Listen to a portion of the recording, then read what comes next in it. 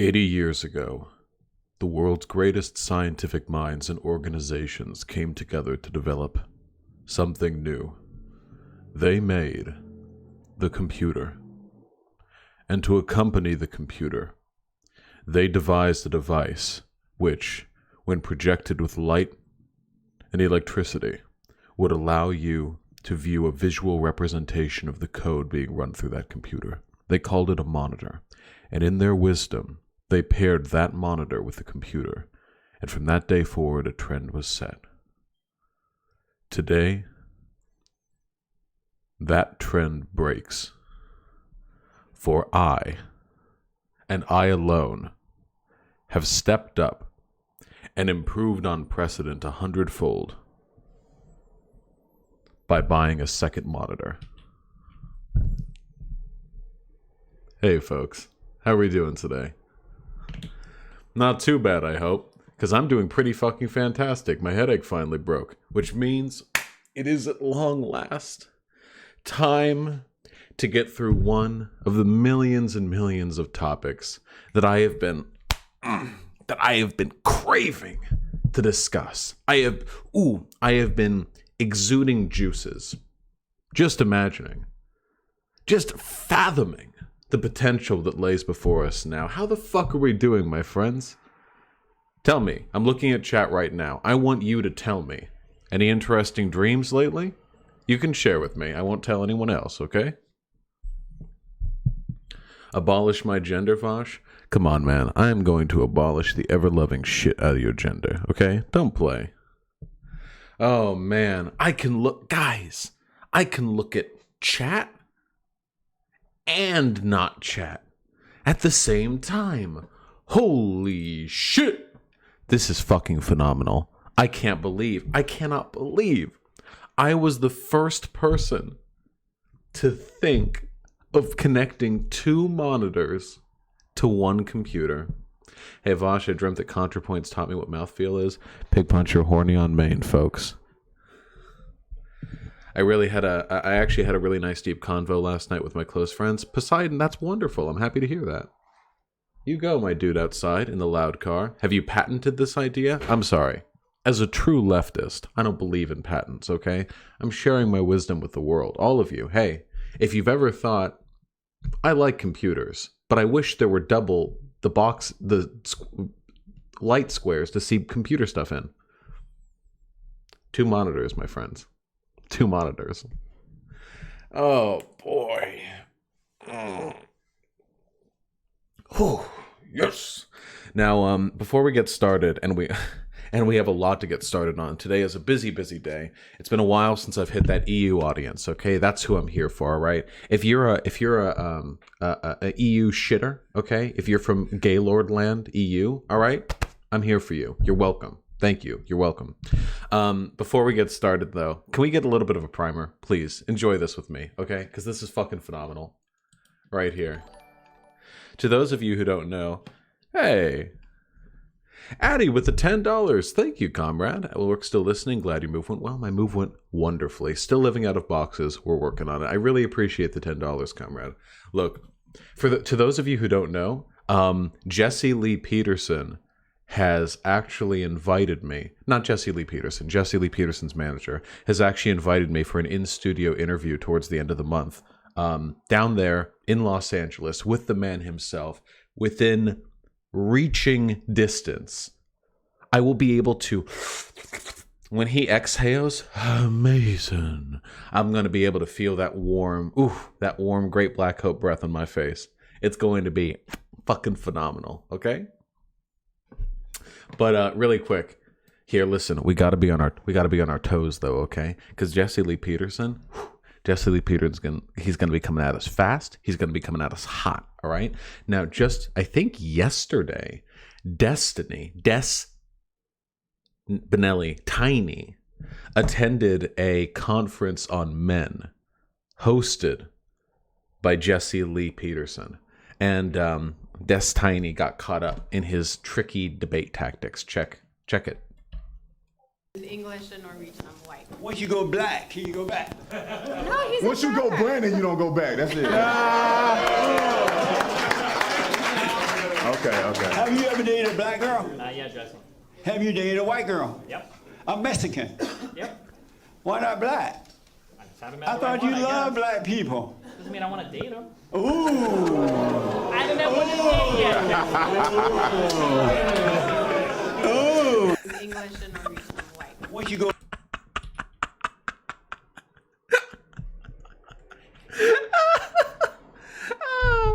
he, he, he fell for those slippery debate tactics.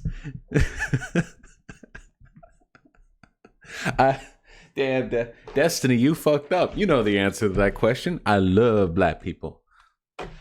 Why have you not slept with any black people? Because I love black people too much. They're too good for me.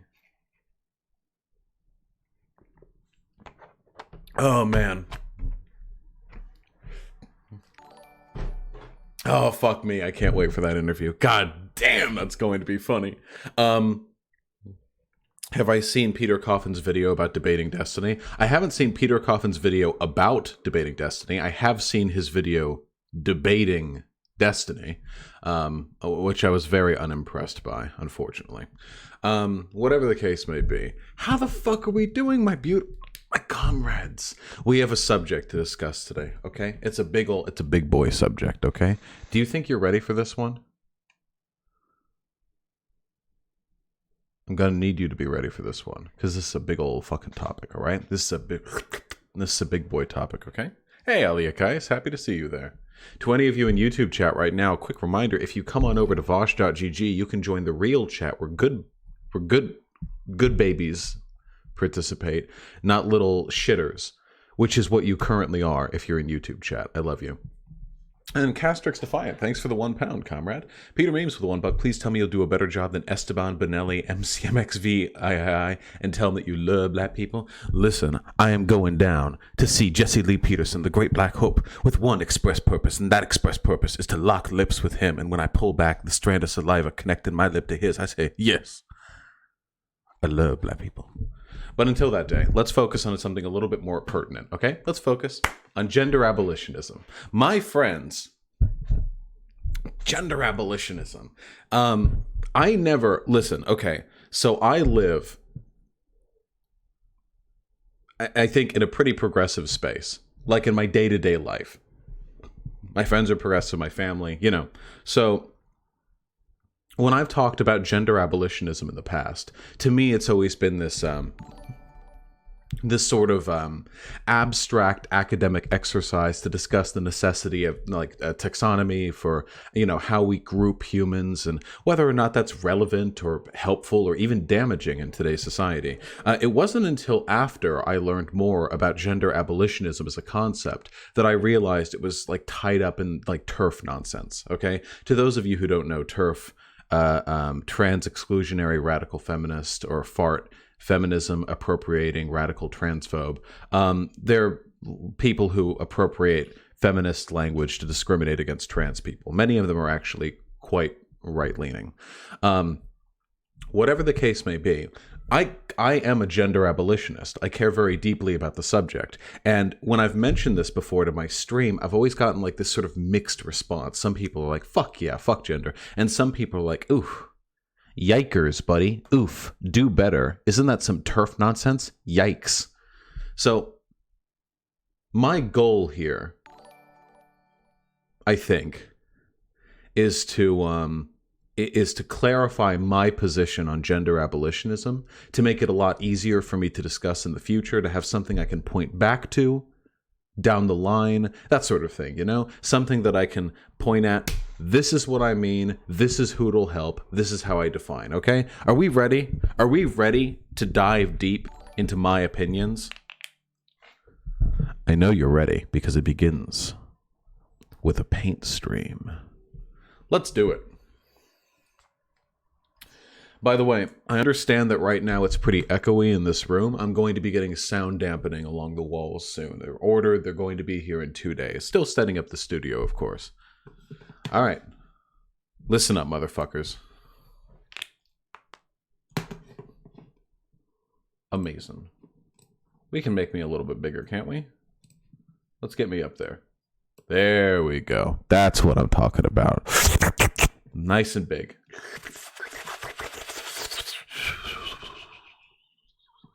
Wait, how do I go back to the screen it was on previously? Wait, OBS, no. No, I was looking at my donos through that. No. What button do I press? Oh, no, no. It's hidden behind the thing. Well, that's broken. We'll get to that later. All right, let's focus on this, okay? Let's talk about gender, all right? There we go. Let's talk about gender. This is super fucking important to me, okay? So I want to speak, listen, point of personal privilege, okay? I want to acknowledge the fact that while my opinions on gender abolitionism are sincere and I think rooted in a pretty deep academic understanding of the subject, I have never, like, gotten shit on for my gender before, you know?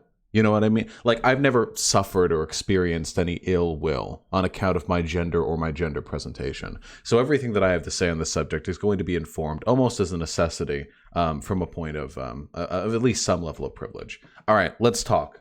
Let's talk about gender, my friendos. Okay, what the fuck is gender? All right, since time immemorial, all right, we have had, in terms of broad dimorphic social groupings, two sexes. Now, obviously, if you're a big woke boy like me, the biggest wokest boy. Here, can I do a quick gradient? Wait, hold on. What's primary to secondary color? Hold on, wait. Let's do primary blue. Wait, I'm gonna do red. Wait. Blue. Pink. Okay, wait, watch this. Okay, wait. Foreground to background. Yes! There we go. All right, listen. Okay, this is, if we're going to use gender colors, I mean, we're committing, you know? This is how, shut up. This is how this is how sex actually is, okay? It is a bimodal distribution where, typically speaking, people fall within a closed range of options, but there are examples of people who fall closer to the other end of the spectrum than they do within their own. So to give an example, for instance, people who are male are typically larger than people who are female. But, as we all know, there are some people who are female who are larger than individual males. So the binary grouping of gender like this doesn't really work. And if you examine the scientific literature, you'll find that there's pretty much broad consensus on the idea of sex being a continuum, like a very complex set of characteristics that we just group together for the sake of sort of social convenience. But with all that being said, okay, we have, in terms of our social groupings, typically had cis men and cis women for quite a long time.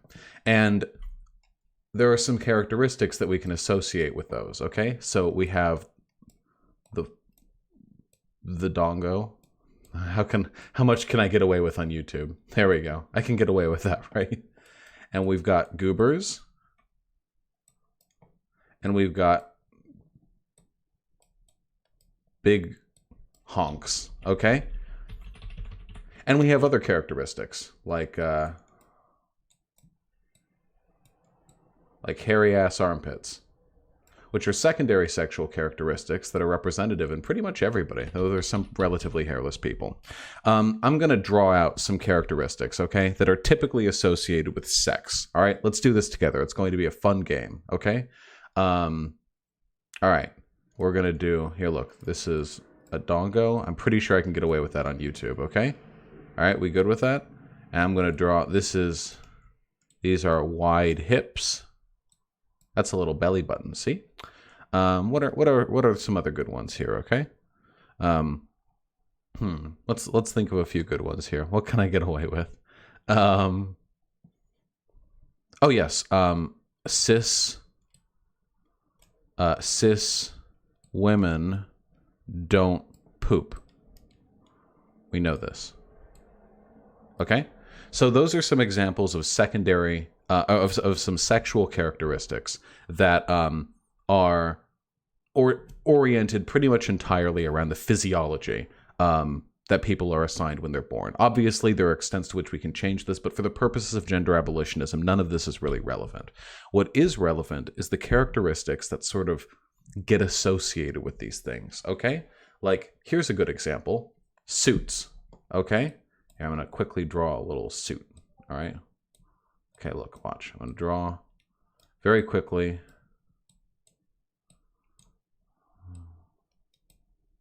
See, like so.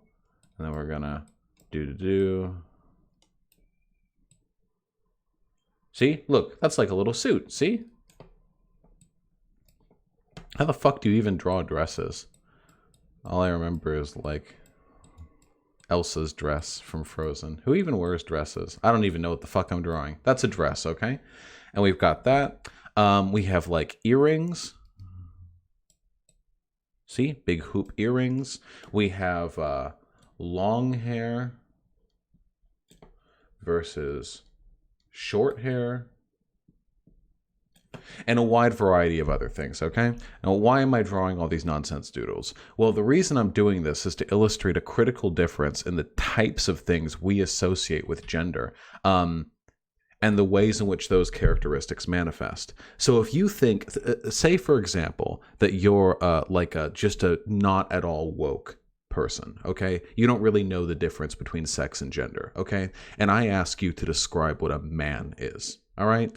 Now, this person probably doesn't know like shit about trans issues. Probably not. So if I ask them what a man means, they're probably going to go like, oh, a hairy chest and a penis, and they wear a suit, and they've got short hair, they grow a beard, and they're like have a deep voice, and they're very confident and masculine, and they're the dominant sexual partner, obviously, and that sort of thing.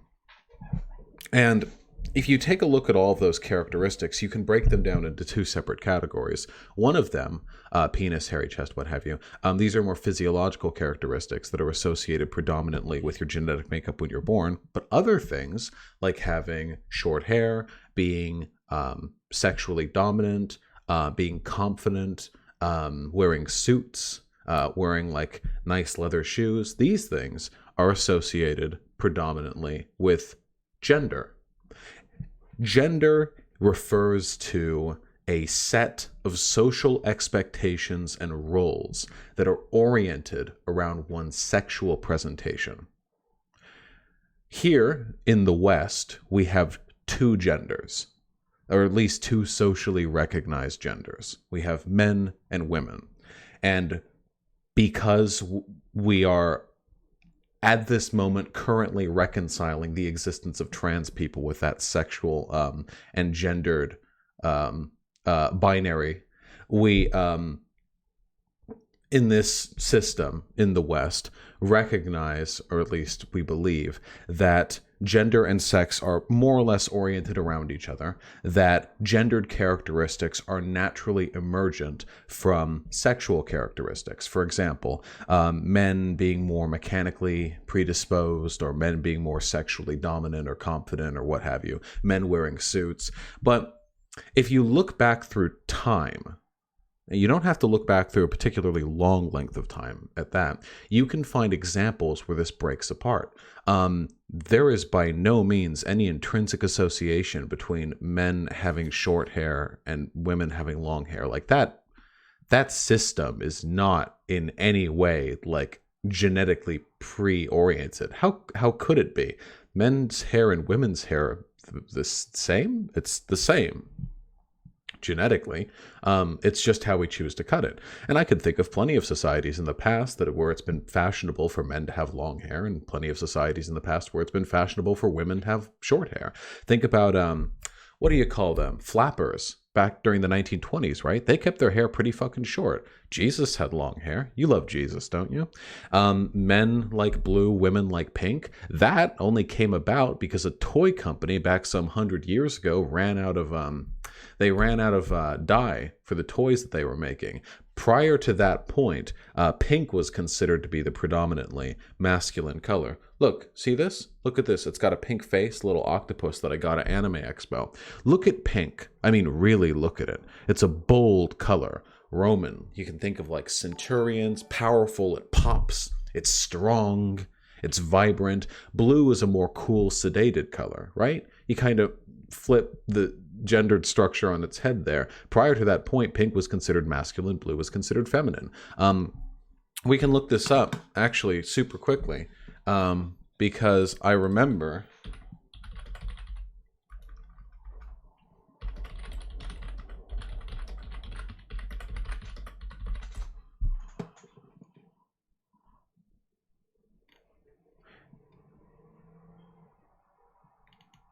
yeah, if you look down a toy aisle right now, if you go into any store, a Toys R Us, do they even exist anymore? A Target, whatever, you can see like the girls' toys are like crazy fucking pink and the boys' toys are like crazy fucking blue. It's wild. It's like it's out of a cartoon. But if you go back just a little bit in the past, this association didn't exist, but people today will treat it now like it's sacrosanct. I once saw an infographic on how you should like color your house, like how you should paint each room, you know? And it was like in the kitchen, you should paint it a light yellow because it's vibrant and it will make you hungry in the morning. And you should paint your living room a nice sage green because blah, blah, blah. And then it gets like, you should paint your son's room blue because it encourages calm confidence. And you should paint your girl's room pink because it encourages delicate.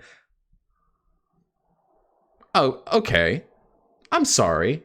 I thought we were using facts and logic right here, not fucking feelings. No matter how you look at it, the farther back you go, gender becomes increasingly arbitrary. Everything we associate it with. Dresses versus suits. Men used to wear dresses. Suits haven't existed for that long, but there have been plenty of fashion trends in the past and today where women have looked plenty good in suits and been widely celebrated for their appearance. The fedora used to be considered a women's hat. Now it's considered a men's hat. I'm not sure how that transition happened. Facial piercings, earrings and the shit. You really think men weren't rocking that shit back in the day?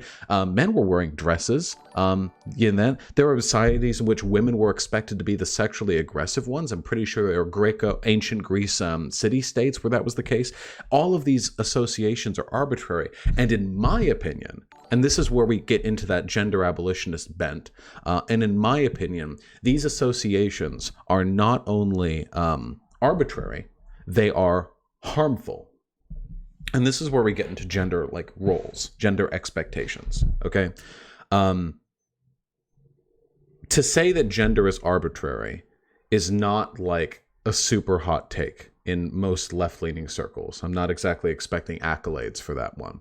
And to say that gender roles are harmful, I think is similarly, tepid. It's bathwater temperature take. But as an anarchist, I see value in the deconstruction of social hierarchies and taxonomies, which I believe contribute to oppression. Not just to make those hierarchies good, not just to make those hierarchies fine or decent or not harmful, but to destroy them. Something should have value to be kept. What do we get from gender? Like, what do we actually get from it? What's the benefit? Can we all actually take a second to think for a second? Because I actually want us to think about this, okay? What do we get from gender? Because I can't think of much. Everything that I have that is associated with my gender, for example, I'm confident, I speak in a deep voice, I'm large, I'm pretty big. I like strength, both like as a metaphysical concept and physically. I like being physically strong. I think those things benefit me in some ways in my day-to-day life. These things are gender associated, but I could get all of these without gender. Gender isn't really necessary to teach me the importance of these things. It doesn't help me recognize why these things are important. I've never looked at myself and thought, I should be confident and well-spoken because I'm a man. Well, no. I should be confident and well-spoken because it helps me achieve my goals. I should be strong and bold because I'm a man. Well, no. I should be strong and bold because it helps me achieve my goals. I can't really think of any way in which gender helps people, or the expectations surrounding gender help people, because if something that gender provides us is valuable, we should be able to argue for its value outside the gendered paradigm. At least that makes sense to me, right? So I don't know what good gender gets us. I can think of some harm gender ascribes to us. See, gender can't really exist outside of gender roles. Anytime you create a category for someone, the existence of the category implicitly reinforces the belief, both from with those within the category and those from without it, that people in that category should hold themselves to certain values. There's no value to a category that has no meaning, right? So what if you're a man? Well, strong, confident, sure, cool.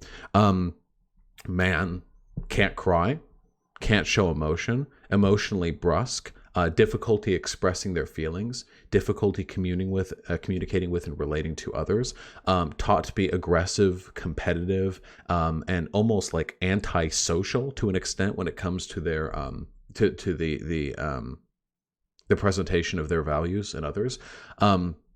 These are some pretty like fucked up values that were associated with masculinity, and we call them toxic masculinity. You know, like this is a pretty well regarded term. Toxic masculinity, elements of masculinity which, when reinforced in the mind of its constituents, lead to negative outcomes. Men being brusque and aggressive and having difficulty sharing their feelings. And fuck it, there's toxic femininity too, like that catty, bitchy, like hypersensitivity to others, like social status.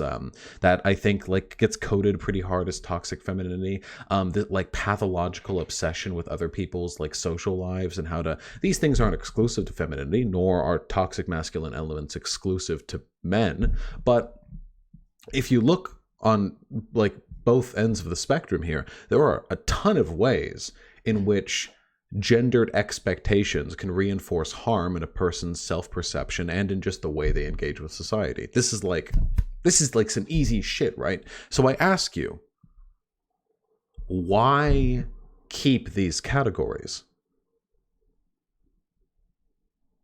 Like, what benefit do they serve?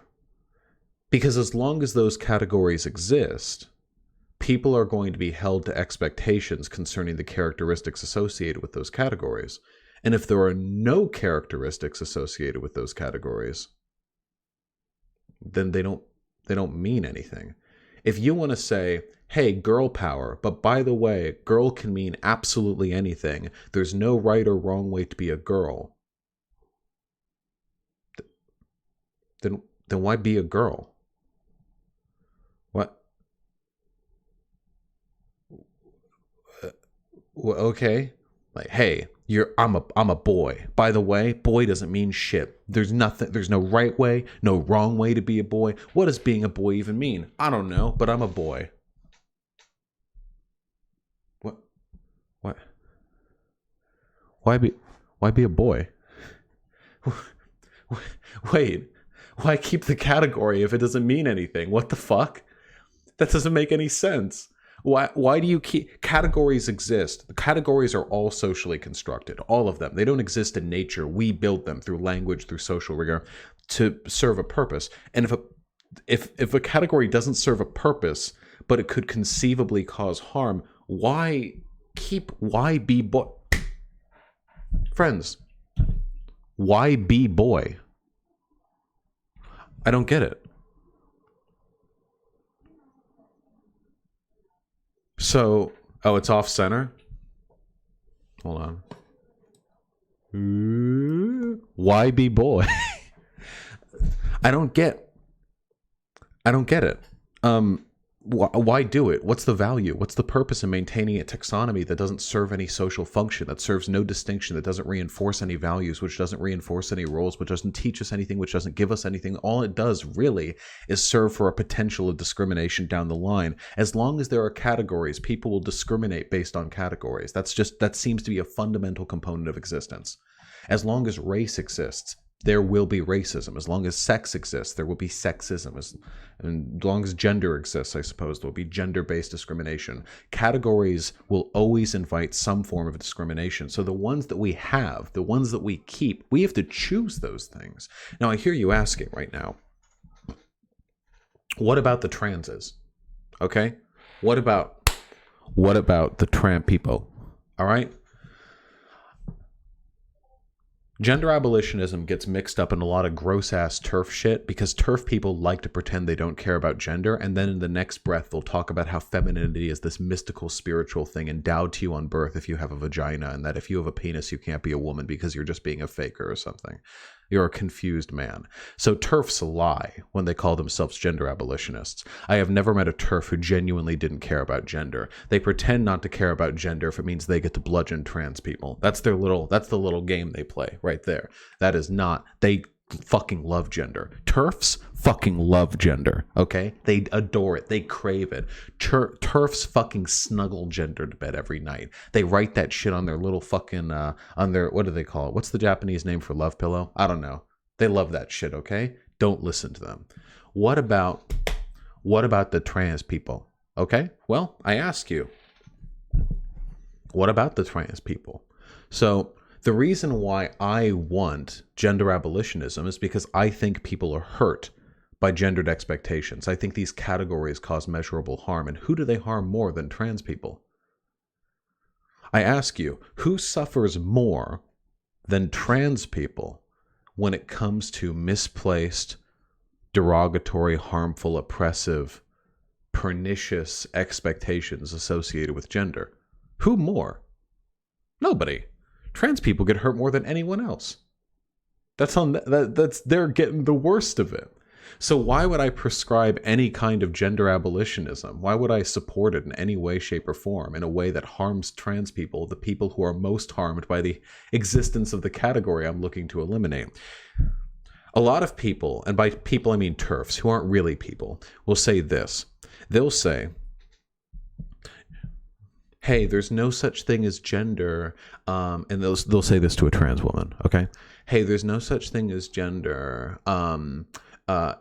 You're just a feminine boy. Why can't you just, you can wear a dress and be a boy. You don't have to, be a girl. You can never be a girl. Why don't you just be a feminine boy? That's sort of like the turf line there. I propose to you this, okay, as an alternative to the turf approach to gender abolitionism, a distinction that some may call problematic, but it's one that I believe genuinely exists, that we should respect the existence of. The distinction between transgender and transsexual. I know the term transsexual sounds crazy fucking outdated. I recognize that, but please, hear me out in this distinction, because it's an important one, okay? Transgender means to identify as any gender which is not the one which you were assigned at birth. So a non-binary person is trans because non-binary people don't identify as the gender they were assigned at birth. That makes them trans. That's definitional right there. That's easy. They fit the fucking there. Congrats, you're trans. However, transsexual means that you are physiologically uncomfortable with the sexual characteristics associated with your body, and you would like to change those. These two categories often overlap, but not always. I know there are transgender people, both trans women, trans men, and non-binary people, who have no interest whatsoever in changing their body. They are 100% okay with how their body is, with their genitals, with their presentation, with how it, like that shit, you know. They are a-okay with that shit. They're fine with that. I know trans women who have big fucking floppy dongers and like flat chests, and they're completely fine with that. Cool. That's fine. Yeah. Hell yeah. And that person would be transgender, but I don't think they would be transsexual. They don't seem to have any interest in altering the sexual characteristics assigned with them at birth, and that's every bit as valid as the alternative. And there are many transgender people who are also transsexual, who in addition to making an effort to socially present as a woman if you were assigned male at birth or whatever, in addition to, what the fuck do trans women do? I don't know, fucking frilly ass dresses and cat girl ears? I don't know. In addition to that stuff, they also want the floppy dongo punched inwards and to get big floppies up here. They get the floppy from there to there, you know? And they're then transgender, social presentation, identity, and transsexual to alter the sexual characteristics that they were, sort of endowed with at birth.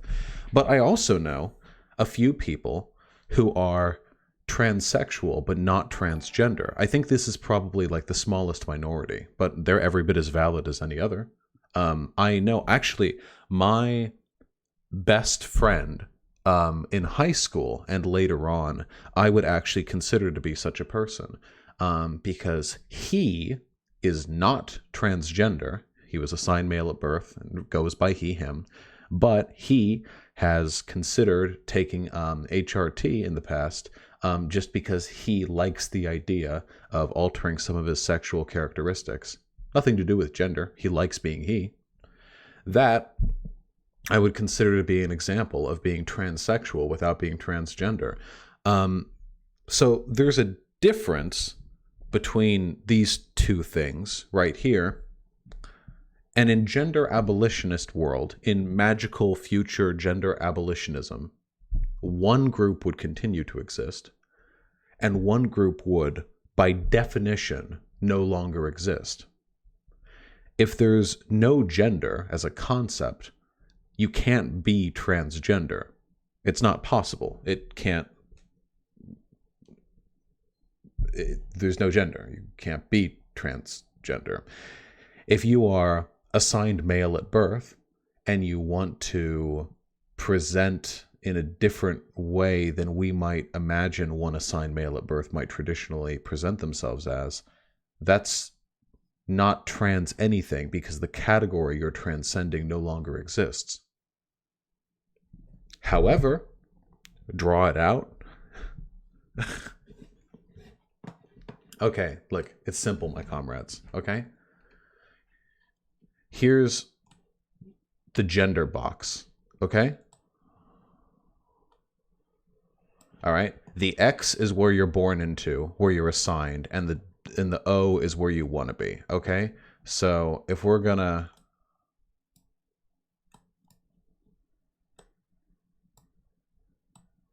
There you go, okay? So if you're assigned here, and you want to present here, congratulations, you've done it, you're transgender, okay? But that doesn't work anymore in a society where the boxes don't exist. You're just... There's no X, you're not assigned anything. There's no O, there's just the O. You're just born in this ephemeral space of abstraction where there's no expectation, no associations. When you're born in a gender-abolished society, there's no expectation for how you'll dress, how you'll act, how you'll talk, how you'll behave, nothing but the absolute baseline physiological expectations that one might associate with a person who's born in the way in which you're born. For example, like here you have a penis, maybe you can pee standing. Like the very baseline shit. You know, everyone can pee sitting, but there's no expectations whatsoever when it comes to how you would present yourself, how you would identify, how you would decide to orient yourself sexually, how you would interact with other people. But there would still be transsexual people. It is still entirely conceivable in a gender-abolished society that a person could be born with like big floppy boobies and, well, hopefully they wouldn't be born with that, actually. That'd be a little bit strange. But shortly after being born, they would have the big floppy boobies. But they don't want to have big floppy boobies. They want to have a flat boobie. No boobie. Zero boobie. That's not a gender decision. That's a sexual decision, and those people would be transsexual. If we recognize the existence of this distinction, the transgender transsexual distinction, I think it's perfectly reasonable to understanding that Gender abolitionism doesn't have to come at the expense of trans people. If anything, trans people are the ones who would be most thoroughly liberated by this, because trans people, above all others, experience the suffering associated with jumping between those boxes. With the removal of the boxes, every single person has to, free of social pressures, free of oppression, free of coercion, make the personal decision to go out there and live their life authentically, presenting, dressing, speaking, engaging in the ways they feel most comfortable. All of them, every single one of them. And some people who have gender, or I guess in this case it would be sexual dysphoria, would want to get their floppies dongoed, or dongoed floppies. And that's fine, and they can do that. This, to me, seems like the best way, the most humane, reasonable way to address the harm done through gender without losing any good, any social utility. What do we lose? Who's harmed by what I propose? I don't think anybody. I've heard a bunch of different terms thrown around for this: gender abolitionism, gender nihilism, gender anarchy. Some terms seem to be more predominantly associated with TERF, some not. I don't know. I don't care. Words are dumb, just like gender. What I know is this: in my opinion, the world would be a better place if we slowly made steps towards drinking a fuck ton of water,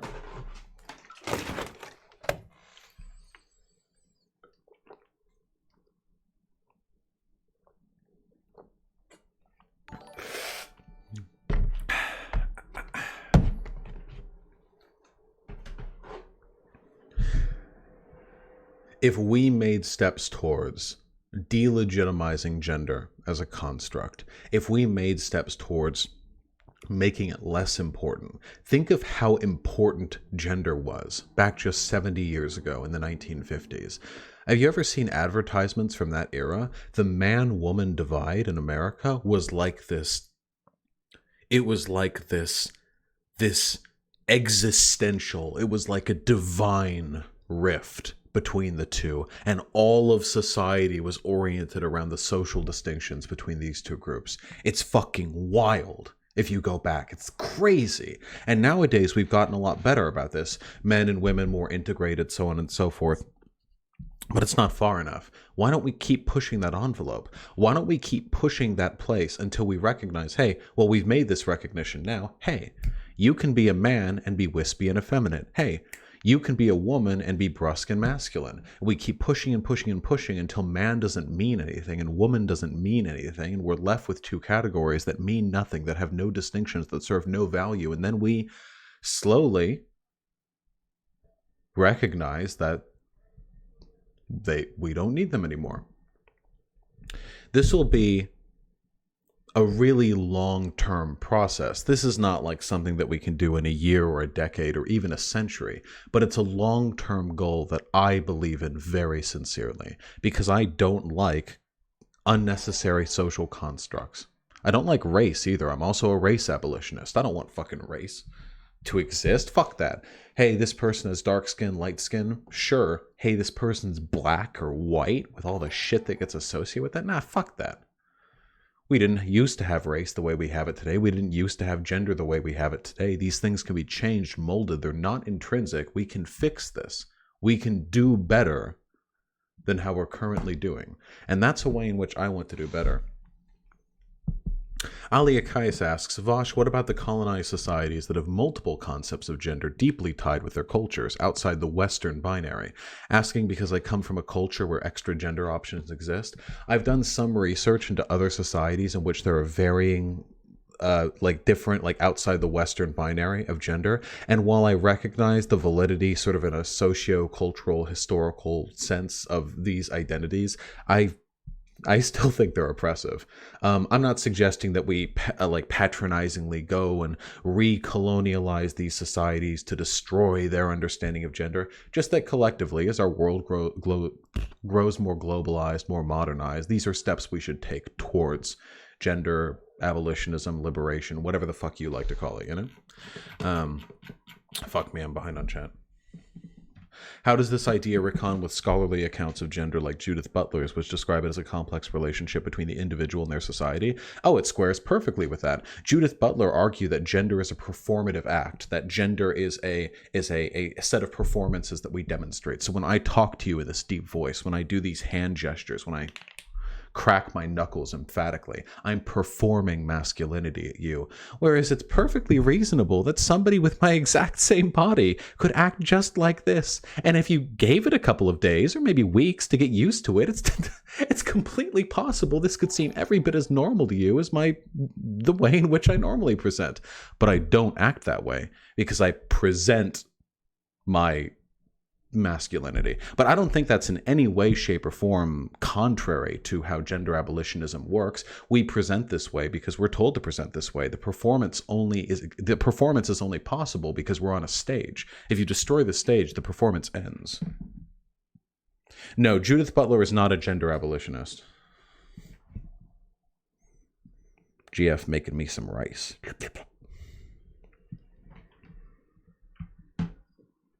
How would sexuality work in a gender-abolished world? Instead of being hetero, would you be femme-attracted? I think that would probably be the closest way we can envision it now. When we think of a gender-abolished world, we think of a world that is radically different from our own. So much of our world is tied into gender. It's difficult for me to understand how sexuality or preferences might orient themselves, but in my mind, like, I don't really think people are attracted to gender, right? Like, it's not really gender. It's presentation. It's appearance. There's a whole variety of characteristics. I don't really know. Like imagine like we encounter an alien race that looks exactly like ours, that has similar social standards, but they have no understanding of gender. They look exactly like us, and you meet someone who looks pretty much like your type, but they have no understanding of gender. They just go by like they in our language. Like, would you be like, oh no, sorry, I'm only into girls? Or oh no, sorry, I'm only into boys? Probably not. And given how much interest there's been, like, historically in alien creatures as a concept who fit within our standards of beauty, I don't really think gender is how we're attracted to people. And how could it be? Gender didn't exist back when our Neanderthals were fucking one another, back when our fucking Neanderthal ancestors were clubbing each other over the head to get that, like, fucking hairy ape dick. Like, there wasn't gender back then. That shit didn't exist, and they were still fucking around. Gender isn't how we orient attraction. Gender is how we describe a set of characteristics which may or may not be correlative, that sort of correspond to how we are attracted to people. I'll give you an example. Think of how many men who consider themselves straight are attracted to femboys and the traps thing. Now, of course, trap is a slur, blah, blah, blah, but that's the name of the sort of the phenomena that we're seeing. Think of how much, like, this is blown up. There are literally like millions of dudes that are like straight identified but are into that. And why wouldn't they be? Because those femboys or traps or whatever they like to call them, they're boys, yes, but they're very feminine. And because they're feminine, they align with the sexual interests of the people who are interest in that kind of pornography and those kinds of people. It's not a gender thing. It's a presentation thing. It's not your chromosomes. It's how you look and how you act. I think this is how people define their attractions, really. And there are exceptions to this, certainly. I know there are some people who are literally like, they'll look like, I'll point at a dude and they'll be like, no, I'm not into that. And then I'll point at the exact same dude and I'll say, actually, this is a pre-everything trans woman. And they look like me. And then they'll be attracted to them. So I know some people have associations with attraction that orient around gender specifically. But I think that has more to do with their baggage than it does with any intrinsic association with how sexuality and attraction works.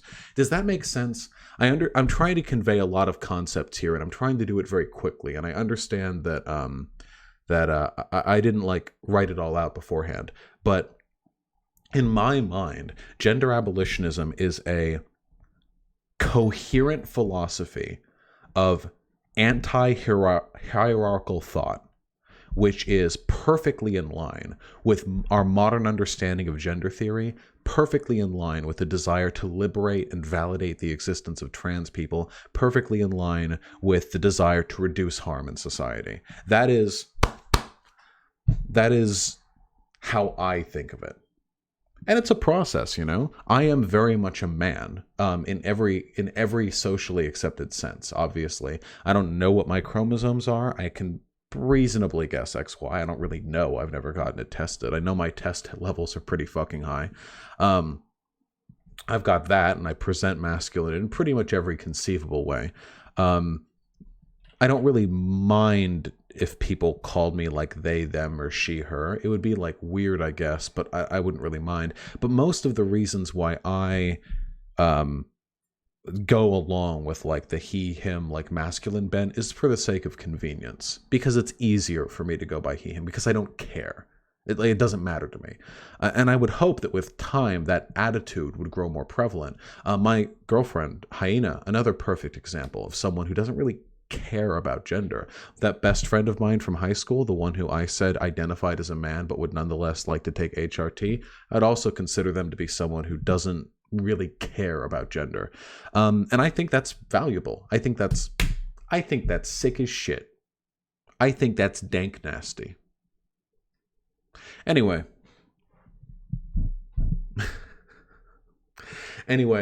that's my perspective on gender abolitionism. So to reiterate, it is a destruction of the category of gender in a way which does not invalidate the existence of trans people, does not deny them any rights or privileges, and if anything, liberates them from coercive expectations that may lead to further dysphoria down the line. It leads to greater societal harm reduction in the long term. And I think, most importantly, it sticks it to the TERFs by showing them that TERF theory is garbage, my theory is better. Wasn't there a TERF in chat who wanted to argue with me?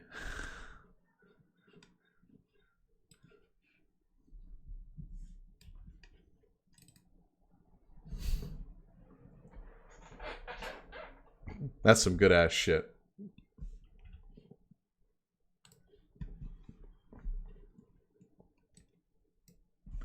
I think you missed Radical Reviewer's donation. I didn't miss anything. I'm about to go over donations. Hey, can somebody find me that TERF who was rambling on in chat earlier? We can give him a talk. We can give him a chat, okay? But in the meantime, I'm going to read out donations. All right. I'm still getting used to this new thing. Let me see. All right. Addie with the $10. At work but still listening. Glad your move went well. Thank you, comrade. Delighted to hear that. I don't know if I already read yours, but if I didn't, thank you so much for the $10. And if I did, fuck you. Castrix Defiant with the $1 and a question mark. Why does it say question mark?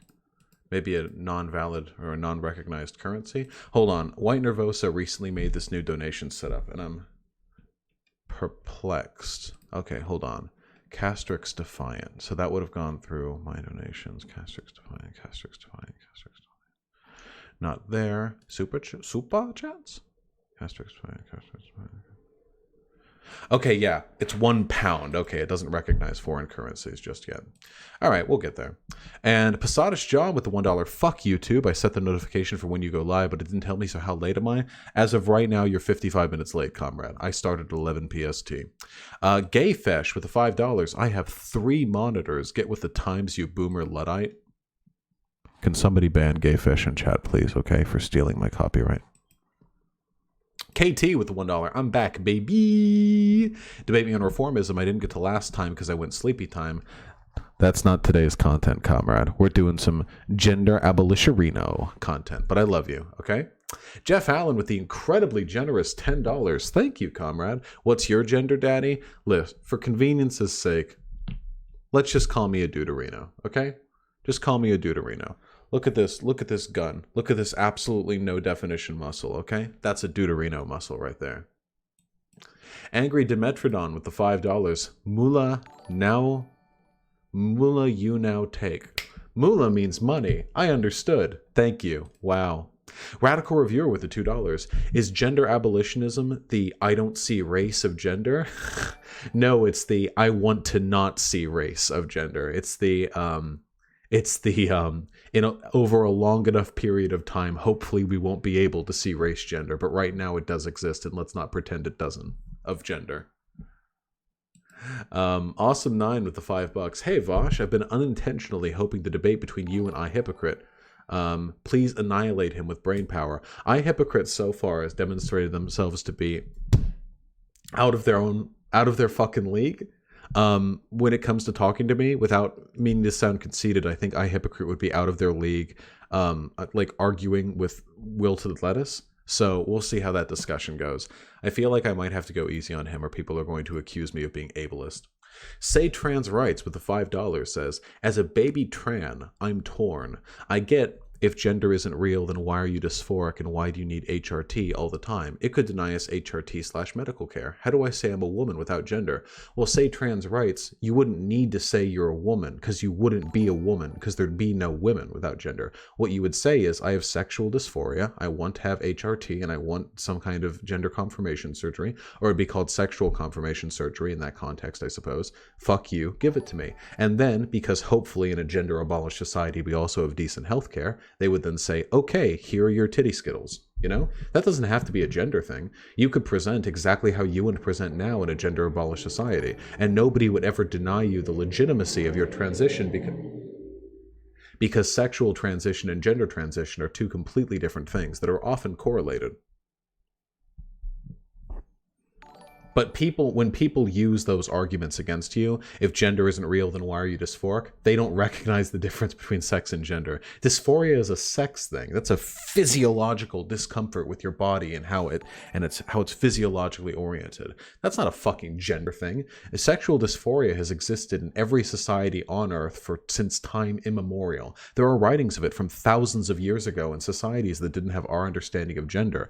Your desire to alter your body in the coolest, most transhumanist way imaginable transcends any pithy bitch baby concept of gender. You're stronger than that.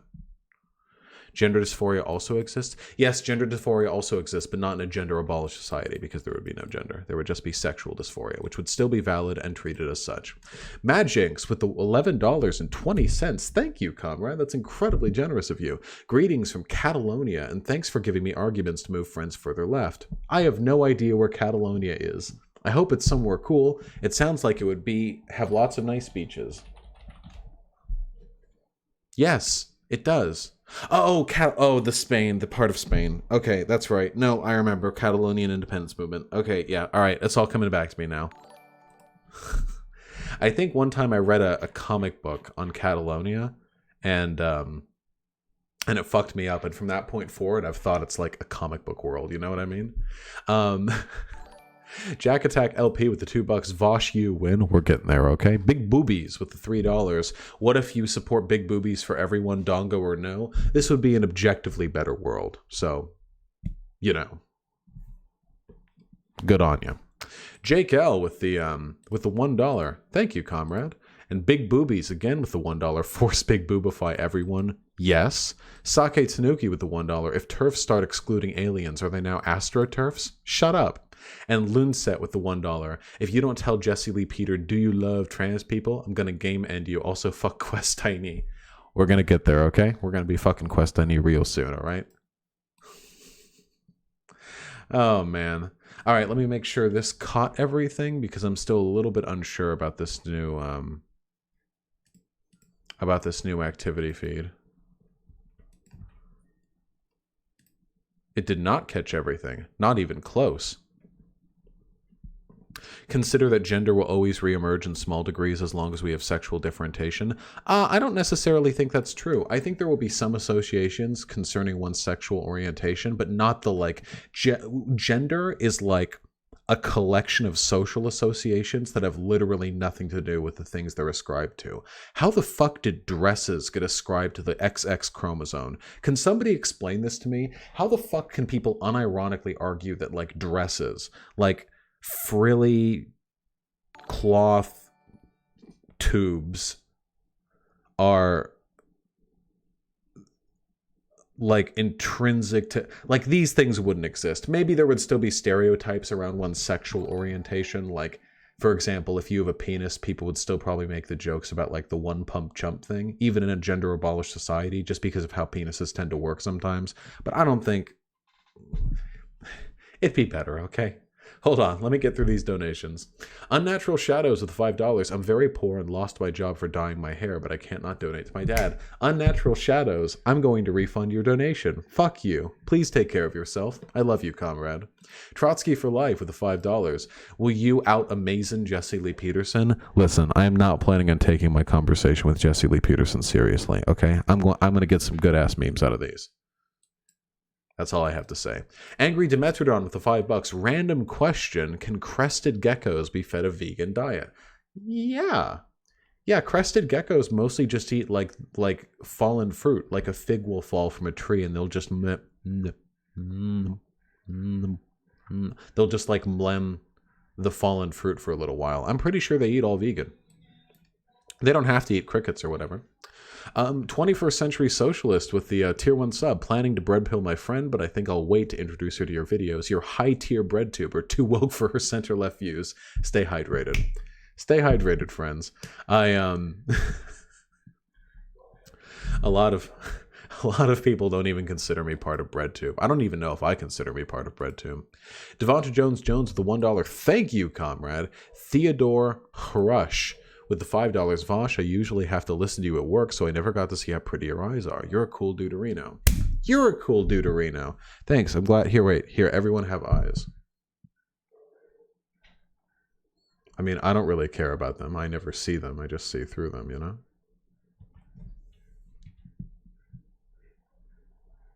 Poppin'. Aurora with we're almost done with the donations, then we'll get to it. Aurora with the $5. To me, all the gender spectrum are ultimately just fabricated sets of personalities or social roles that people in today's society adopt. They are arbitrary and constructed. Fight me, genderists. Listen up, Aurora. If any genderists fight you, I'm taking them on with me. They're taking it 2-on-1, okay? 2-on-1, buddy. Actually, 2 on like a billion, because most people believe in gender. Bengus Khan with $5. Thoughts on Pink Floyd? I used to think they agreed with me when I was a chud. Rip. I don't really know much about music, friend. I know Pink Floyd is predominantly left-leaning. I can't remember a single song of theirs except the one from Guitar Hero. Even flow.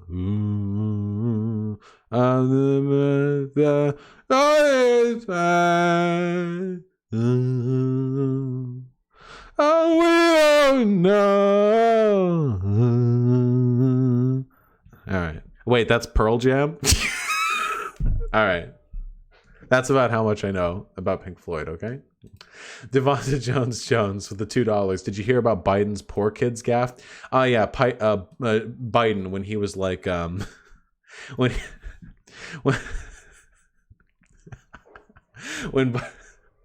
Biden was like, poor people are just as good as white people. That was pretty good. That was a good ass meme.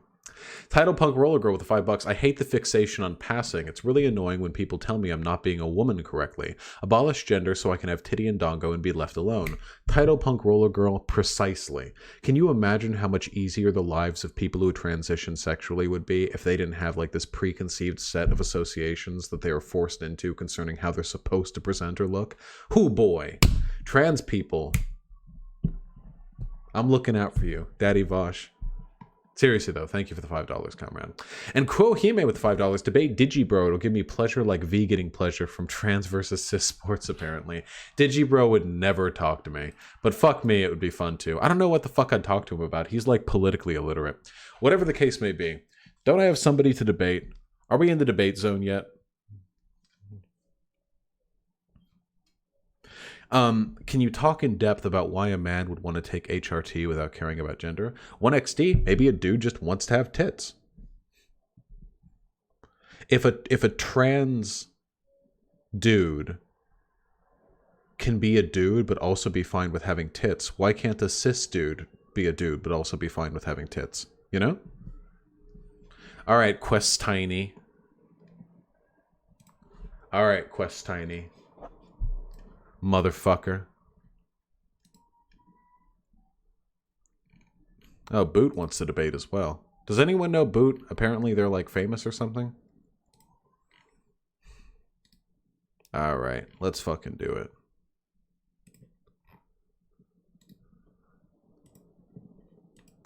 You're live. Oh boy, trans people. That's me. For you, Daddy Bosch. I'm still listening to me right now. No, is today. Did you? Should I turn off the live stream? You should probably turn off the live stream. There's a Never yeah, talk to me. But fuck me, it would be fun too. Yeah, I don't know what the turn it fuck I off. talked to him about. Howdy, still howdy. here?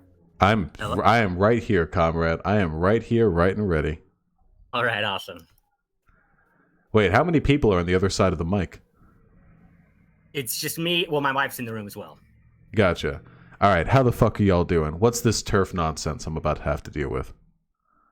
Well, I wouldn't call it really nonsense, but I definitely see that there's a lot of turf hate going on in your community. Yeah, I have a lot of trans people in my community. They're pretty like severely afflicted by turf ideology. So I can understand the antipathy. Yeah. Well, I guess I should start off by just saying, like, there's no animosity from me at all toward any trans people in any way whatsoever. Actually, Chelsea Manning is like one of my personal, heroes, I guess you should say, in the modern times. My issue with trans ideology. There are a lot of ethnostaters who are like, I don't have a problem with black people. I just think that white people work best when they live together in racially homogenous communities. Okay, right. Let me clarify what I'm saying. Trans people are not the problem at all. Trans ideology is the problem. And let me be clear what I mean by trans ideology. The idea that trans women are women. Yes. Because we're teaching it to children. And let me just explain why that's a problem really quick. Because the word woman, and it has an objective meaning. Whoa, hold on. Wait, let's take this point by point. Wait, let's take this point by point. No word has an objective meaning. Words mean what we ascribe them to mean. We don't like find words like buried in the Sahara. We choose what words mean. There are objective meanings to words. There are not. Hold on, listen for a second. There are objective meanings to words, okay? Postmodernism is the idea, hold on. Postmodernism is the idea that nothing can be known, right? No. It is. No, it's not. I'm literally a postmodernist. No, it's not. Postmodernism is the idea that society and reality can't be described through one cohesive narrative, that there are instead multiple narratives that are framed through multiple perspectives that must be used collectively to describe. It's postmodernism. Modernism is the idea that society, existence, life, all of it can be sort of oriented around one objective, empirical narrative, and that's what postmodernism really responds to. You don't have to be a postmodernist to believe that the meanings of words can change. You sidetracked with the whole concept but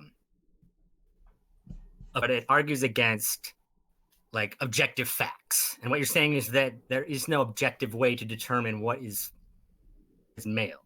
Right? What you're saying? The term male was made up by humans. There's no objective way to determine it because there's no objective basis for definitions. But yet there is. We can all 100% of scientists can objectively tell you if the difference between a male bone and a female bone. For one, they can't. There's a lot of ambiguity there, and having read the scientific texts on that subject, I know for a fact you haven't engaged with the consensus there because you would never make a statement like that if you had. For two, the only reason we can make a distinction between those two things is because we have collectively, socially determined what it means to be male and female.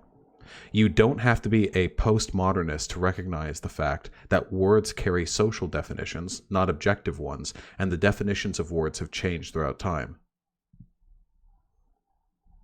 Okay, so I don't want to get too caught up with the whole postmodernism idea. I'm still holding to what I'm saying about the objective. There are objective definitions to words. There aren't. What's an objective definition? Do we find it out in nature? Like we found it buried in a stone tablet out in the like in Jerusalem, and this is what this word means? Like where do we find an objective definition? Female. So a female. Are you what that a vagina? You a realize vagina, that modern let me scientific use literature on use sex this doesn't example. actually Hold on. like support the existence of a binary on sex, right? Let me right, because binary isn't biological terminology. That's a computer language. There's wait, whoa, hold on. Wait. Let's back up for a second. It's not computer language. It describes something. And what you're saying right now, the difference between male and female, this like concrete objective difference, this is Bimodal. not supported by the scientific literature. Sex is not binary, it's bimodal. And there is a wide variety of characteristics that we group together into sexual orientations. Modern day science concerning biology and human physiology recognizes the fact that there is no gender binary. There have been plenty of studies documented on this over the past 25 years. Gender binary is a straw man because it's bimodal. In biology, we talk about I just said that. terminology is bimodal. Okay, Yeah. so we're in agreement with this. Bimodal. There are two modes: male mode and female mode. No. Okay. No. Hold on. How Let about me we stick to the finish. gender stuff rather than you Finish. describe to me the ways in which you're ignorant on modern science? Oh, bro, listen. There's nothing I said that you can argue with right there. There's I bimodal, right? have already argued against it. You just sort of ran over it. But that's okay. I'm not a teacher, and if I was doing tutoring, I would be taking your money for it. Why don't we stick to the gender topic, okay? So here's my opening statement. There is no objective definition for gender because Is gender, there an along with objective all... definition for vagina? There's no objective definition for Is there an anything. objective definition that separates a vagina from penis? Can you No, they're analogous organs. At what? Wait, hold on. Wait. Really quickly, let me ask you a question, okay? All zygotes in the womb are created with the same set of sexual characteristics that then, through hormone washing, turn into either a penis or a vagina. Though they are more gynoplastic at the beginning, they have more vaginal characteristics than they do phallic. At what point does it turn into a penis or a vagina? I ask you a question. Has anyone with I an just asked XX you a question.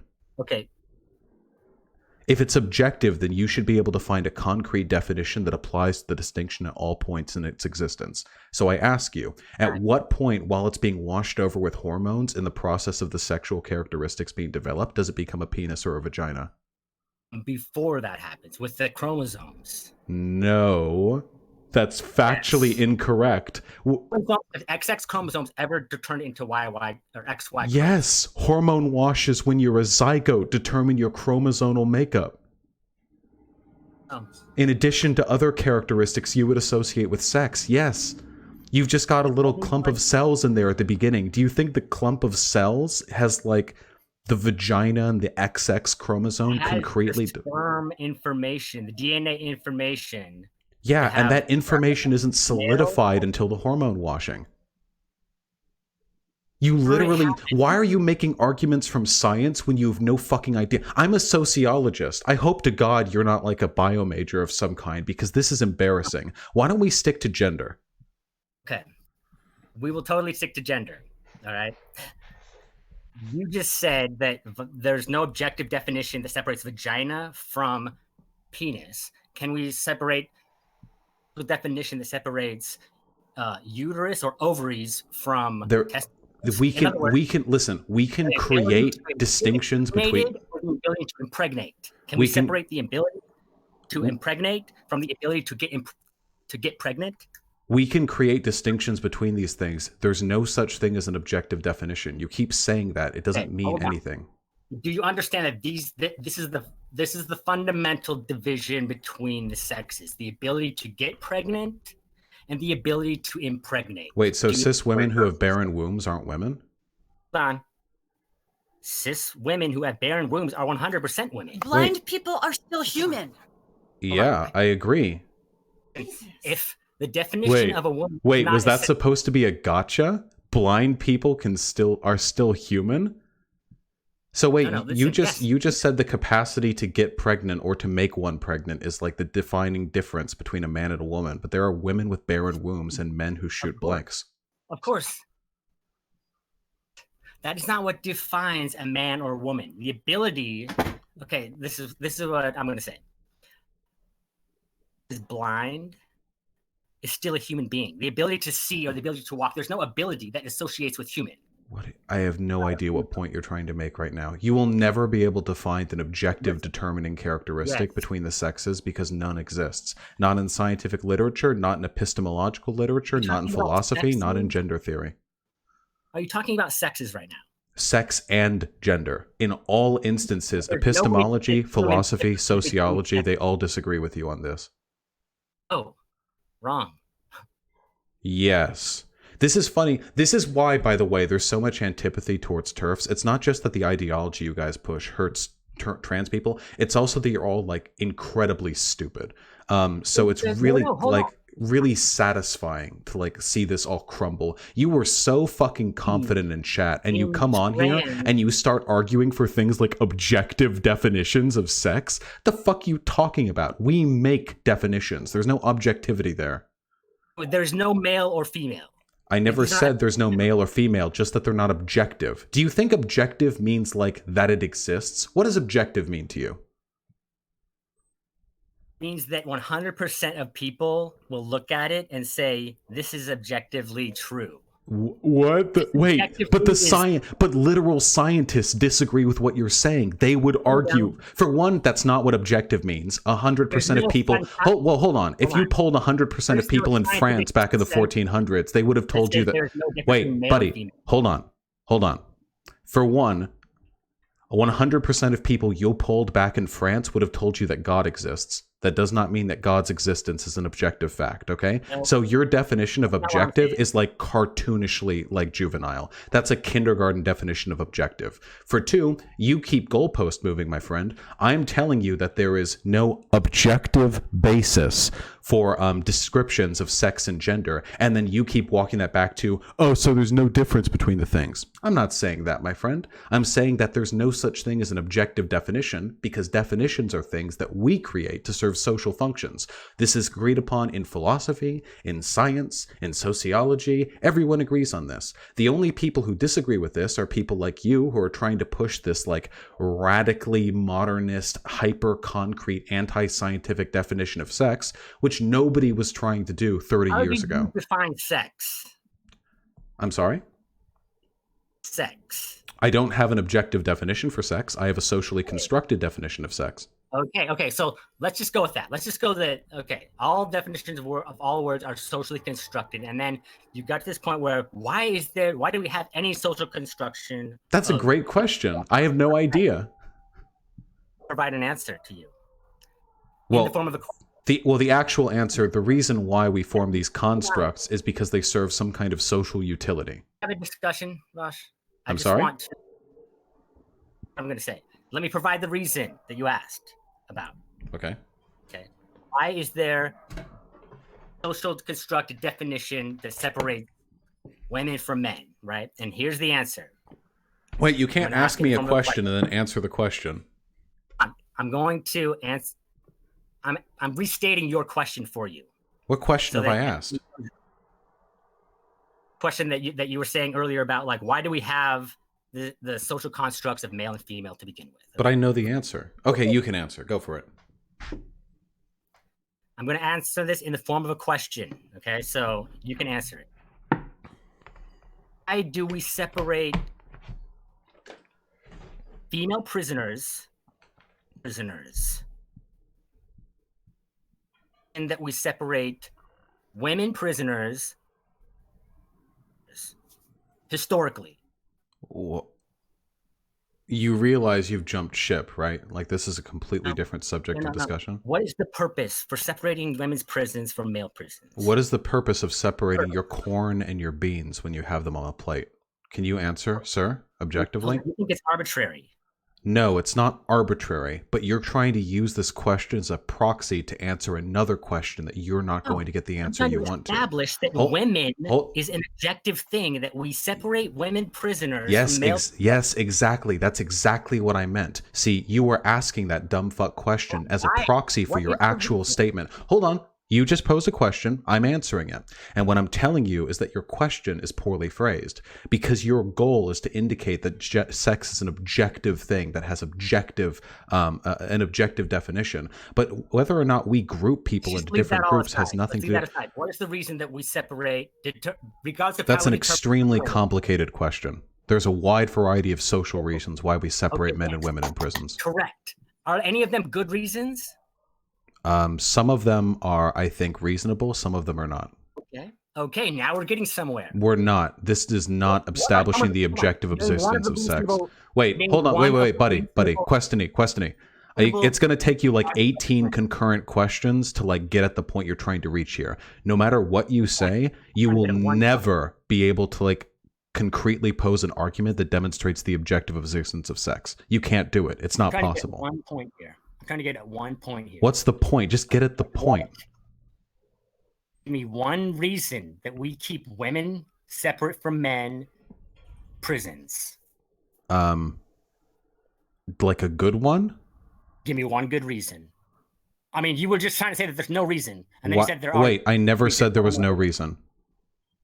You're right. Well, first you were saying there's no reason to keep men separate from women. No, I literally never said that. You're saying there's no reason to have a social contract. Am I just talking past you? I asked you a hypothetical question, which was, why do we have these constructs? I never said there was no reason they exist right now. To the question. The reason we have these constructs... You realize that just because constructs exist, that doesn't mean they're objective constructs, right?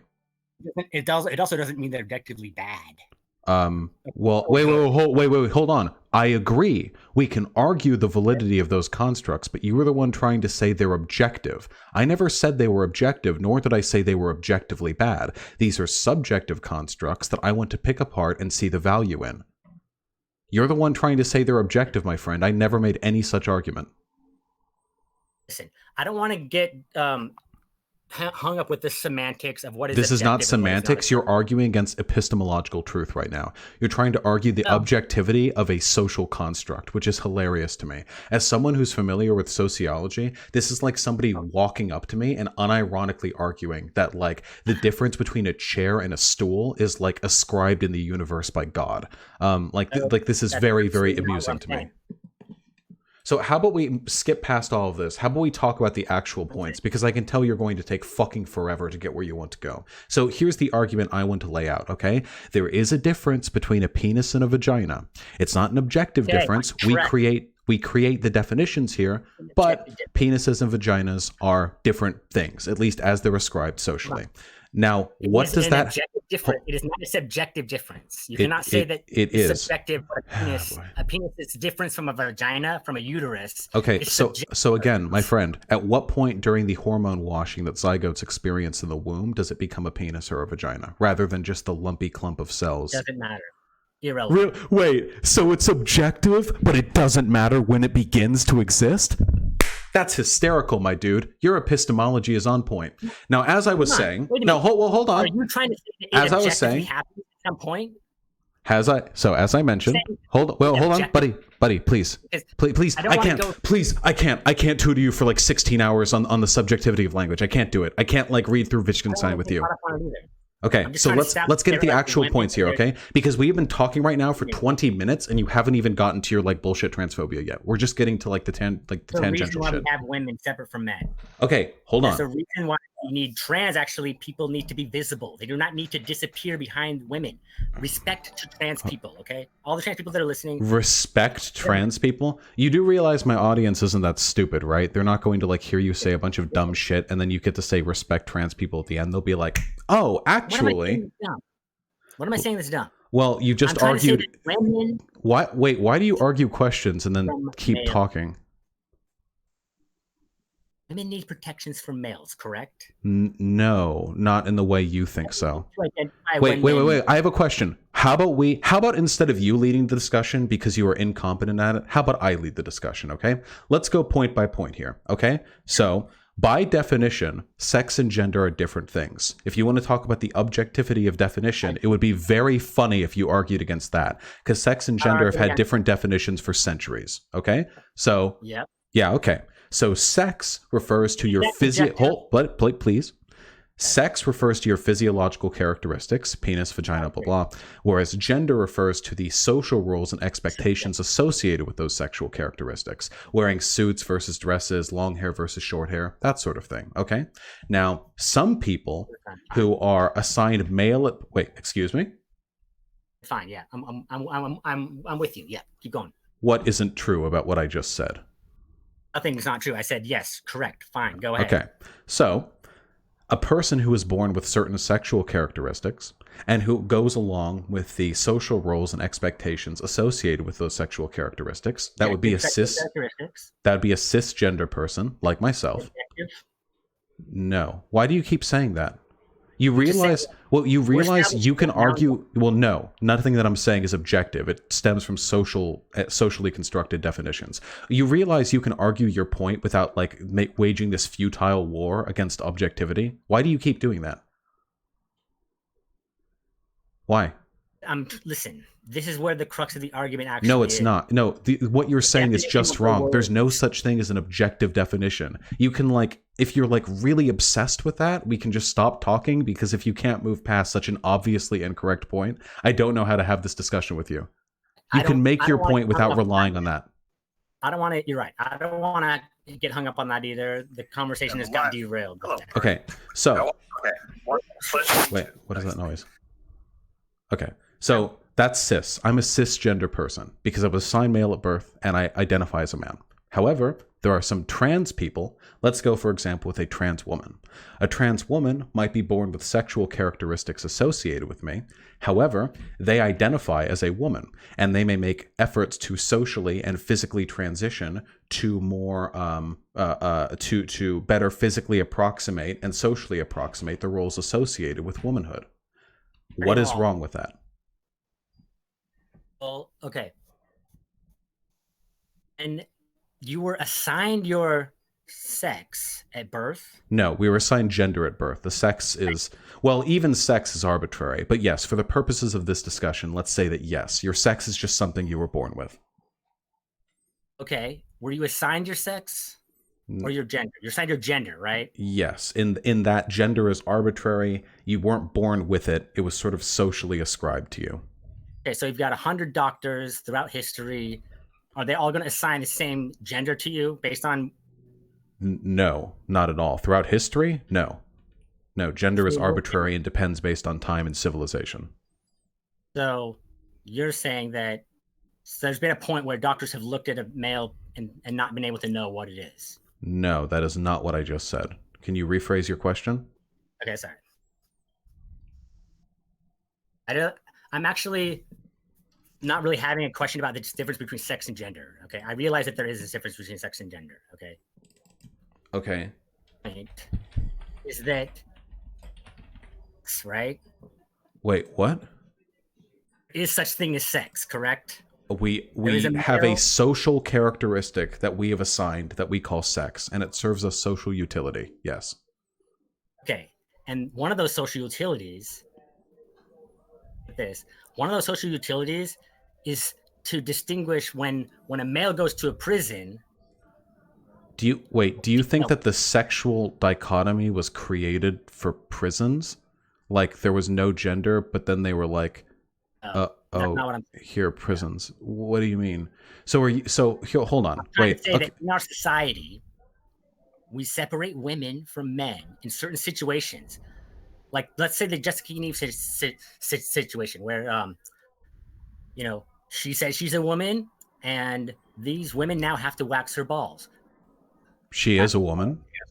Okay, should the women have to wax her balls? That has nothing to do with gender. The reasons why those women didn't want to do so is because they didn't feel they had the experience or training necessary to do waxing for penises, whereas they had been trained to do it for vaginas.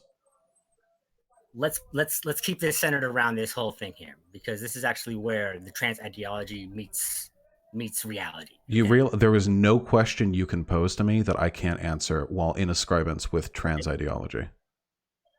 Perfect. So you've got a male genitalia. It's just called a penis. Okay, let's call it a penis. It's objectively, right? No, there's no objective definition. It's a I'm penis. gonna get hung up on that. I'm not going to get hung up on that. You're going to continue to think that there's. Yeah, there's no. Listen, buddy, if you want to bring back literature on the objectivity of social constructs, please feel free. But right now, let's just work with the definitions we have. Okay, let's do it. Let's go. Right. Okay. Is now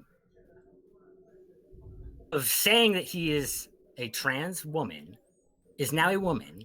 And She. should be entitled. Okay, we're going to say she, right? Mm-hmm. And we're going to say that this person have to handle and deal with this person as if they are actually a woman. That includes all the gender affirming care, right? Like Yaniv says. Just give me a specific example. Like you say all of the. What do you mean all of the? All women have to accept that any man who says they are a man, who says they are a woman, that is trans ideology, correct? No. You realize that transgender people have been around for a very long time, and we've never seen the societal epidemic of people pretending to be trans to like exploit or abuse other people. We've never seen this happen. This has not been a trend. The trans ideology, the idea that trans women are women, is this is actually new to society. It's actually not. I want to make a really important point, I think, here. Is Sure. that pronouns, personal pronouns, are like names.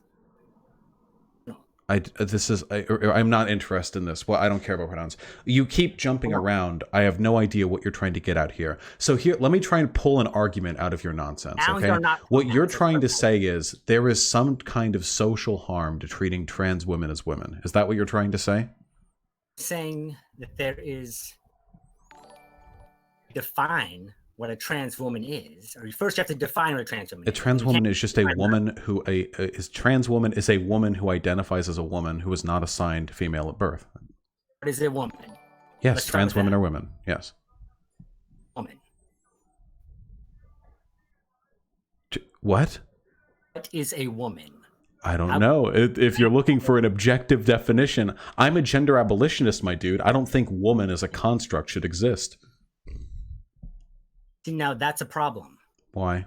Women need protections. Okay, Women hold have- on. Wait, hold on. Stop with the arbitrary horseshit. Give me a specific example. A dude walks into a salon and asks his balls to get waxed. Okay. a Okay, dude wait. is gonna Some go salons on wax top of it. balls. He wants to come into a woman's private home and demand that his balls get waxed, or she's going to go. Hold on. Wait. So first of all, some salons wax balls. What? How is that a problem? Talking about private salons. And Private some salons that private have owned by wait. women. Some private salons wax balls. I would Sure. know. Okay, sure, of course, obviously, I'm not arguing against that. I'm saying that You all kind private of are. salons, So what you're saying is a trans woman walks into By a salon. Yeah, sure, by herself, walks into a salon that orients its care around people with vaginas. Okay? So that's step one.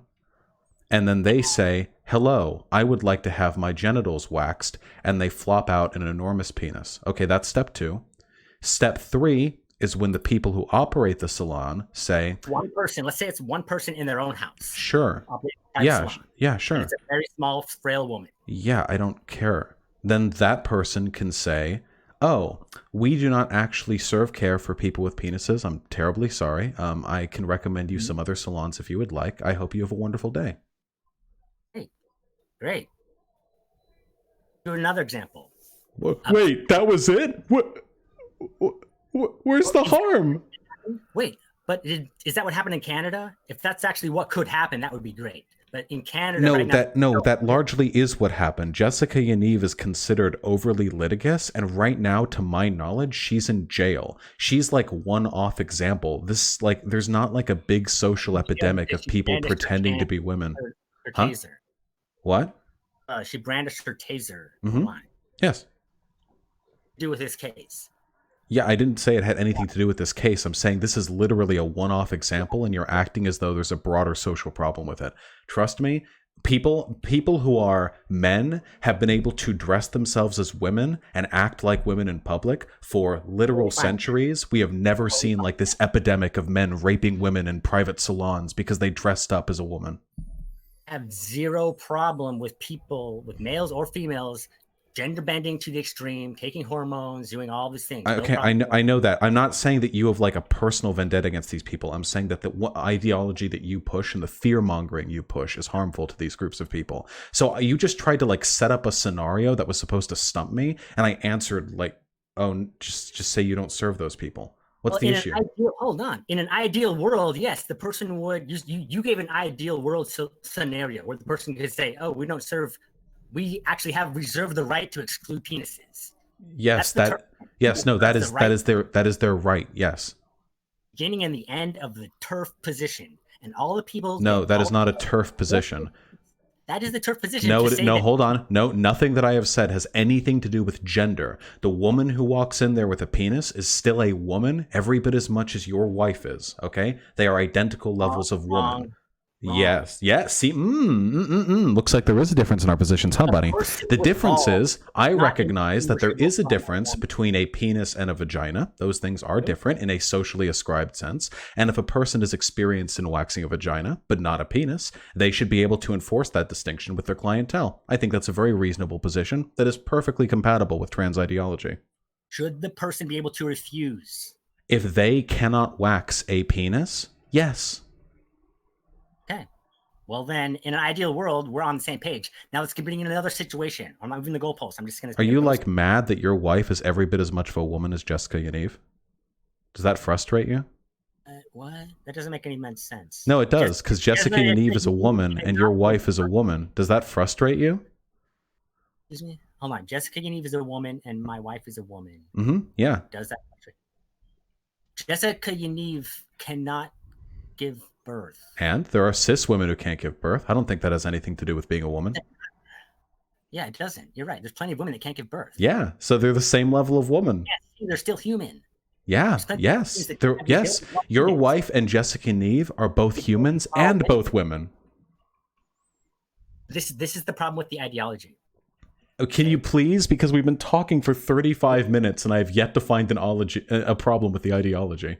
So let's bring it. A sexual predator. He just got a sexual predator. Okay. Uh-huh. I love sexual predators. Hit me up. Okay. Child sexual predators. Right. Uh-huh. The choice. What? Actually, to go to a woman's prison, or should he be going to the male prison?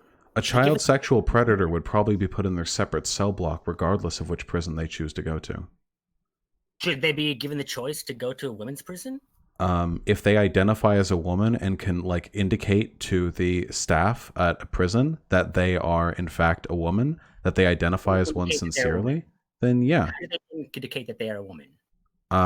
By indicating that there's some sort of precedent to their identification as a woman. So basically, any sexual predator, I'm a woman. Let me go to a woman's prison when they're being convicted. I'm a woman. Yeah, except here's the problem. There are already prisons elsewhere in the world where you're allowed to go to the prison of the gender you identify as, and we don't see this epidemic of violent criminals choosing to go to women's prisons to abuse the women. Why do you think that is? We don't see now because the trans ideology is No. In prisons where you can choose which prison you go to, where your gender identity is the one which determines your prison that you go to, there just doesn't seem to be like a pattern of this happening. So how long have people been able to identify? Here's the thing. People like you, I can answer sort of broadly your question here. Okay, I know people like you have been fear-mongering about this for a really long time. They've the same type of person who on fearmongered about gay men being able to use the same restrooms as like little boys. They're the same type of people who fearmongered about gender integrated restrooms in like public offices. You're the type of person who believes that anytime two people who sometimes have problems between them on a social level interact with one another, that harm will come about from it. But I am here to tell you, I'm happy. I'm here to liberate you, my friend, okay? Because the data shows you're wrong. We've had, hold on. For centuries now, it has been possible for men like me to dress up as women, to look like women, and to sneak into women's restrooms, changing rooms, locker rooms, offices, salons, and then engage in sexual abuse. And despite the fact that this has been possible for a very long time, it doesn't happen. Very, very rarely, occasionally, but thankfully, rape is still illegal. That's illegal, with or without trans ideology. But, hold on. So I'll give you one point here. It is conceivable that there are cisgender men who could pretend to be women and use that duplicity in a way to hurt people. But that's a hypothetical. Let me hit you with a fact. Right now, hold on. Well, that's, with or without trans ideology, men can still dress up as women, and pretend to be women. Whether or not they sincerely identify it as doesn't really change there. Like a trans woman anyone can identify as a trans woman and then be given the legal protections that we used to just give to women. Yeah, I don't think women should get special legal protections. But hold on. Should they have shelters? What? No, I don't like the fact that there are a lot of women's shelters that turn away trans women. It's pretty fucked up. I think that we should have shelters that deal to the needs of the people rather than reinforcing this idea that women are super fragile, and deserve super special treatment because they're little babies. But hold on, wait, I didn't finish my earlier point, okay? Because you talk about trans women abusing women in prison or about men pretending to be women to abuse women. But so those are hypotheticals. Let me hit you with a fact. Right now, hold on. Yes, you keep saying the scary words and you think it makes the point, but hold on. Right now, it is a fact that transgender women in male prisons, where many of them are forced to go in America, are subjected to a massive increase in the likelihood of them being sexually assaulted.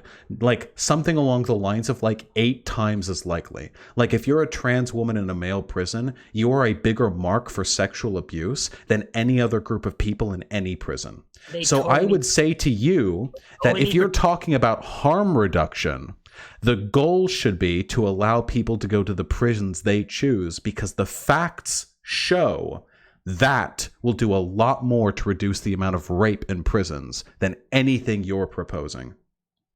I totally recognize that trans people would need their own, might need their own special accommodations. No, trans women in women's prisons. It should not come at the expense. There isn't any expense. You can't demonstrate it to me empirically. You think there's expense because you think if people with penises are in women's spaces, the women are going to get hurt. Well, the data just doesn't show that, my duderino. I'm terribly sorry. Let's say a rape shelter, right? Rape shelter for women, a trans, anyone who says they're a woman. Where's the data? Even a sexual threat. But I'm not Where's saying the data? There's no data to indicate that this is a problem. It's a feeling you have. That scenario. Yeah, this doesn't happen. There's no data to indicate that this is listen, again, let me tell you. Hold on. Let me tell you. Again, I like data. I'm a facts boy, okay? So here's the data. There's no data to indicate that this is a serious problem. Trans women infiltrating women's spaces to sexually assault them. There is data to indicate that trans women being excluded from women's spaces fucks them over. So I'm sorry. I'm a facts and logic boy. I just like my objective truth. I know you like your subjective fifis, but if you want to hit me up with we should reject trans ideology, you're going to have to come at me with a little bit more than that. You're going to come at me a little bit harder than that. Then what if person with penis goes into space with people with not penis? Would harm not happen? Gotta hit me with a little bit more than that, my friend. That's not what I'm saying. I'm talking about the legal housing of prisoners. Where do we legally house people? What the fuck do you mean legal housing? Prisoners. I just answered this question. I can demonstrate to you that more harm is done by putting trans women in male prisons than anything you can demonstrate concerning trans women in women's spaces. Have their own facilities, I guess. And I'm If not they saying want that to. What I'm saying is that current trans ideology enables anyone, sexual predator or not. If you can, you need to. I'm sorry, I'm a facts boy. You need to demonstrate to me. I want to see some numbers. This is the number of people in 2018 who got sexually assaulted by men pretending to be women or from trans women in women's spaces. I want that data because I can provide you data on trans women getting sexually assaulted in male prisons. If you want that data, that validates my point. But you don't really have data. What you have is this deep, deep feeling that women, cis women only, that's who you think are women, are these fragile angels that have to be protected from people with penises. And to you, I say, your penis and the penises of the people who you believe pose harm to these women are weak and insubstantial. They are nothing, okay, compared to the overwhelming force of trans ideology, which will soon bowl you and everyone else like you over. So women should not even... What is the definition of woman, though? That's an excellent question, my friend. In regards to gender, it's pretty fucking arbitrary. It depends based on time and society. Correct. So how can someone transition into being a woman? You don't transition into being a woman. If you identify as a woman, you are a woman. So woman means nothing. As a gender abolitionist, yes, it really does mean nothing. That's why I want to get away with the concept. Girls should not be able to protect themselves from men. Wait. When the fuck did I say that? You should be able to protect yourself from anyone who threatens you. Not protect, but separate themselves. You can associate with whoever you want to associate with. Wait, are you saying, like, why do you have to phrase it in such loaded language? Women should be able to protect themselves from men. When what you actually mean is, so you don't think that women should have separate spaces for bathrooms and for blah, blah, blah? To which I would say, Bathroom isn't really the best. Gender integrated bathrooms don't really seem to be causing that many more rapes, my duder. I've been keeping an eye on the stats. Gender integrated restrooms, showers, locker rooms. These things don't really seem to lead to a substantial increase in harm. Why not just let people go into the restrooms and locker rooms they want to enter?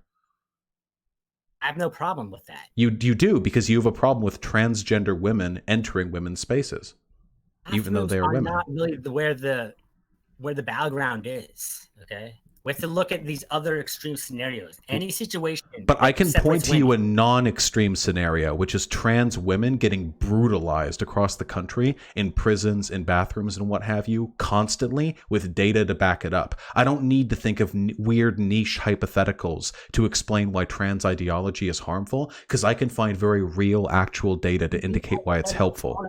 Someone having a private salon is their whole livelihood. And people in prison. Wait. Why are you jumping? Yeah, if someone has a private salon, that's cool. Wait, what's wrong with having a private salon? Why you got to jump, my dude? Nothing's wrong with it. Yeah, nothing's wrong with it. Why are you bringing it up? They shouldn't be able to, or they shouldn't be forced to wax male genitalia. Well, hold on. It's called penises, and no, they shouldn't be. If they don't want to wax penises, they can say we wax vaginas, and then that's what they do, and that's totally fine.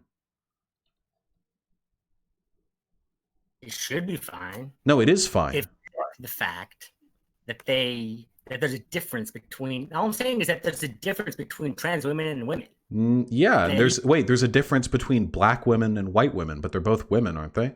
So trans women and cis women are like different in some respects. They're both equally women. There's a difference between tall and short women, big booby and little booby and no booby woman, black and white woman, but they are all women all the same. Cis woman and trans woman, curly hair woman and straight hair woman, they are all woman all the same. I agree. Yes. Woman. Huh? What is a woman, though? What is a woman? Anyone who identifies as a woman. A man with a penis is also just the same as a woman. No, they would have to identify as a woman, in which case they would stop being a man. So, and they have the capacity to inseminate, right? Yes, some women can inseminate. Yes. No, wait, okay. Why do you keep saying this? Like if you use the most specific examples, maybe you'll find that. No, dude. Yeah, women can have penises. Women can have beards. Women can have big fucking dick. However big your dick is, women dick 3 times as big. Every last one of them. Women can have prostates. Women can fucking give birth and make other people give birth. Women can be lots of things. All you have to do is identify as one. So there's no point in even having the word woman. Yes! Yes! My gender abolitionist comrade. Thank you. Yes! We're on it now. That's not what. That is actually ridiculous to say there's no point. We're going to teach kids. There's no point. Now we're not gonna teach kids shit. We don't need to teach them shit about gender. Listen, 97%. This is statistics, okay? Mhm. 97% of violence, of sexual violence, are male. Is that And? statistic relevant or irrelevant?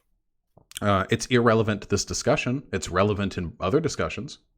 Should women be aware that should anyone be aware that 97% of people perpetrating sexual violence are male? Can I ask you a question, and then I'll get back? I'm not trying to misdirect. Okay, I just want to ask you a question. Why are you such a cuck white knight? No, you're white knighting like crazy, dude. Why? Why are you beta orbiting your own fucking wife and everyone else the pussy? Because this has nothing to do with Beta. children. I actually am a Beta. Wait, why are you allowed to be around your wife? Isn't there a statistically high chance of you raping or beating her? I think that your wife should have the right to protect herself against you. Do you have her bedrooms? And does hers have a lock? Does yours need a lock? If my wife should have the right to. Women should have the right to exclude men in any situation. Anyone should have the right to exclude anyone if they want. Not in a protected classes sense, but if you want to spend time with whoever you want to spend time with, that's your right. That's correct. Dude, why are you subjecting your wife to a statistically higher likelihood of being raped domestically by marrying her? What the fuck?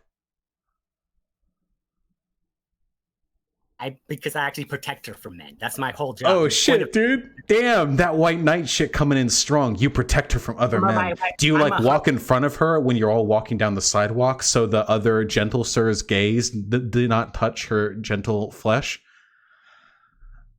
She asks me to protect her, bro. Damn. Damn, you're very chivalrous of you. Truly respecting the knight's code. Not a knight, bro. When you are married to someone, the rest of the people that is excluding all the other men. Wait, I'm in a non-monogamous relationship with my girlfriend. Are we not valid? Are you white knighting your girlfriend by Nah, she can take as many dicks as she wants. I don't hide her from other people's gaze in public. She wants to take dicks, but guess what? There are predators existing in the world. Do you acknowledge this? Yeah, sure. Men, women, predators, people with pussies, people with penises. Yeah, there are predators all over the fucking place. We should protect ourselves from those predators in ways that doesn't hurt trans people. 7% correct. We need to protect trans people. Fine. Totally on board. But we need to protect women. Damn. As well. Wait. Yeah, some trans people are women. Yeah, and we can protect people without discriminating against other people. And so far, it seems like the practical policy proponents that I, as a member of the trans Illuminati, propose don't really seem to have many negative societal consequences. Whereas the things you're proposing, the exclusion of trans women from women's spaces and trans men from men's spaces, hurts them tremendously. So it's funny that you talk about reducing harm women experiences, but you propose a view and outlook on society that explicitly hurts an enormous number of women. No. All right, you got me. What is my position that's hurting women? You've said that trans women should not be allowed into women's spaces. If the women don't want them. Yeah, I don't give a fuck what people want. What if women don't want black women in there? I don't give a fuck what people want. Wait, I'm sorry. If a prison is full of white people and they're like, sorry, we don't want no Negroes in here. I don't give a fuck what they want. Fuck them. They go on in there. Black and white is not the difference between impregnable and insemination. Yeah, but they're both pretty fucking irrelevant to whether or not you should be able to go into a prison yard, huh? let's think of this in like. Why do you gaming keep language. using the spooky language? The difference of whether or not you'll be able to impregnate. Yeah, like a trans woman will go into a women's prison and all the other women there will be made pregnant in the sheer fucking vicinity. Well, the trans girl is laying there firing ropes into the toilet because she hasn't busted a nut in 3 weeks. One of the errant fucking fucking globules is going to fly into the air and impregnate one of the cis women. You're right. Listen, trans people might not, most of them aren't going to do any of that. I'm not talking about trans people. I'm talking about men who have this. There are new trans ability. men. I'm talking about actual biological cis men, okay? So cis men, Let's just say, like you let's and me, say- right? correct. Biology gives biological men the ability to be in women's spaces where they did not have that ability. Yes, they did. Cis men have been able to dress up as women and sneak into women's bathroom and locker rooms for as long as there's been a distinction between the two. Have you ever seen a man in drag? Oh boy, there are some of them that can really pull that shit off. Trust me, buddy, if there was data to indicate that men dressing up as women were like hurting women as an epidemic, that data would exist by now because this thing has been happening for ages. But nobody's getting hurt by it. You want to protect women, but you're hurting women with your ideology. You're hurting trans women. And frankly, you're hurting cis women too, because this nonsense gender bullshit, we have to protect women from men, their penises are dangerous shit, this hurts us all in the long run because you're propagating the gender dimorphism that leads men to act like violent fucking abusers. You're perpetuating the system you're claiming to protect your wife from. Dude, you're actually raping your wife right now with your ideology. What the fuck? You're denying rape culture, what you're saying. No, I'm you're not denying rape culture in the slightest. You're perpetuating it through this for the fucking gender dichotomy that you're expressing in your ideology. And can I give an example right here? I would love to hear an example. Okay. The difference in this video game when you spawn, you can either spawn in as someone who can inseminate the other players. No, I don't care. Why do you keep doing this inseminate versus pregnant thing? I don't care. Biological difference between men and women. There's a biological difference between black and white women. There are a few very minor phenotypical differences between the two. I don't give a fuck. They're still women. They're still people. Analogy, 1 second, please. Sure, I would love it. Hit me up with that analogy. Video game where there is the difference is black and white. There's not going to be a difference between that. I'm talking about the difference between inseminating all the other characters. Inseminated by the other characters. This is a video game. Can I ask you a personal question? Are you projecting a breeder kink onto me right now? Because I'm starting to feel like you're projecting a breeder kink onto me right now. God, no. I'm trying to make an example. I'm trying to use this biologically ingrained. This is like a part of people's consciousness. This is the social construct. When you're walking out on the street and you see people, do you just like look at their crotches and you're like, that one could hold a child, that one fires semen, that one can hold a child, that one fires semen? Like, how do you? I don't care. There is no distinction that you can facilitate between impregnation and impregnated that would lead me to believe that there's like a necessity to distinguish between trans women and women in this respect.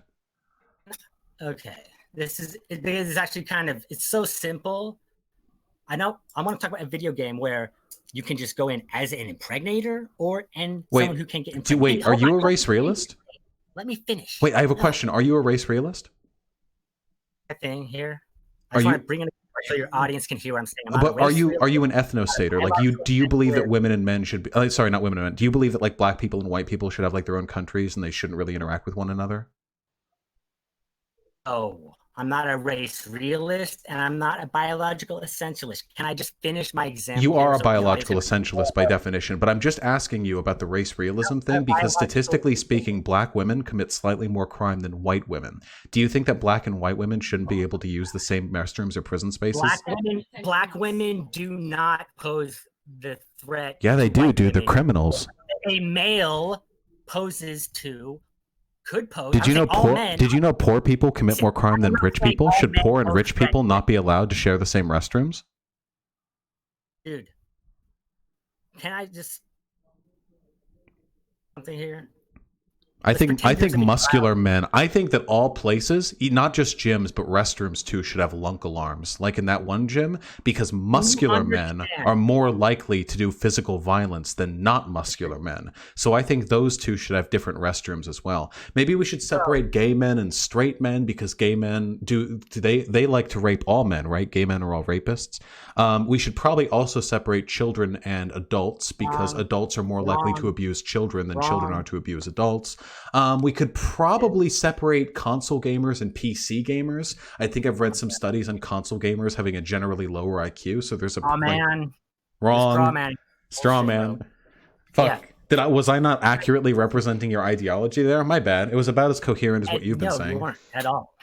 Okay, go back to your breeder king You're shit. conflating the difference between skin color abilities.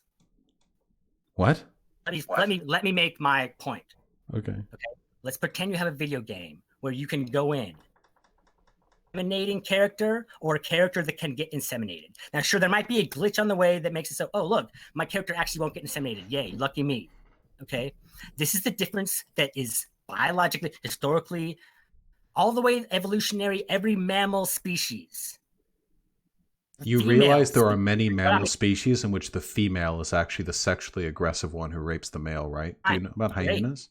But the female is still the one.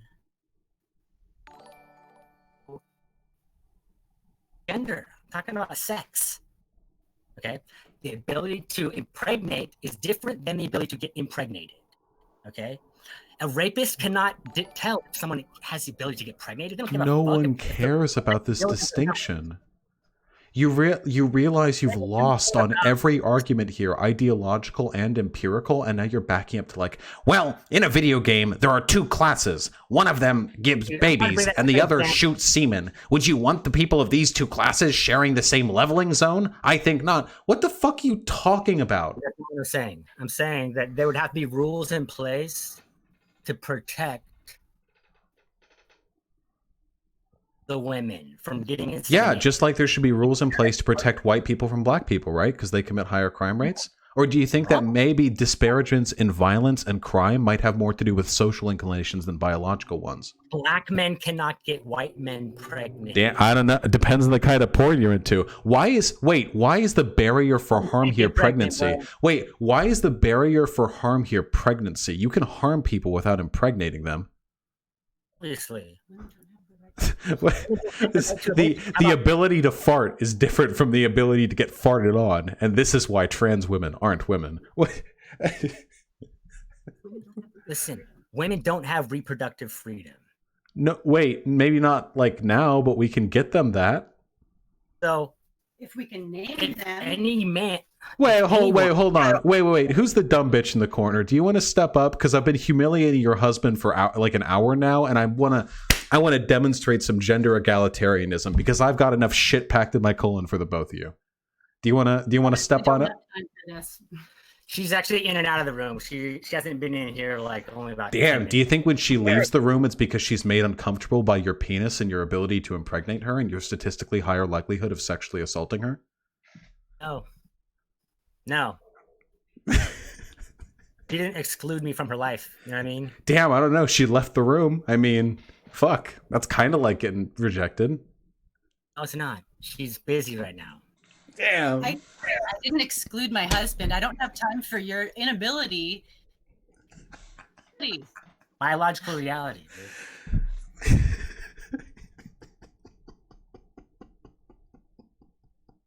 So, do you know what a woman is? Josh?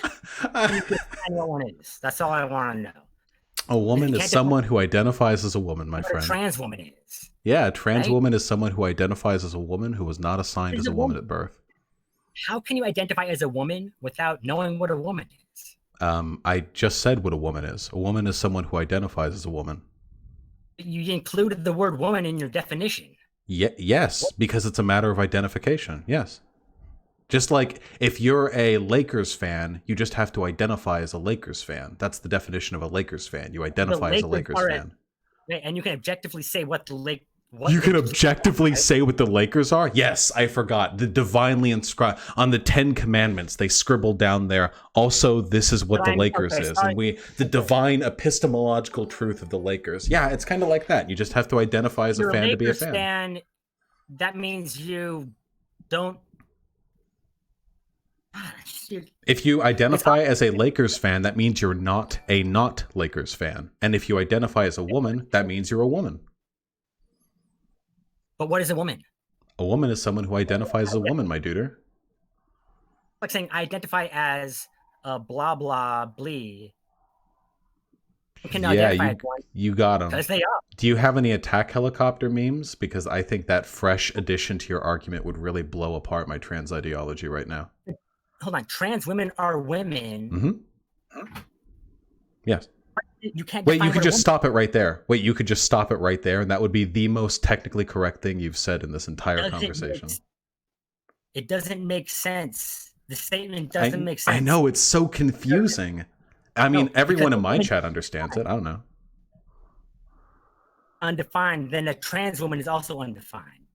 I mean, a trans woman is a woman, and a woman is somebody who identifies as a woman. Are you asking me what does the category of woman entail, rather than what makes one a woman? Definition can't include the word, its own word. Like you're saying, a chair is something that identifies a chair. A dog is something that identifies as a dog. No, because chairs and dogs aren't things that one identifies as, whereas gender is. Gender identity. It's in the name. That's an objective fact, my friend. Can a woman identify with her sex and not a gender? What do you mean with her sex? What if a woman doesn't want to identify with gender identity? She just wants to identify with her sex, like with her biological reality. Then she could be agendered, and she could say that she's agender and a female. What do you mean? Agender and I have a pussy. Agender and I got a breeder womb. I have no idea what you mean. I have never heard someone identify as their sex. I don't know what that means. I can't. They don't want to identify with a social construct. Well, you can only identify as social constructs. You can't really identify as non-social constructs. So what about a lesbian? Can a lesbian? Lesbian. What about a lesbian? Can a lesbian be to other women based on sex or gender? I mean, that depends on the person. I think that typically lesbian women are attracted to other women based on sexual characteristics and, in addition, socially informed cues like behavior, how one dresses, how one acts performatively, how one presents their gender. It's a mix of both. So, the word homosexual, does it mean homogenderal? No. To me, I always thought a woman attracted to another woman is a sexual thing. Sure. If they have sex, they're what not do you mean attracted to sexual? Sex. I'm so confused. You're like, is this like a Pokemon attack? Like you're like hitting me with it. I'm gonna hurt myself in my own confusion. Woman. What do you mean, woman? Listen, okay. This has been fun. Listen, here's gender. Okay, Sex, not the gender refers to a collection of socially ascribed roles and expectations. Okay, and you can identify as a gender. It's just who you identify as. So I don't think that gender has much intrinsic value because I'm a gender abolitionist. I would want to destroy the concept of gender. But even in a gender abolished society, there would still be a difference between someone with a vagina and someone with a penis. You could identify the difference by saying, hey, that person has a penis and that person has a vagina. You could point it out by looking at it, and there's a penis and a vagina, and that's how you would know the difference because they're right there. Used to distinguish these differences? Huh? Person with a vagina? Is there just a word we could use for the person with the penis or the person with the vagina? I mean, like, if you want to make one, but it wouldn't be a gendered word because it would be referring to biological characteristics. what word should we use? Do you want to make up a word? I don't know. Gloob glop. We can call people with penises gloob glops and people with vagubers nubbos. Okay? I got a better idea. Let's call them men and women. Well, no. See, that has gendered associations, my friend. So would your other thing. It would also have gendered associations. Well, or sexual. Well, keep it no, with it would sex. have sexual associations. Man and woman have gendered associations. Let's talk just about sex then. Let's get back to the lesbians, okay? Lesbians. Homosexuals. She's attracted to the sex, right? Is she attracted to the gender? That's up or to the them. sex? What do you mean? I don't know. That's up Butch to les- them. I've never ever met a lesbian that is sex with a penis is bisexual. Well, no. I actually know lesbians that are in relationships is with a trans. sexual- Hold on. I know lesbians that are in relationships with trans women who get fucked by trans women. And those lesbians are not into dudes. Trust me. They are not into boys. By definition, bisexual. You don't want to There has argue definitions, my dude Arena. sex of is female. Male sex. We're talking about sex. We're not talking about gender here. We're Are talking you about sex, confused? correct? Do you want to be guided back to the path? We're talking about sex, correct? Okay. I don't know what we're talking about anymore. Listen, this is a statement, okay? A fact, because I know this because I know these people.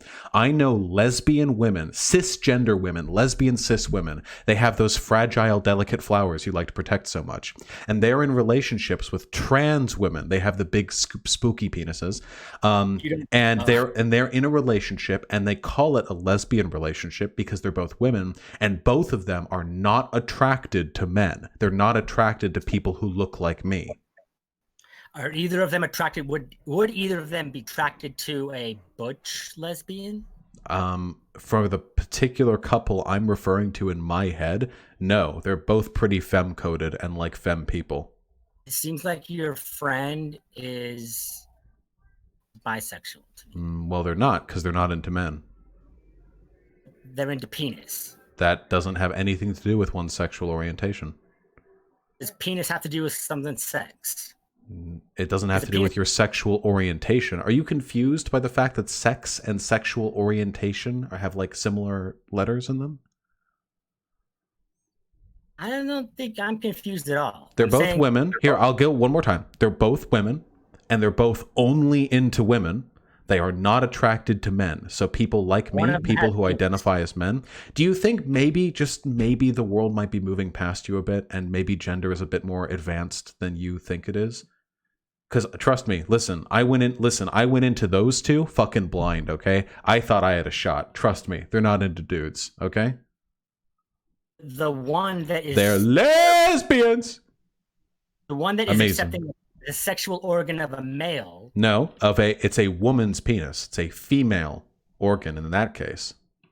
Actually makes zero sense. I know What it's is it- very confusing. Hey, wait, chat. Wait, let's see how many people let's see how many people this makes sense to. Hey, chat. Hypers in chat if you understand that you can be a lesbian and be into trans women. Hypers in chat. Let's see them roll on through.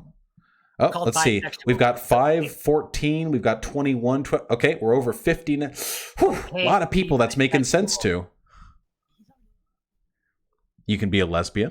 You can be into people with penises. That makes you bisexual. Well, they're not into men, so they're obviously not bisexual. They're into women. General and homogenderal, heterogenderal are not words. I don't know what you mean. It's just sex, not gender. Okay, listen. Sexual orientation has more to do with gender than it has to do with sex. I know the words sound the same, and I know you're confused by that. Wrong. I know, wrong. It's called Wait, general- watch this. Wait. What does it mean to be a homosexual? To be attracted to the same sex. No, it means you're attracted to people of the same gender. Wrong. Read a dictionary. Read a dictionary. You just conflated sex with gender. No, I didn't. Attraction has way more to do with gender presentation than it does. Then why are there? Well, here actually we can sort of ascribe this sort of deductively actually, because there are lots of lesbian women who are into trans women but not into men, and there are plenty of straight men who are into trans women but not into men. So it's really weird. Hold on, it's really strange. You say that being into a trans person means that you're into people of the sex the trans person was assigned at birth, but for some strange strange reason, it's always straight men who go for trans women. Gay men never go for trans women. Why is that? That's a little bit strange, isn't it?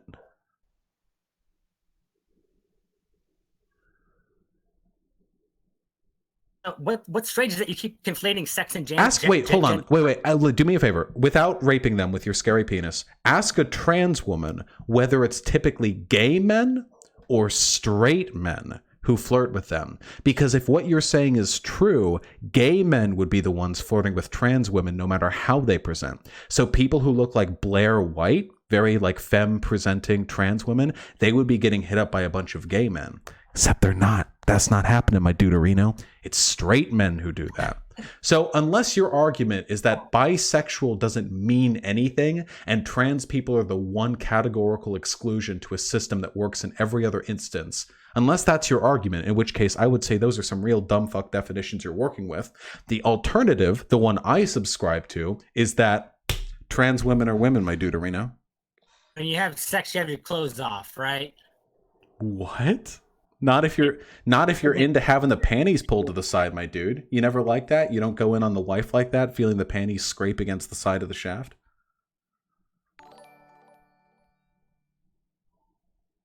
Bruh. Yeah, wait, I'm cringing over here. Not going for the panties on sex. I'm cringing over here. Oof. Right here. All right. I think we've gotten about as much out of this conversation as we're going to get. Do you have any final words for the chat? Can I tell you something, though, about puberty blockers and how they're fucking dangerous for kids? Okay, yes. All right. Okay, well, hold on. Out of respect to you, because I've interrupted you a bunch, I'm going to let you can have your entire spiel, and I'm not going to respond to it. And when you're done with it, and then we can part ways, okay? So go ahead. Tell me what's wrong with puberty blockers for kids. Puberty is a period of...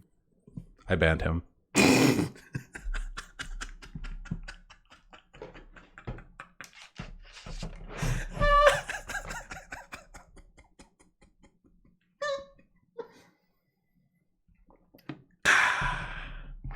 Amazing.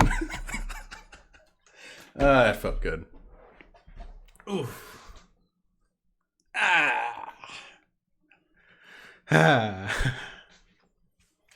And they said I was in favor of free speech.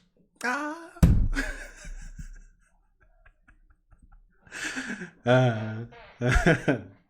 right, that was pretty fun. Let's go over donations, huh?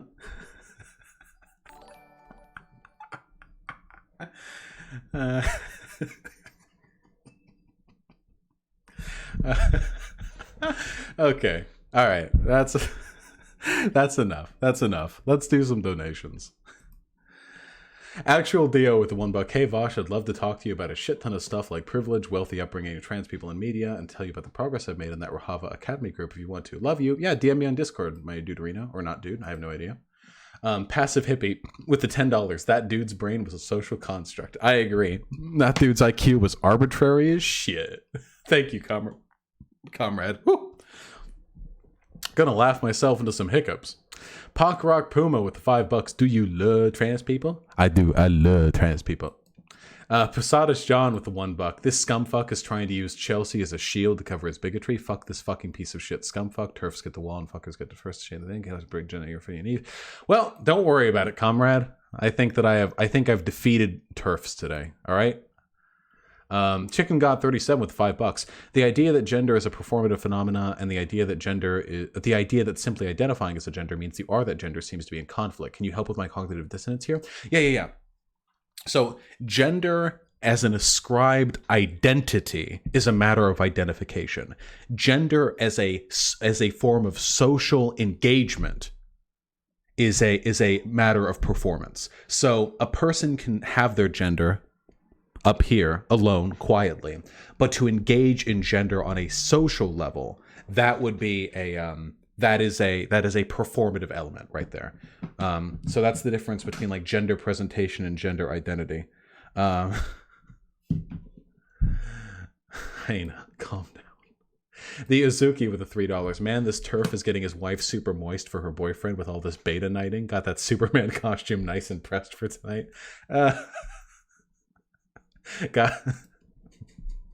Gotta lube up the fucking white knight armor for the role play.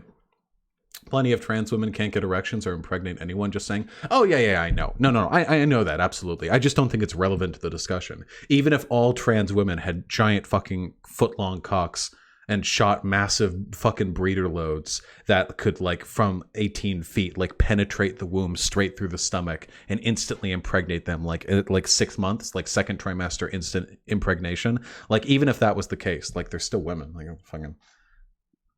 That'd be pretty hot, though. Platypus with the $5. I'm trans. Thank you for sharing, Platypus. I'm not, but I love you. Jin with the $5. Blind people are human too. Why'd they keep saying that? Does anyone know? Is that part of like a TERF talking point that I don't get it? You know? This TERF is literally using the Christian conservative arguments against trans people. He's obsessed with insemination. Yeah, that dude had a fucking breeder kink. 100%. Mr. Bad Guy Son with the $2. I think trans women are hot. I don't feel gay. That's because you're not. Well, I mean, assuming you're a man, then yeah, if you think trans women are hot, that is not a gay impulse. Dude, trans women are femme as fuck. Trans women are more femme than cis women, okay? Trans women have to work fucking twice as hard. Like most of the time, because of like the shit they have to deal with. Trans women are women as fuck. Honestly, cis people, where'd you get that gender from? Your parents? Pfft, losers. And Ciancius with the $1. I've talked with 2 trans Nazis that believe they were not gay because they were women and their lover had a penis. They were still smarter than this TERF. Please force feminize this guy. He should be the first. Platypus, finish the donation then. Oh man, amazing. Posadas John with the $1. This TERF thinks Chelsea is a hero, and she sure as fuck is, but I noticed he purposely avoided using pronouns because as much as she thinks she's a hero, he doesn't actually think she's an actual woman because he shit needs to keep her name out of his mouth. Yeah, it's always frustrating when bigots are like, hey, listen, Martin Luther King was a good person. You know what I mean? Like that kind of thing. And Ari updates with a tier 1 sub. Thank you, comrade. Inseminators and non-inseminators. Amazing. Oh, man. That was a lot of fun. That was a good-ass time right there. Ugh. All right. What are we on now? What are we doing? Hey, Boot, did you still want to talk? In a little while, I want to talk about incel shit. But until then, Boot, you still there? Beta! Now, Taylor and Boot? What's happening over here?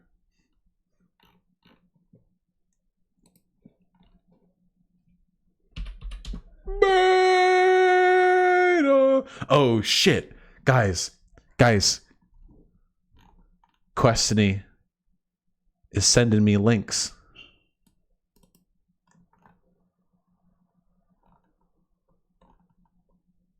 Oh shit, guys. This is not the first time that Questiny has talked to me. Questiny had sent me messages in the past. And Questiny was like, all lesbians are TERFs. Because by their definition, all lesbians are only into people with pussies. So all lesbians are not into people with penises. All things trans ideology, trans activism equals misogyny is extremely dangerous for children. Damn. How does it feel to be unironically pushing like Republican tier arguments there? I don't think any men should be anywhere near children. I don't think that men should be allowed to be single parents because they might rape the kids or something. I don't know. Nice memes. All right, hold on. Hold on, comrades. We've got someone to talk to. I haven't talked with her in a while. Does anyone know Boot, like B00T? Apparently they were like a big memer for a while. I don't know. They're like a Strasserite or a Nazbol or something. All right, Boot.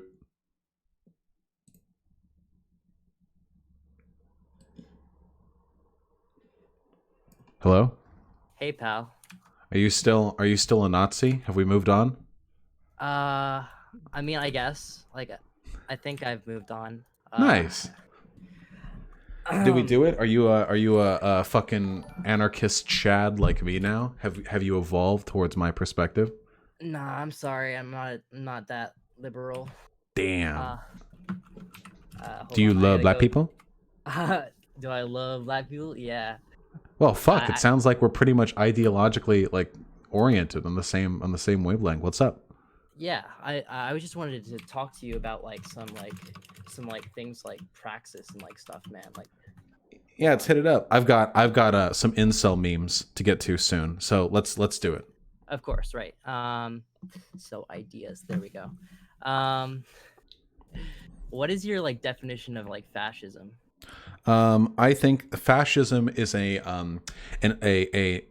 political system of ultranationalism that is usually oriented around xenophobia, exclusion of certain ethnic, cultural, or racial groups, hypermisogyny, a glorification of that civilization or nation or whatever is past, and a variety of other characteristics that sort of trend towards. Fascism doesn't have a strict definition because fascism is sort of an emergent characteristic that stems from authoritarianism in post-capitalist societies. Right. So you think it like it's a symptom of like capitalism in decay, pretty much, right?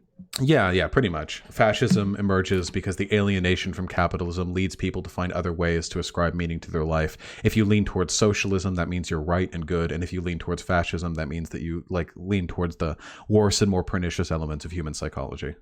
Do you think that Bernie Sanders is like a good example of like leaning towards socialism? I think he's about as good as you can get from within the United States. It's really, really tough to go for any like real left-leaning populism when any like substantial threat to corporate power is going to be met with basically ostracization from all media outlets, and you have no way to get your message out. I think that Bernie Sanders toes the line and does a pretty good job as far as you can go, you know? I agree to an extent. I think that he kind of like makes people think that socialism is just like when the government does stuff, and I think that's very harmful for like a legitimate movement. Yeah, I've gone back and forth on that. It does frustrate me when people are like, "Yeah, dude, we socialism works. Haven't you seen the post office?" Exactly, that shit does make me want to fucking kill myself. But at the same time, I do recognize the value in destigmatizing the word socialism, because like 20 or 30 years ago, socialism was it was like a slur that you used. It was exclusively negative. And now, even if people are using it wrong, they're still using it positively, at least some people. And that might be a good step forward. I'm not so sure. I just think it like if we as a society like redefine this term, I don't think it's like a good thing. Like I don't think it's a good I don't think it moves us closer to the actual definition of the term, because we're focused on, you know, realities. We're not focused on semantics. Well, I think the problem is like before Bernie Sanders and other people like him did work destigmatizing the term socialist, if you would ever say things like, "I'm a socialist," everyone would instantly think like bread lines, Soviet Russia, like they would associate with all the failures of Castro, all the failures of socialism in the past. But now when you say "I'm a socialist," it's a little bit murkier. And while it does do a little bit to sort of muddy the definition, it also means you can put the foot in the door and say, "Yeah, I'm a socialist. I'm a real socialist, not like fucking Bernie. Listen up." And then you like bread pill them on the necessity of a proletarian revolution. Right. I totally agree with that. Like I think that's a good idea. But at the same time, I think that like what you're doing, like with your like you have a pretty sizable audience at this point. And I try. I think that I don't know. I just haven't seen you like discuss like hard shit, like actual like anti-capitalist like. Yeah, the reason why I don't do that very much is so part of it honestly is just because I find economics boring. I'll own up to that. But a lot of it is also because I'm not entirely sure of the extent to which my arguments are meaningful at this point in time. It is something that I want to focus on more, though, like doing actual economic critiques of society. And I've done very light ones in the past, but it's true. I do get hung up pretty heavily on like the progressive bent, which I enjoy, don't get me wrong, and I think is valuable. But I could do to diversify my content a little bit more. I find that your audience in general like isn't like they don't have like a good grasp of socialism, and I think it, like as someone like in like a public, you know, as someone with a following like yours, I think as a left winger, I think it's like your responsibility to like actually lay it out as it is, you know. Well, I don't disagree. I don't know how much advice I can be expected to take from somebody who described themselves as a Nazbol 6 months ago. What led to your brisk transition? My brisk transition. I mean, it was mostly like a big like meme LARP thing, so it wasn't really like a. I don't know. I was always like a hardcore like Marxist. Salt the earth in your way out. Is it true? Are all Nazbuls dipshit LARPers? Yeah, honestly. Like Eric they're all- Stryker destroyed, folks. No need to debate him. Get him out of here. like most Nazbuls you find on the internet are like just like 16-year-olds or like that are like tired of identity politics. Damn. Can I bring you in on identity politics? Are we here yet? You're trans. You have a material interest in identity politics. I mean, I don't know. Like, it doesn't affect me that much. Like, I'm affected by dysphoria, I guess, but like the whole I don't experience discrimination. Like, I just don't. Damn. You're like JLP. You're like you've never actually seen any racism. The real racism comes from the left. Yeah, exactly. I just sit in my room all day, so I don't really get to. Well, then you're experiencing capitalist alienation, are you not? Yeah, I suppose so. I mean, like, I guess that's why I'm more of an anti-capitalist than a anti-racist, sexist, whatever. I don't suppose I could move you over on those positions, could I? You probably could, honestly. I don't know. I just don't feel like they're like that big of it. Like, I don't feel like they're the core of the issues, like, of society. Well, there are a lot of issues. I mean, it's hard to deny that systemic racism has a pretty huge impact on the lives of millions of America. Yeah, definitely. But I don't know. I think that if we just burn this system to the ground and just like build a new one, like we wouldn't have to like bicker about like points of privilege or whatever the fuck anymore. Like we don't like we should stop like playing games with this system. Like we should stop trying to make compromises with this system about, you know, racism and sexism and whatever, because this system overall is sure they may let us have one thing, they may let us have like bathroom rights or whatever, but like they're like the system isn't gonna actually change like what it does, and what it does. I agree. Bigotry is pretty intrinsic to the systems we have oriented now, but there is value in the harm reduction of making life more livable for trans people, women, people of color in the meantime. And what's more, should a revolution ever come about, I would want it to be done not by Nazbuls and people who pursue the socialist state at the expense of people of color and other minorities, but by people like me who recognize the necessity of socialism but want socialism for the right reasons, not to elevate the white man, but to elevate everybody. I think that affecting social changes in ways that lead people towards that type of thinking is very valuable. Hold on. I'm kind of high, so I need to like regather my. You're not even old enough to smoke. Yeah, I am. I'm 19. Wait, you're not. Wait, isn't it 21? Isn't 21 the weed age? Oh well, yeah. I'm in a state where it's illegal, so it's. Your brain cells are dying, my duderino. I don't care. All right. So what were you saying? Something about like Nazbuls and like trans people. Fuck. Say what you said like 2 seconds ago. I want to promote a progressive agenda, not just as a form of harm reduction today, but also because eventually it leads people towards the mind states that will be productive in forming a proper socialist revolution down the line. I have my So, but the question is like whether like this like system that we have, like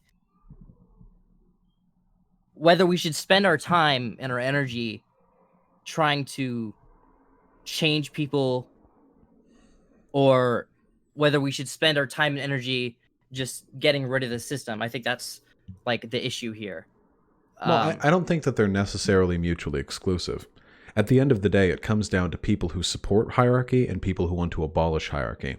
I think that if you promote a progressive agenda, if you make the arguments that people should be left free and equal, those arguments trend naturally towards an anti-capitalist mind state. What do you think that hierarchy is? I would say that hierarchy is I mean, there are a lot of definitions, but as I refer to it, hierarchy would be any social system which places people in positions of privilege and power above others. I'm an anarchist. I don't like hierarchy. I acknowledge that some forms of hierarchy are more or less inevitabilities. There will always be hierarchies of expertise, for example, or hierarchies of experience.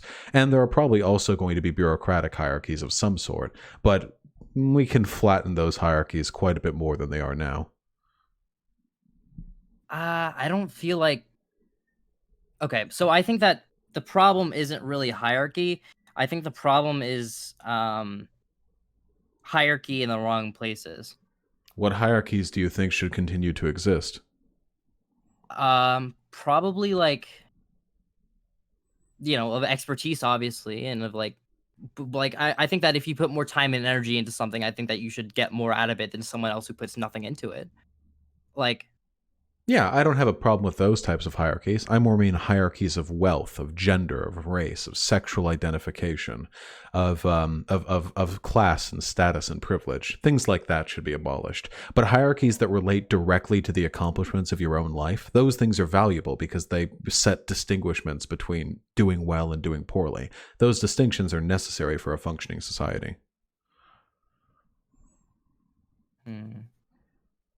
Hold on. Sorry, I kind of zoned out.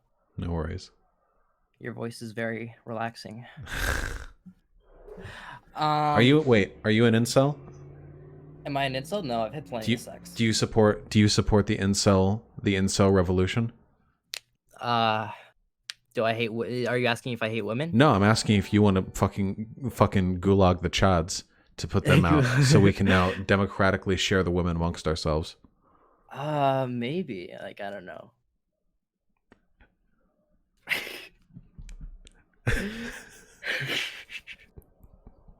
Okay. Listen the fuck up, okay? Right. For you, I promise that in the near future, I'm going to make more cogent economic critiques, okay? Okay, thank you. All right, but until then, it's incel time. All right. All right. Godspeed. Godspeed. How quickly life changes. I remember when she was a Nazi the last time I talked to her. Okay. Hold the fuck on. Yeah, we do need to invent left incelism. That's the future. That's the fucking future. Oh god, I am gonna have to read theory. Oh no. Oh no, no. Alright, hold on.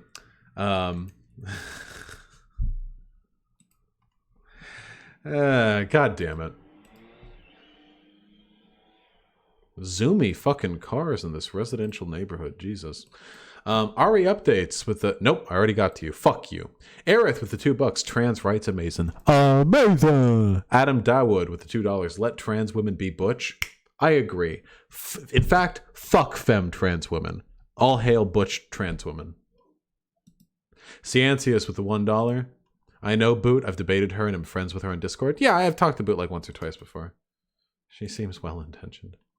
I also wanted to say this while you were talking about gender at the beginning. In order to get hormones, I had to act as feminine as possible. I was literally forced feminized because of this, because I wasn't comfortable doing some of the stuff required. Yeah, as I understand it, in order to get hormones in the United States, like trans hormones or whatever, you have to like present as a you have to like really fucking like sell it. You know what I mean? Which can be pretty fucked up. IMO opinion. So that's an issue. But I couldn't even get into that with a fucking turf dude. Before I was forced to and didn't care about pronouns, now I do, and it literally caused me dysphoria to be called he. But my point is that even if you're a femme and want to be, the way we deal with gender can still hurt you. Yes, absolutely. Even in a non-transphobic society, gender liberation is impossible without the abolition of gender. Pig Puncher, weren't we gonna fucking meme on when we were doing our Minecraft server? Pig Puncher, I can't circle jerk. You have to understand. I can't do it. I can't talk with people who agree with me. It makes me so uncomfortable. I have no idea what to say. Please fuck femme trans women. We're lonely. Judging from my Discord server, I would feel like femme trans women get fucked more than any other demographic, but okay. We live in a society. No problem, Butsu. Okay, listen up, my friends. My beautiful friends. My comrades. My partners in crime. Let me change the title. Fuck. I'm doing something a little bit sneaky here.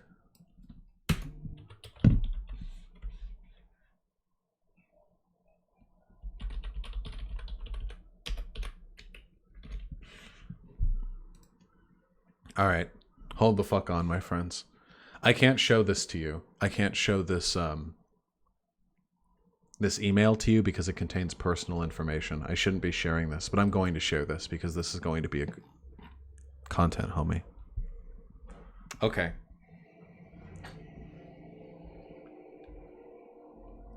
So, about a month ago, I received an email from a person, from a private email address, and it's very long. It's very, very long. And I'm going to read it out to you, at least part of it. It was sent to me by an incel, and they were proposing a solution to the incel problem. Okay? I'm going to read paragraph 1. My name is blank, and I am a blank economist interested in evolutionary psychology and gender differences. The last months, I've been working on a small thesis around the topics of sexual inequality and low birth rates that could represent a paradigm shift in the way we understand sex and relationships. I recommend the introduction of a toll to promiscuity, i.e. sex with more than one partner, which motivates people to enter and remain in stable relationships, helps in compensating incels for the discrimination they suffer, and generates money to subsidize motherhood without bothering overcharged companies. On the 1st of July, I sent it to the Spanish authorities, and on the 9th, to the European Parliament and Commission. That day I also sent a summary of the whole thing to the White House through their contact form, and today I have forwarded it to the Senate of Canada. My idea is to contact some media sites in Spain the coming weeks and bring the idea under public light.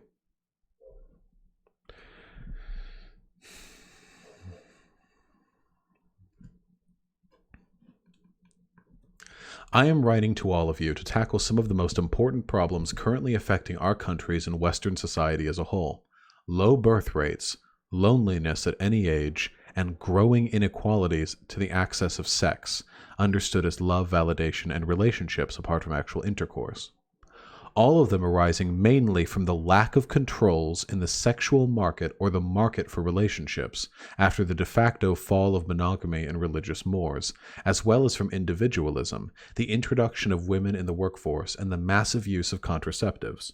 You will find detailed information about the social implications of each one of those causes in the attached documents, and a TLDR at the end with a summary of the information contained in this email. Other related issues that the tax seeks to address and correct directly are foolish materialism, unscrupulousness in the exercise of power, i.e. corruption and violence, and growing debt. The concept is very similar to old bachelor tax the Romans introduced 2,000 years ago to encourage marriages. Concurrently, they also applied a childlessness tax. Both duties, combined, served the objective of improving social stability and increasing birth rates. The tax to promiscuity simply adapts to the context of the current sexual market. Let's get to the point.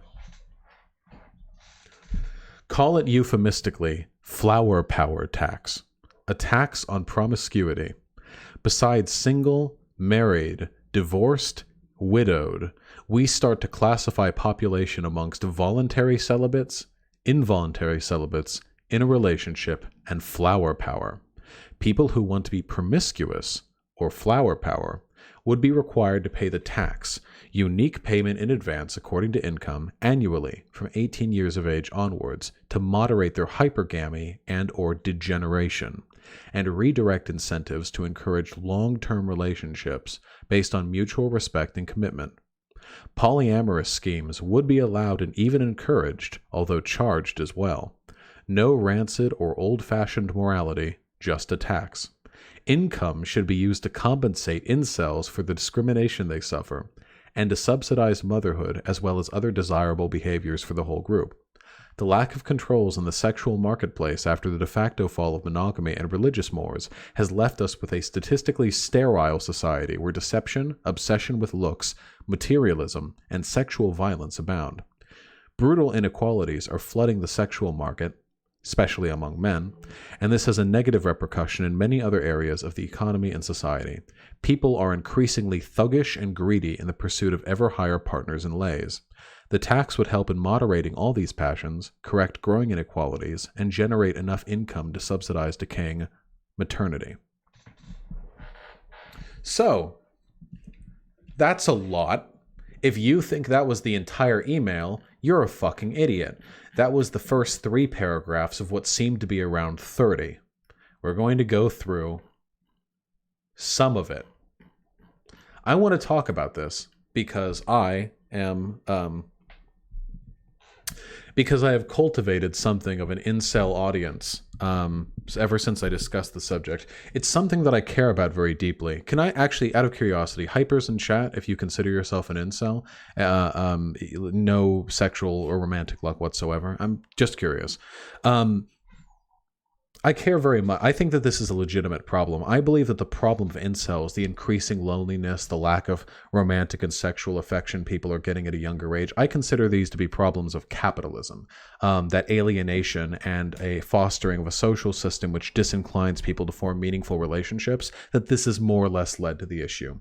It's pretty undeniable that a change in the ways in which we treat women and men in regards to their respective partner matchups has affected the likelihood of a person's finding sexual happiness, but I would look to amend those problems in different ways. I care about this problem. It's something that I think is it's a sincere social failure, the existence of a large demographic of people who find no romantic or sexual success. And I want to talk about that.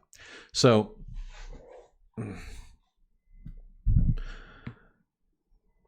this email was sent to me, presumably because I've discussed inceldom before as a concept, and I want to absolutely brutalize this email. I really want to take this apart. I want to talk about the subjects discussed here, and I want to explain why this is a monstrously bad proposed solution to the issues presented here. This is not the first time that I have seen the idea of a promiscuity tax proposed in incel circles as a solution to hypergamy or moral degeneration. To those of you who don't know, hypergamy and moral degeneration are incel code words for people sleeping around. There's more to it than that, but that's the gist of it. So let's talk about this. First of all, the solution here, this flower power tax, is proposed as a solution to a posited problem. What are those problems? Well, to quote, "The lack of controls in the sexual market after the de facto fall of monogamy and religious mores has left us with a statistically sterile society where deception, obsession with looks, materialism, and sexual violence abound." So, let's break those apart, shall we? They also later say people are growing increasingly thuggish and greedy in the pursuit of ever higher partners or lays. For one, deception abound. I would balk at the introduction of any evidence which suggests that people are, generally speaking, growing more deceptive as a product of women's sexual liberation, which is what they mean when they say the de facto fall of monogamy. Now women have more choice in their partners. Birth control allows us to sleep around, less religious imposition of values, such and such. I do not think deception has increased. I don't even know how you would clarify that. As for obsession with looks and materialism, have you ever looked at how people have behaved and acted over the past 2,000, 3,000, 4,000 years? The upper classes have always been incredibly obsessed with their material possessions. Materialism has existed for as long as material wealth has existed. And as for obsession with looks, I don't know. People have been obsessed with looks for ages. Have you ever looked at like the antebellum South? How people like monarchy dress, nobles and lords and what? Like, people have always been obsessed with looks. People have always been materialistic. They also say that sexual violence has increased. I would love to see any data suggesting sexual violence is more prominent today than it was a century ago. I would be astonished if that was the case. Like, very recently, it wasn't even illegal in most states to rape your wife. Women, there were no such things as rape kits. Women weren't taken seriously. I mean, they're still not taken seriously, but less so even then. Like, sexual violence is probably reported more now, but that's a good thing. That doesn't mean there's an increase in the amount that's being committed. That just means there's an increase in the amount we're dealing with and recognizing it. So they're listing like a series of characteristics which they believe have emerged from society after women's sexual liberation, but I do not believe any of these things are present. They go on to list quite a bit of studies at the bottom of this paper concerning the increase in loneliness and sexual dimorphism in like success in relationships and that sort of thing, but none of their data is concentrated on describing the problems which they claim to be to have originated from the fall of monogamy. So that's kind of an interesting little omission there. Huh? They also say people are growing increasingly thuggish and greedy in the pursuit of ever higher partners or lays. This is also not sourced. I mean, ignoring the weird term thuggish, I assume in this context, even if there isn't a race thing here, but there probably is because we're talking about birth rates too. Thuggish and great, like, do you mean like people are getting like brusque and like alpha male dog dominant about getting laid? Because I really don't think that's happening more now than ever. Isn't the stereotype of people who get like laid a lot and who have polyamorous relationships these days like wispy, effeminate, like cucklord men? Aren't those the men who are like in polyamorous relationships? If they're talking about like Chads getting more thuggish or greedy or whatever, even that I don't think that's sourced in the slight. Like, this is just weird. They dedicate a lot of their references to describing their, like, the existence of loneliness, but none whatsoever to describing the social failings they believe are caused by women's sexual liberation, which means not only can they demonstrate that these things exist, they can't demonstrate that there's a correlation between the existence of these things and in the women's sexual liberation.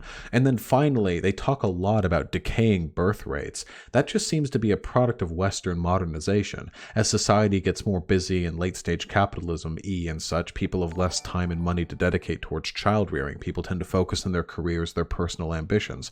I don't think there's anything necessarily wrong with that as long as we're at more or less replacement levels, and I don't really care if those replacement levels come from natural birth rates or from immigration because I'm not a racist. So I don't know what they're going on about here. Let me continue reading. So this is them now. Post-explanatory scripts. A. Tax as a percentage of personal income or net worth, so youngsters will have time to play the field without paying much. In my proposal, I do not advocate for harsh controls. There will be space for spontaneity and secrecy if the parts so desire. Being flower power will be the default civil status for the majority of 20-year-olds who would now find economic pressure to mate sooner. It would also be normal amongst the LGBTI community. LGBTI? Intersex? That's the one they chose? Any person at any time could decide to go back to promiscuity after a period in a relationship or celibacy, to each their own. No moral implication whatsoever, even though they used the term degeneration earlier in reference to men having more sex with more partners. People would just be required to make a yearly statement of intentions for the following year. Those who pay the tax need not to worry about anything. It would not take into account the amount of sex nor get into people's lives. A question then. How would you know whether or not somebody was lying? Why would anyone admit to being a flower power promiscuous person and thus have to pay more in taxes if there was no intrusion into their lives and they could just claim the incel status?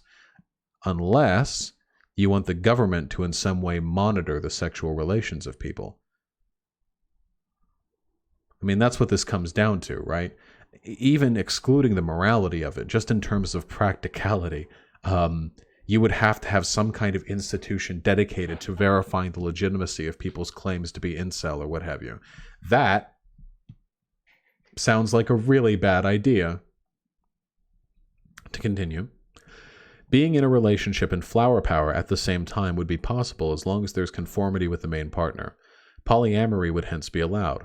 Also, people could go from being celibate to in a relationship without ever paying the tax by taking things slowly. Obviously, though, if someone declares to be any of those two, celibate or in a relationship, and then starts having sex with more than one person, partners, lovers, or witnesses could sue the freeloader. So you could sue somebody for sleeping around if you know that they've listed themselves as in a relationship or involuntary celibate on a tax form. You could sue another citizen. So this would be a civil lawsuit over tax fraud. That's not how that works. Taxing promiscuity, therefore, will put barriers to cheating and adultery. A part of the funds surrounding the liberal game will be lost. Taxing promiscuity, therefore, will put barriers to cheating and adultery. A part of the funds surrounding the liberal game will be lost. All right. But this will be in exchange for more stability in relationships and a rise in birth rates. I don't really think that relationships would be made more stable by the existence of a tax status that could be changed at any time and would be virtually unverifiable by the government. If you're in a relationship with somebody and you're inclined to cheat or be adulterous in some way, and the only thing stopping you is the idea that someone might somehow know your tax status and then report it to the government, who might then investigate, and if they find objective truth that you engaged in some kind of promiscuity, then they could, I'm not entirely sure that would do anything to facilitate stability in relationships, certainly not in birth rates. Besides, incels and rejects would be compelled to continue to participate in society. C. Clients of prostitution will all pay the flower power tax. Oh, you can't even fuck prostitutes in this thing? Individuals who have been incels by definition at some point in their lives within the scheme could find themselves paying the tax later on if they make money and want to indulge in paid services. At the end of the day, high status, rich, and gay men will be paying the most individually, although admittedly, since hypergamy and adultery would be indirectly constrained, women as a group will sacrifice the most with respect to the current situation of complete freedom. Okay.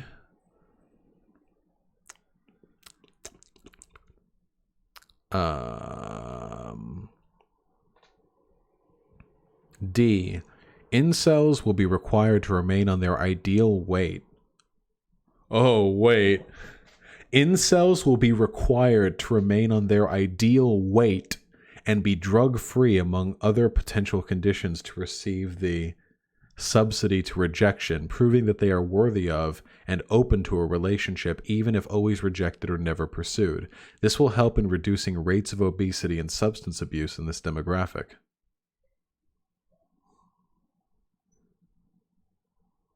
Prostitution would be regulated and taxed aside. Sex workers would not pay the flower power tax if they're in a relationship or otherwise celibate. Okay. I guess that's the keep. That's so all the fake cells stay out, huh? Only the true cells allowed? You can't get the incel subsidy if you're fat or a drug addict? Okay. So, for one, the idea of managing the legitimacy of one's tax status by encouraging people to sue others if they violate the tax code and they can prove they cheated or whatever. For one, this isn't how laws work. You can't sue someone civilly over a tax fraud. That's ridiculous. And for two, it would not work because there is no way the government is going to invest the kind of money necessary to conduct investigations on people's promiscuity. That'd be fucking wild. And while like maintaining our current level of like fair due process, absolutely not. What's more, what are we trying to solve again? Like, all right, here we go. We're going to set up an institution of the government to determine who's having sex with who and how much sex they're having. And also we're going to tax people who are having lots of sex, and you can change the system if you want to. And also incels are people who don't get, they would have to prove that they aren't getting dates and that they aren't getting the attention they need and that they're never being pursued, but only if they maintain a certain weight and they're drug free, and we'll have to have tests to do that so they can receive that. This is fucking wild.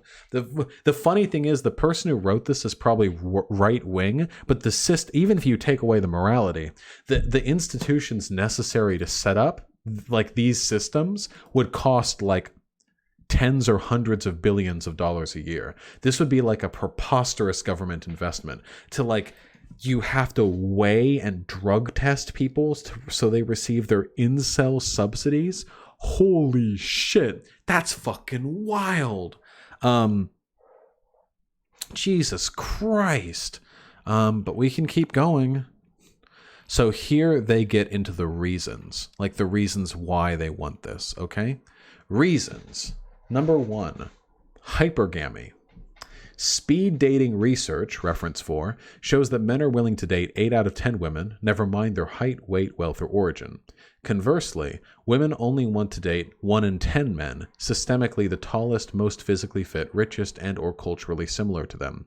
As a matter of curiosity, the exception being Asian women, who aside from top-tier Asians also choose to date white men. The same study also calculates the price of the centimeter in height. It turns out that a man who is 5'10" will have to earn $13,000 more a year to be considered the same level as a man who is 6'2". So the price of the centimeter is $1,300 annually. Aggregate data reveals that researchers were also curious to know what happens when women are presented with 10 men of high quality who are all tall, fit, rich, and the same race as them, and it turns out that they identify small cues of power to still choose only one, the best among the best. Therefore, telling low-status men to just improve themselves does not do much for them given the strong competition higher-status men represent. Actually, men today are all much more hygienic and tall and healthy and even fancy than they were 100 years ago in general, and we're fancier than we were 100 years ago? That can't be true. And the proportion of incels under complete freedom stays the same and has presumably been the same for millennia. This is because even when everyone becomes better, women are still hypergamous and only desire the best. Okay, so this is really weird and a bunch of data is conflated here. Okay, so for one, they say the proportion of incels under complete freedom stays the same and presumably has always been the same for millennia. However, they earlier said that this is becoming an increasing problem following women's sexual liberation. You can't make both of those same claims, that incel shit is getting to be more of a problem in modern society after women's sexual liberation, but also that incels have remained the same portion of the population since like time immemorial. You can't really make that combination of arguments. They're mutually exclusive. For two, God, man, I really fucking wish like sociology classes were mandated in school. This is fucking wild to me. There are a massive range of characteristics in society that influence the way in which people select for partners. This idea that there's like this inherent genetic like evo-psych distinction which mandates that females engage in hypergamy and will always select for the most powerful male, when we all know fucking billions of examples of dudes who got laid, who were short, who were kind of ugly, who were not wealthy or weren't put together. At the end of the day, it really seems like confidence is the one big measurement here. And it also seems to me the reason why men tend to be more permissive or accepting of the people that they see online, like, oh, I would date her, I would date her, I would date her. But then from the left, it's not from the left, sorry, from women, they would be like, I don't want to date him, I don't want to date him, I don't want to date him, that sort of thing. The reason for that seems to be a combination of the fact that A, women are subjected to way more attention from men, because y'all men are desperate, thirsty motherfuckers. And for two, because women also have to select for more personality traits because there's a greater likelihood of them being fucked over by the man than the man is from the woman. Or at least there's a greater social perception of the woman being able to be fucked over by the man than the man from the woman. Like, if you've ever asked like a woman what it's like to date, you're probably going to hear like a litany of fucking preparatory measures they have to engage in to ensure their safety. Whereas if you ask men how they date, they'll like give you a ratio of how much like ass they got to how much ass they didn't not get, you know? And that's a social thing. That's not a biological issue. That's a social issue. And things change. The fact that things are changing for the worse right now in regards to inceldom and what have you is an indication that things can change in the other direction. Vosh, you're pretty confident. How hot is your GF? My GF has been on stream multiple times. She's fucking face revealed plenty of times. Whatever the case is, vanilla people I date very differently as a person deeply into BDSM. Well, yeah, of course, all of this is like relegated to the realm, like fucking normie shit, fucking vanilla shit, that kind of stuff, you know?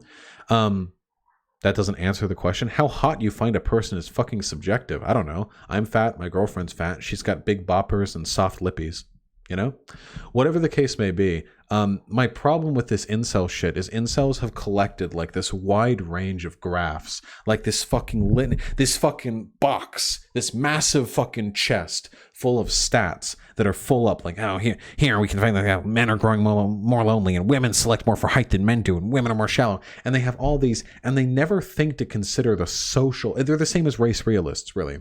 They never think to consider the social elements, the cultural conditions which might lead to one seeing those kind of changes in society.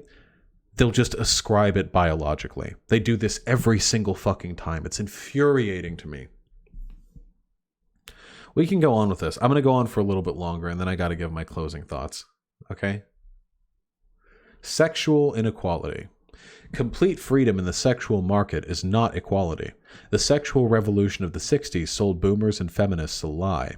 Comprehensively, though, because enforced monogamy and religion really were a totalitarian regime.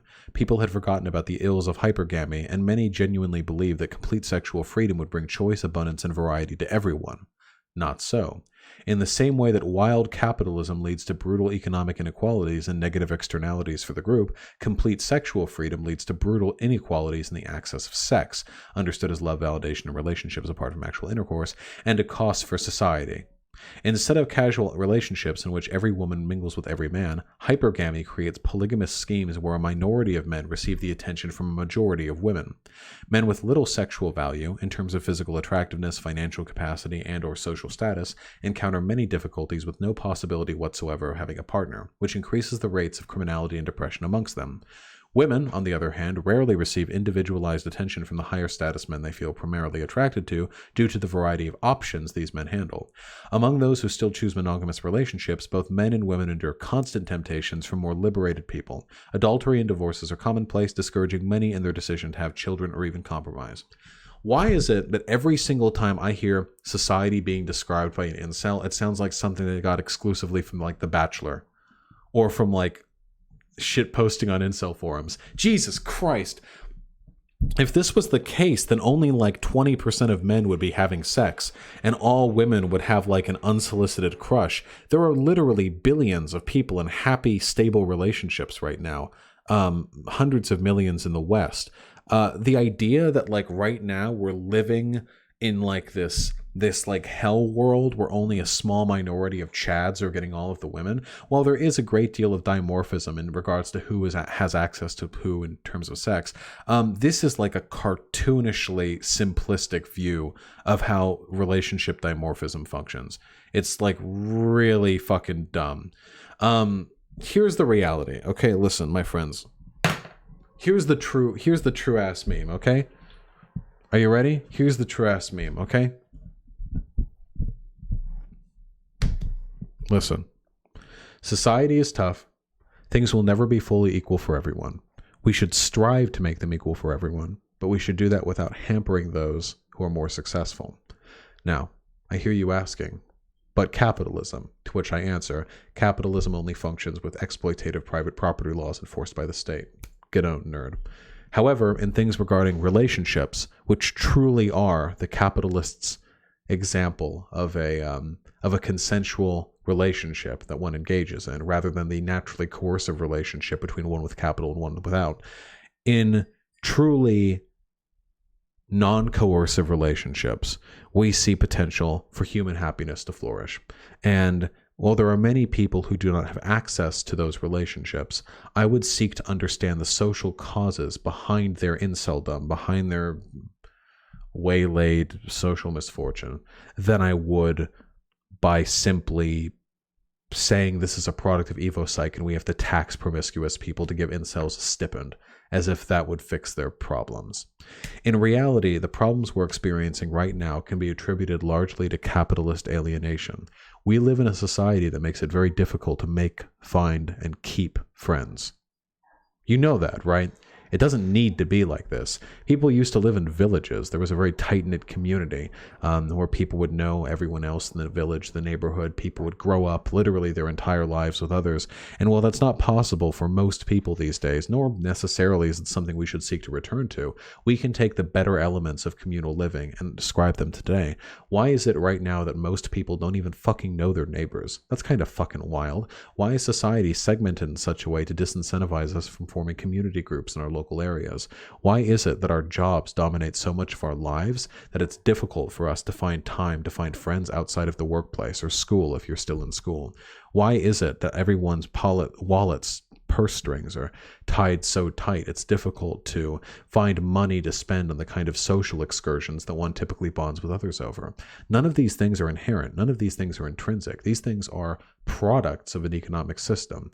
And if we take on that economic system, we can alleviate these things. There are other solutions, by the way, that we can look, particularly in regards to how men are treated in the system. For one, you're going to hate it to hear it. Abolish the patriarchy, my dudes. For realsies, okay?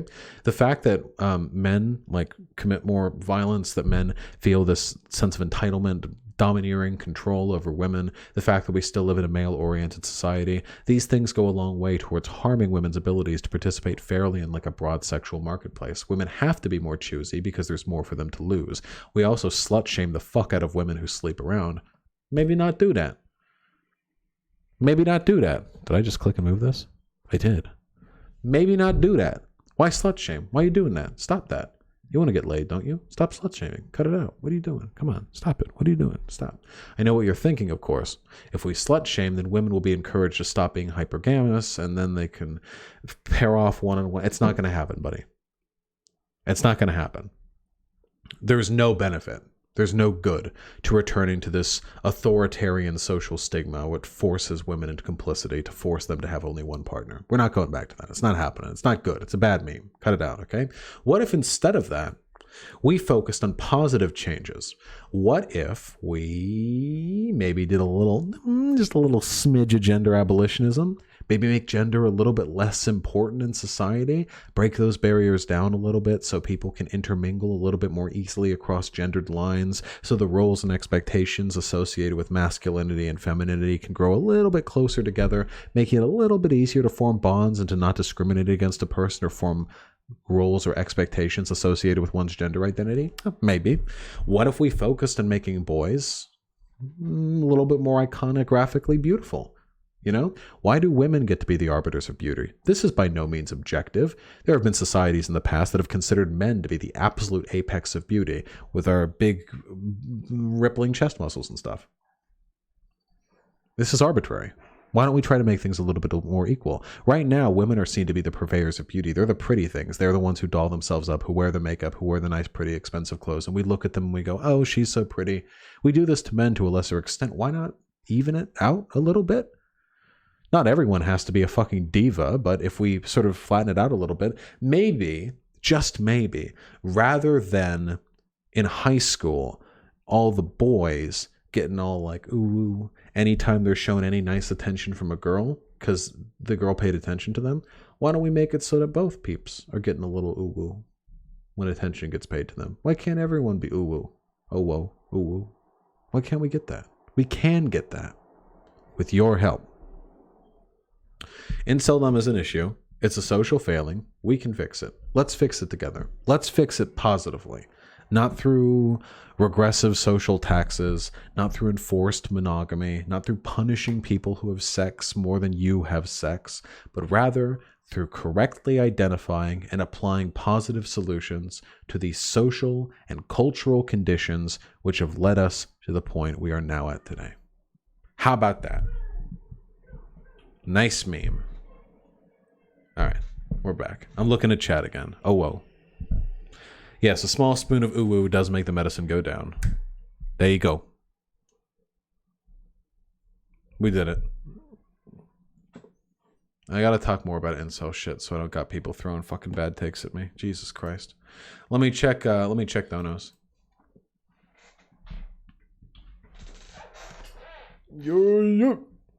So not happening, debate me? What's not happening? The fucking incel tax? Yeah, I know. Scroll up to see us being horny? What is wrong with you people? Nothing I said was horny. You just said ooh ooh a bunch. Mason. Alright. Ciancius with a $1. When you do your research, look into democratic confederalism. Thus far, I have not disagreed with it, but I'm still looking into it. It falls under the anarcho-communism border, in my opinion, bars from anarcho-syndicalism and improves it. Yes. Zonia with the $5. Caller would be happier in Saudi Arabia, where you can hide assist women from all the world's dangers. I assume that was in reference to the fucking turf, yeah. An extreme dad with the $2. Left versus right incel solutions. Let's go. I love you, Extreme Dad. I'm sure you have excellent opinions on the incel problem, but not right now. Oh God, guys, this chair is so fucking uncomfortable. I need to go out and get a proper chair. This shit. It's this little. This is a baby chair. Look at this. I can defeat it easily with one kick. Pathetic.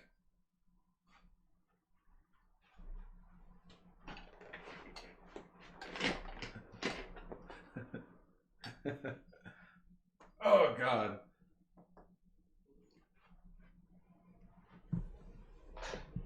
Hurts to sit in this damn thing for too long. Boss, do you think I should have banned Extreme Dad for my server? I don't know, Pig Puncher. Depends on how much you like fucking chud memes. What do you have against chairs? They do you no harm. Chairs sounds too much like chuds. All right, what are we doing? What are we up to right now?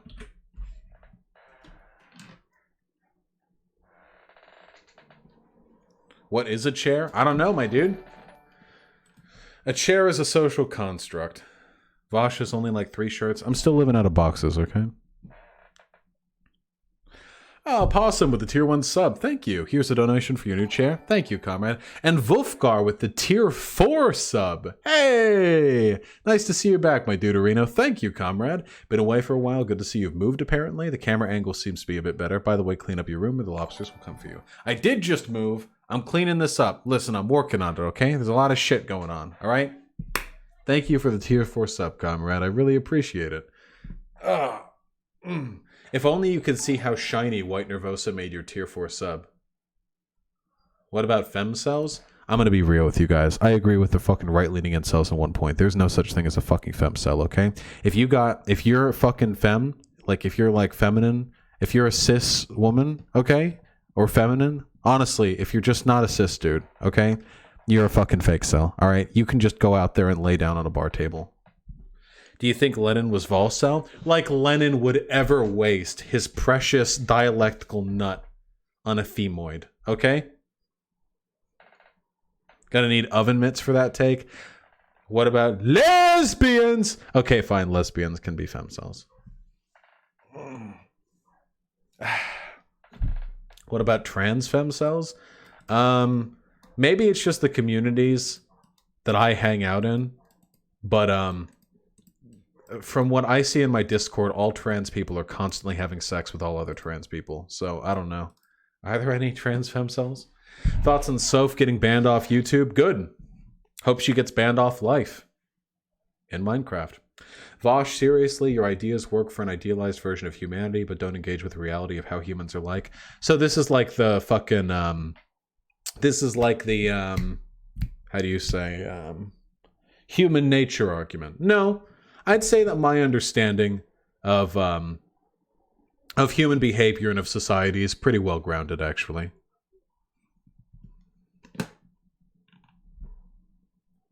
I'm late. Did you already talk about Kashmir? Damn, fuck me. Kashmir is so fucking serious. Do we still have to do that? Do we still have to...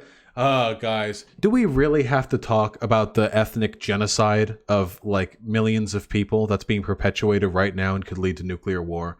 Do we actually need to talk about... Is that really important? Can we... Guys, can we be real? Can we... Can we be real? Will I react to iHypocrite's full video? Nah, I did the part of the video that was relevant. Do libs get the bullet? No one gets the bullet. Not here, not in Minecraft. I'm very anti-political violence, okay? Vosh, I need to see this video. I probably don't, actually.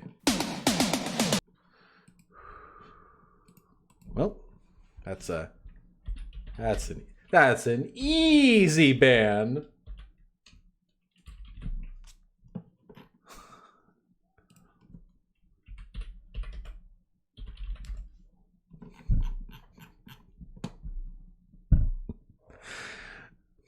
Fuck me.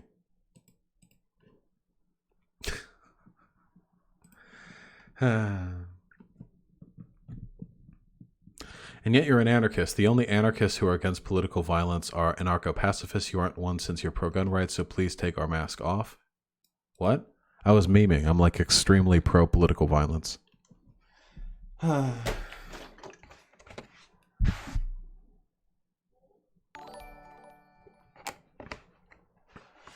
Hey. Fred Uli with the incredibly generous $30. Hey, comrade. That is awfully nice of you. Thank you. I really appreciate that. God damn. Thank you very much, comrade, for the support. Sorry, I'm just looking at this video somebody linked. Somebody linked this, and it's a 47-minute video with 1,000 viewers. I don't know. It looks like these are class reductionists or something like that.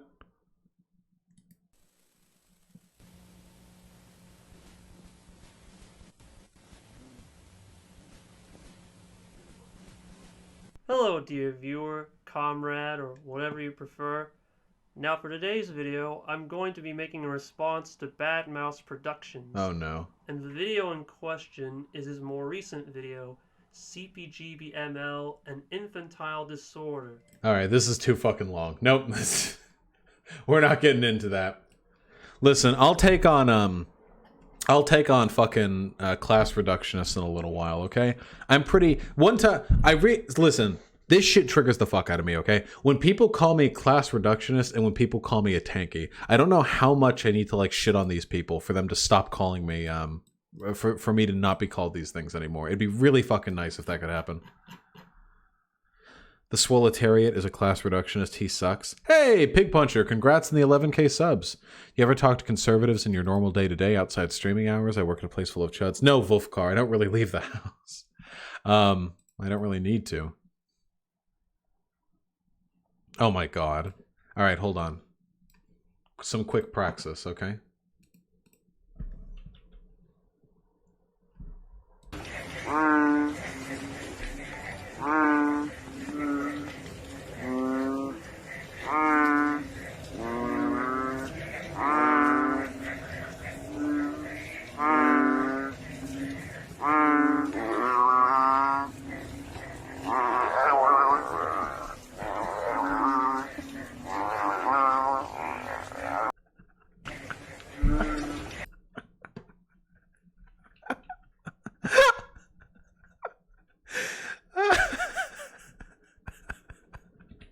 A fight of gods. Oh, goddamn. Stupid shit.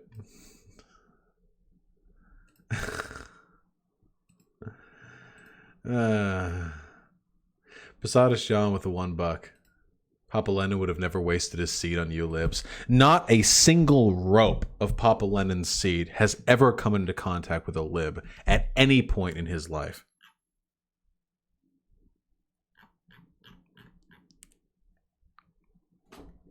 Don't let your ego bloat too much. You've much to learn yet on how people work. Hey, Alicon, do you want to talk about it? Alicon?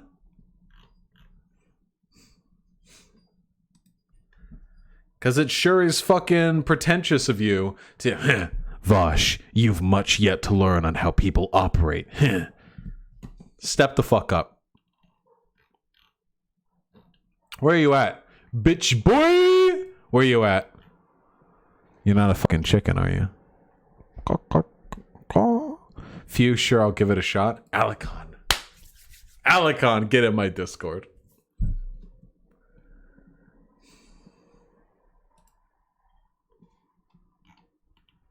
Oh, you're already there. Shit. Let's do it.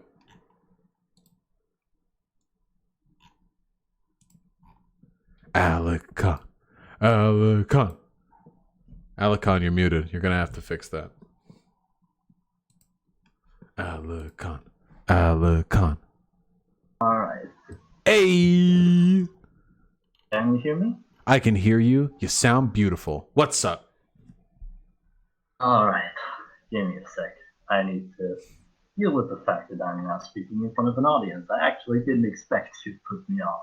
No worries. It probably won't be a Alright. super long convo. I'm putting off the cashmere shit. Hit me the fuck up. Tell me, Sensei, where has my wisdom failed me? Alright. You kind of interact with people a lot, so I'm sure you're no stranger to how much people actually love to assign some sort of labels to themselves. You debate these people all the time, and you protect these people all the time. Do you really think it's going to work if you just, on the basis of some sort of rationality, believe that we should abolish labels? We've abolished labels in the past. Do you think it's impossible to do so? Sure, we've abolished some labels, but labels in general stick around because people keep searching for labels to identify as. Yeah, but those labels don't just emerge naturally from social conditions. They're usually created to serve some kind of purpose. There are tons of social categorizations that have lost and gained meaning over time. I don't think that it's anti-human nature to say we should work towards de-establishing some of those characteristics. We can establish some de-establish some select labels, of course, but I mean, let's take the concept of gender, for instance. Gender is not merely a social construct. It's also a concept that each of us builds ourselves inside our minds to kind of have an image of what it means to be a guy or a girl. That's I think that's also a social construct, though. I mean, sure, but it'll keep re-emerging, is what I'm saying. Wait. Because that's what each of us does, essentially. No, wait. Why? Why does our self-perception have to be like filtered through an understanding of ourselves that's relegated through sexual characteristics? I mean, I kind of wish we didn't have to, but we do. Wait, why do we? I don't say okay. I can't answer why we do. I can only observe that we do. But no, we don't. Wait, what? On what basis are you suggesting this? Based on the entire experience of myself and several other people, I guess. Wait, the experiences of yourself and several other people don't demonstrate the intrinsic nature of a gender construct. Well, I mean, I'm trying to understand it as best as I can. Okay, let's talk about specifics here before I do the fucking... Right. Yeah, okay. So, what elements of yourself do you, like, frame through a gendered construct?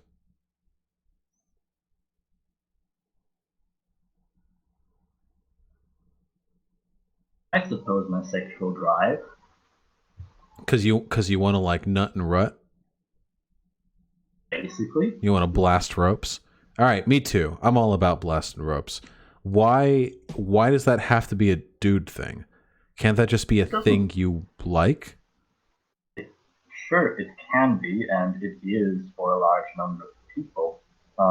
It's an observation I'm making more than a prescription, that I see this more often in guys than in girls, and I don't think it's wrong to make observations. I'm not saying it's wrong to make observations, but all the observations you're making are within a society where gender is very important.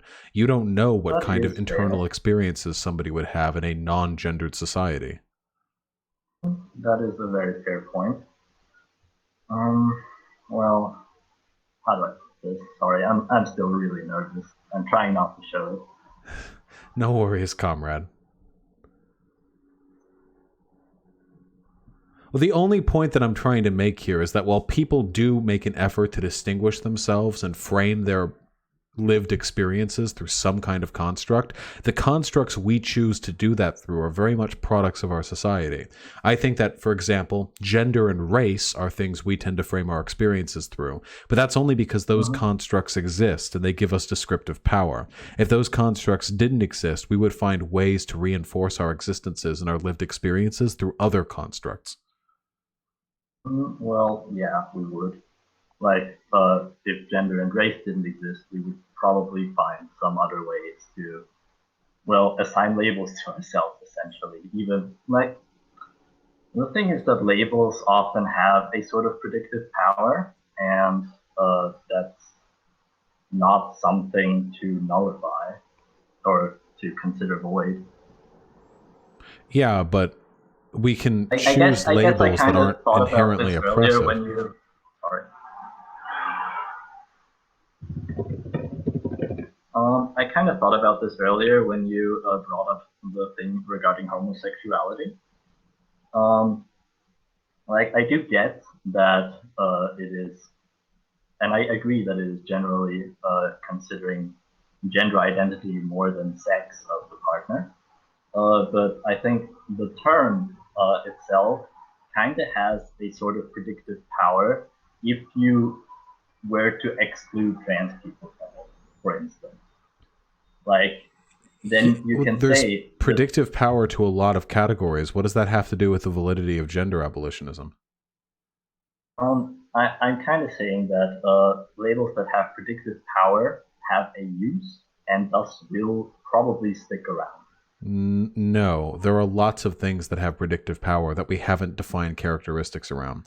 For example, the continent that you come from, like by way of your ancestry, or the heat, like the climate of the environment that you came from, like historically, these things probably have more predictive power than any other type of characteristic to determine your genetic makeup. However, we don't have like a characteristics we assign to that. We don't think of this person like, oh, that person, that one's an 85-degreer. That's where their family comes from near the temperates. That person, that's a 60-degreer. We don't have that. That's a very powerful set of characteristics that have strong predictive power in certain contexts, but we don't have this weird set of social associations with it. Just because there's predictive power behind something doesn't mean we need to have like a gender or a race surrounding it. Well, you're right. Not gonna say you're not. But I think gender in particular is one of the labels with the most predictive power. Well, what predictive power is there in gender? Well, I'd say you can still make the predictive claim that the majority of people are generally okay. I'm maybe even going against the grain here, but I consider most people to be generally bisexual and heteroromantic. I think that in a genderless society, more people would be pansexual than they are today, but what does that have to do with the predictive power of gender? Well, I mean, I don't know if I agree with that prediction you're making, basically. It just seems to me like it's not really predictive power, but prescriptive power that we're talking about here.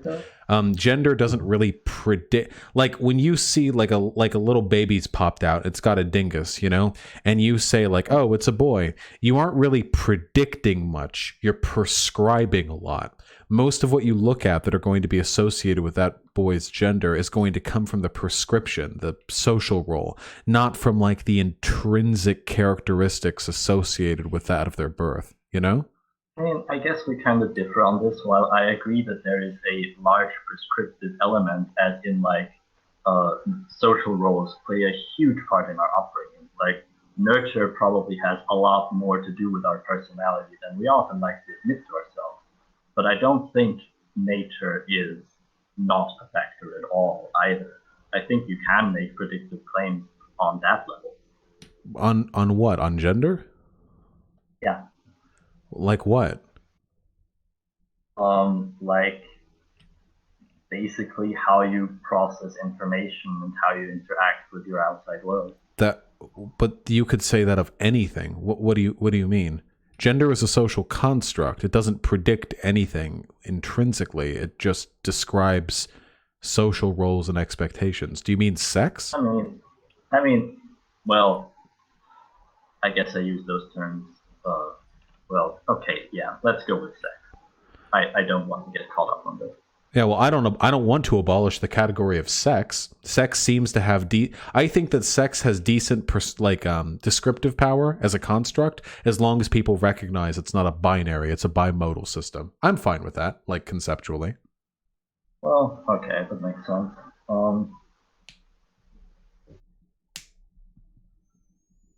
Still trying to collect myself. No, it's no worries. Hey, listen the fuck up, okay? My back is starting to hurt like crazy in this shit ass chair, okay? I'm probably gonna end stream soon. Right. Do you want to talk about it sometime in the future, maybe? Yeah, sure. All right, I love you. I remember I you up on Discord once because I wanted to talk about a lot more things, but I think I need to get a bit used to talking. No, I recognized your name. I recognize you, buddy. Don't worry. I got my fucking eyes on you. All right, listen. I love you. I'm probably going to do a fucking video. All right, I'll talk to you soon, comrade. All right, sure. See ya. There we go. All right. Good ass memes.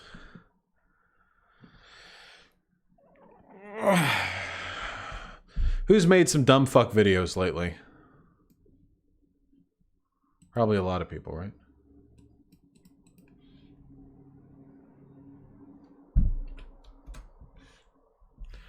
I'm not going to do PragerU. Sean already did a fucking great takedown of their latest thing. Maybe they have other things? Hold on.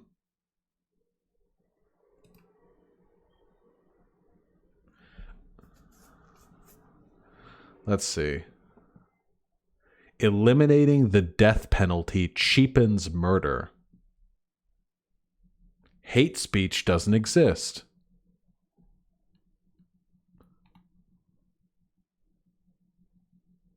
The left cheapens evil. The Candace Owens Show with Paul Joseph Watson. I'm gonna kill myself. Review that free speech JLP video from yesterday. What free speech JLP video? Is it on Discord?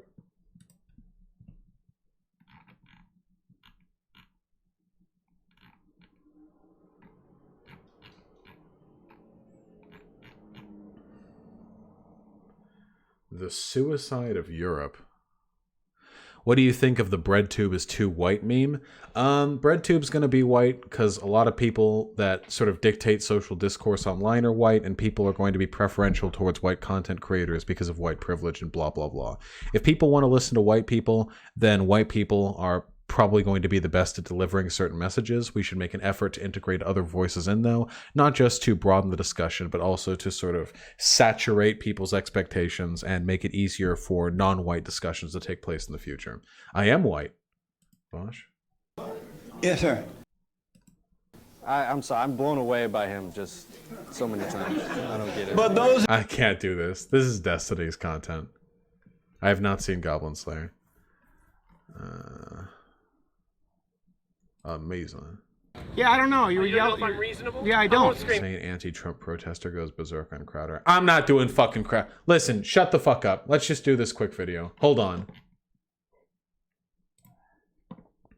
Guidelines when they could not protest NSA policy. This is especially true at America's colleges and universities. All right. No, this is fucking stupid. God damn it. Why is everything stupid? Big Puncher, what's Sexual this? preference is one of the most controversial topics apart from God. Oh, no.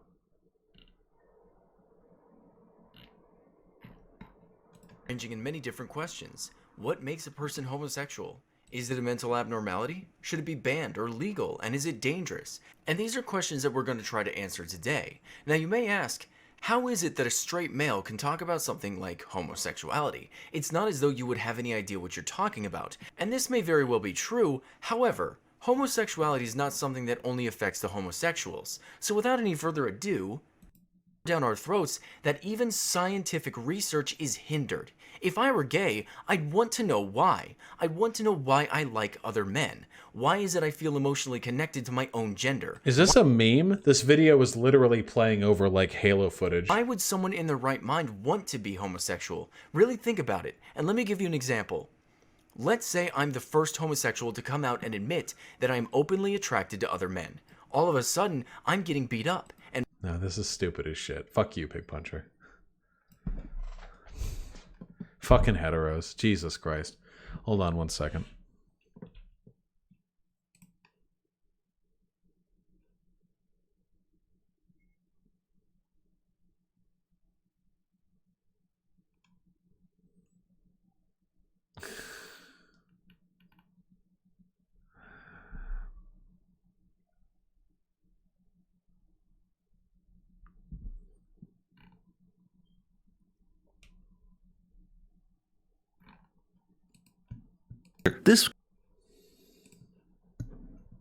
It's actually been a while since I've done any other YouTube videos, hasn't it?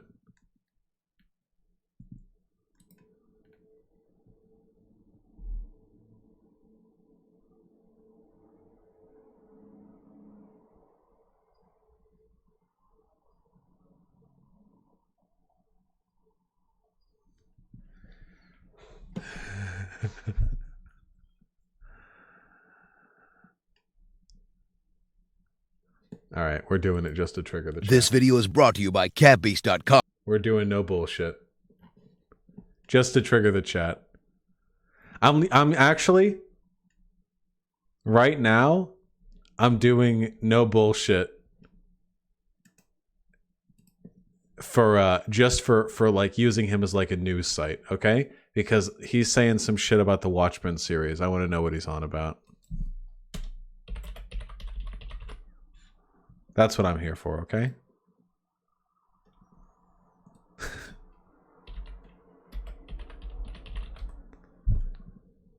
All right. We're doing it. Let's do it. Let's crunk that speed down. Let's take it easy. Design your own custom snapbacks and hats.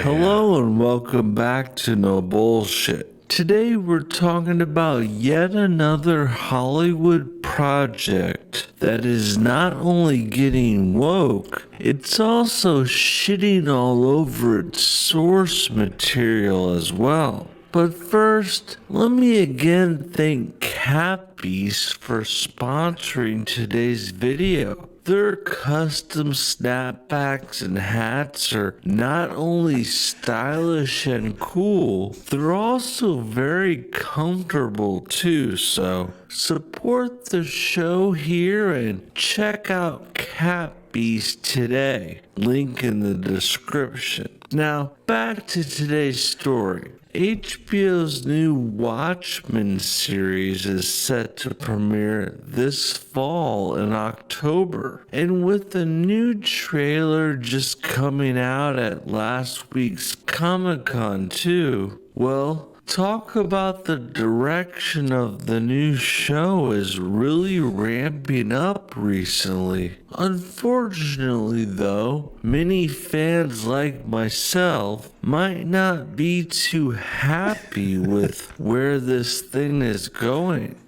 Alright, don't worry my friends. We are now almost 10% of the way through the video.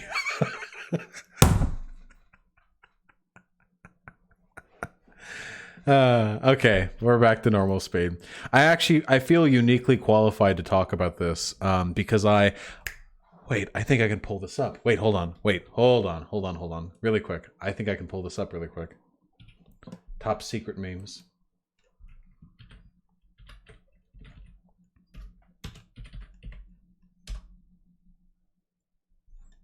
Okay, hold on.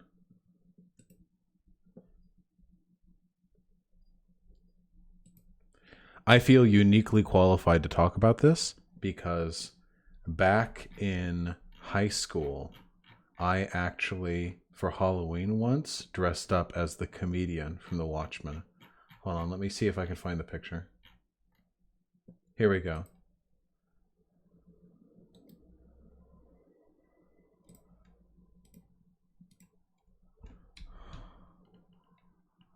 All right, get ready, okay? This is 15-year-old me.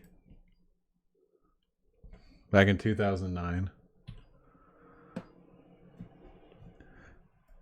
This is a real mustache, by the way. I just dyed it darker with my mom's mascara.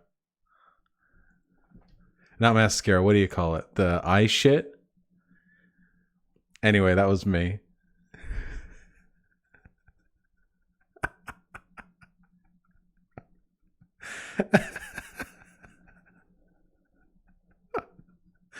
Damn. Look at my fucking traps back then. Look at that shit.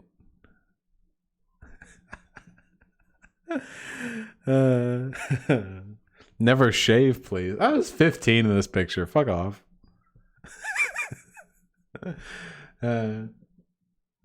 Okay. So on account of that cosplay, I feel uniquely qualified to discuss any Watchmen lore, okay? Recently, the show's writer had some pretty interesting things to say about it, to say the least. Oh, by the way, it should be known, I have no idea, for one, what this controversy is over. I have no idea how Watchmen has gotten woke.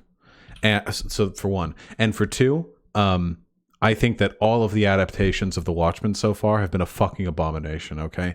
That fucking comic series they did, get that shit out of here, okay? The standalone graphic novel is all we need. An article from the much detested Salon has more details. It's called HBO's Watchmen takes on white supremacy. Damon Lindelof promises to troll the white savior. Yikes. Not liking the sound of that already. And Watchmen to take on white supremacy. Yikes. Not looking forward to that. I love the original Watchmen comic and movie too. And now that I think about it again, it makes sense for the SJWs to try and do this to this property. Watchmen was a team of straight white heroes, and it's become one of the most beloved comic book series of all time. So okay, straight white. I'm pretty sure there was heavy fucking gay posting from some of these characters, wasn't there? I'm pretty sure Ozymandias and the Owlman wasn't there posting there on them not being straight, like right there. That's one. For two, yeah, it's white man. That's one. For two, The Watchmen was written by Alan Moore and extremely progressive. Okay, so Alan Moore is literally like the ghost. Alan Moore is literally the fucking specter haunting Europe, okay? Alan Moore is such a fucking leftist Chad that he fucking wrote novels on like young lesbian girls discovering themselves, got disgusted with how he was treated by publishing companies, and gave up on writing comments because he hated capitalism, okay? Alan Moore is a fucking lefty Chad, and he wrote The Watchmen as a specific commentary of a number of social trends that No Bullshit himself perpetuates. The fact that No Bullshit would unironically fucking champion the source material of The Watchmen while being a literal fucking fascist is hysterical. It is fucking hysterical to me. Literally the picture perfect example of people too stupid to understand the source material that they jerk off. It really shouldn't surprise us that in current year, they're going to stage an SJW minority and LGBTQ takeover of this series now as well. That's a funny way of saying the people who were brought on by the network to do the show wanted to put some artistic vision into it. That's a funny... Always with the fucking whining. Always with the fucking self-victimization. The crybaby chuds. The takeover from studio execs criticizing white supremacy. I can already see it coming too. First, there's this anti-white stuff right here from the get-go that the story is going to focus on. And then there's also the anti-white supremacy. Listen to that. Now, I do think No Bullshit is a fascist. He's a race realist and stuff. I don't know if he's a Nazi. I don't know if he buys into the JQ stuff. But literally the headline he showed us was, "We're going to take on white supremacy." And then he's like, is this anti-white? Like that. Like this is unironically like the Nazi line here. The diversity is a code word for anti-white. Some star and lead actress of this series, Regina King. Not because she's a bad actor or anything, but she does tend to be in very political, pro-liberal projects. And having the lead as this black woman can't go unnoticed here either. It's like they're black and girl washing this thing. Because hey, listen. Lefty, why is the left so obsessed with identity politics? I'm not saying it's because she's black and a girl. Just kind of weird that it's a black girl in this story.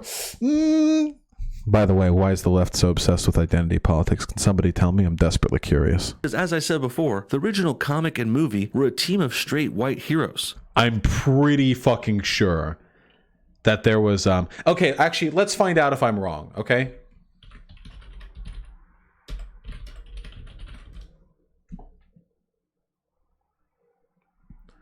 In the movie, they celebrated gay characters. In the movie opening, didn't they had the silhouette kiss that fucking...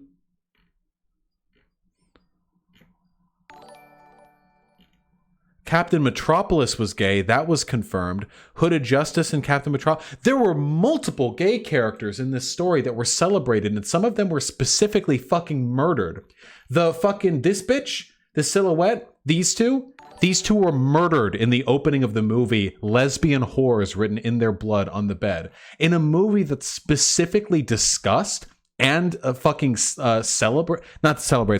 discussed and condemned like homophobia and the way it was presented in the time. For this movie and this source material to now get dragged over by no dumb fuck complaining about how there are like not enough white straight people in it is fucking hysterical to me. Alan Moore would pitch a fit knowing that his source material is being defended by this subhuman fucking troglodyte. So making this new lead a minority female and making the story anti-white, well, that's a pretty dramatic shift. Anti-white supremacy, by the way. Hey, not a Nazi, by the way. By the way, opposing white supremacy is the same thing as opposing white people, by the way. It clearly looks like this whole project is going the way of the left-wingers, I'm sure. But let's read on more in this article anyway and see how it all plays out. Let's do Those it. anticipating HBO's series adaptation of Watchmen, the classic comic book series co-created by Alan Moore and Dave Gibbons, may have divided opinions of the 2019 version conceived by Damon Lindelof, co-creator of Lost and The Leftovers. I have divided opinions on it because I think the original material was good, and I don't like all of these fucking in-universe recreations, remakes, redos, and not here for that shit. First episode, the only part of the 9-episode season HBO made available to critics, introduces the story's ostensible protagonist, Tulsa's police force. And the enemy? It's a white supremacist organization whose members wear masks inspired by the iconic Watchmen character Rorschach. What in 2019 is the equivalent of the nuclear standoff between the Russians and the... I just want to say, by the way, what an excellent grift it is that these people can put out like 1 or 2 videos a day that are all just about 10 minutes long, and they literally just post pictures of articles and slowly read it out. United States. Lindelof posited Wednesday during a press conference, referring to one of the key political... Flashpoints examining the original comic. He answered, just felt like there was undeniably race and policing in America. Policing in America. Okay, hold on there. There's a lot to unpack here. First, let's discuss the writer Damon Lindelof specifically, before we get into this political silliness from him. Another reason I think some fans might be worried about this new Watchmen series is the fact that Damon Lindelof is attached to it at all. Don't get me wrong, I've loved this guy's shows over the years, like Lost and Leftovers. I've enjoyed them as much as the next guy, but it's hard to deny that this Damon guy leaves a lot to be desired with his stories and their endings, especially. Basically, since Lost had its controversial season finale back in 2010, people have been questioning whether or not this Lindelof guy is really as good as we thought he was. Sure, he writes well and he develops amazing, fantastic, out-of-this-world stories, but, and here's the big but, the way he tends to end things has really been frustrating people. Basically, Lindelof is known for setting up all kinds of mysteries and cliffhangers in his shows. Things don't even get resolved. Kind of track record kind of evolved until season 6, when people stopped caring. Next, let's talk about this so-called controversy about race and policing here in America. Well, that is an interesting topic and something that seems to be relevant nowadays, especially compared to the old themes of the Cold War and Russia versus the United States. I want it to be known, by the way, for those of you who for those of you who are unaware of the source material, Rorschach, the character, was basically a caricature, a mockery of Batman. He was a paranoid far-right fringe lunatic who, in his day, was a the end is nigh, like, doomsday prepper, but in his night he would just like go out and beat the fuck out of people. And he was this hardcore social Darwinist, hardcore criminals or degenerates and scum that are worthless and need to be like tortured and bullied and bruised until they give us what they want, that sort of thing. And the book criticized the ever-living shit out of him for it, constantly. He was not a good guy under any circumstances, and he was pretty clearly far right. He was pretty clearly uncomfortable with homosexuality, and I think he made some weird-ass fucking racist shit. Yeah, he mailed his manifesto to like a far-right news organization at the end of the story. So Rorschach, having inspired a gang of people to like be like a far white supremacist group, this is like totally reasonable. I still don't like adaptations, but this is totally reasonable within the canon of the story, 100%. And it is, I think, a pretty reasonable. Why do people keep linking me this Twitter thread? Hold on, what is this?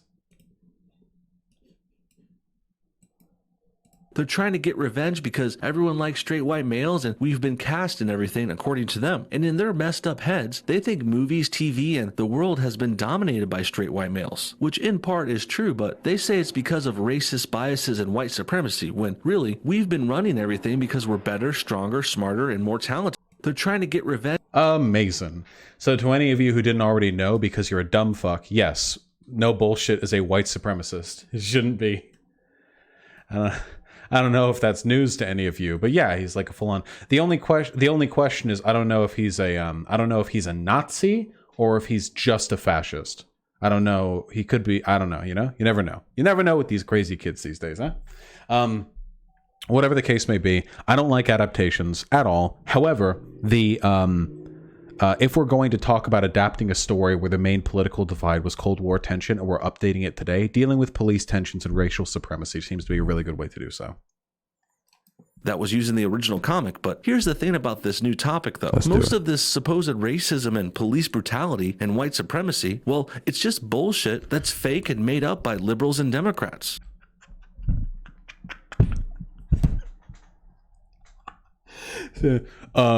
I guess it kind of makes sense that they would update it to talk about police and race, but here's the thing, it's all fake and made up and bullshit. Racism and police, it's all fake by the left. God damn.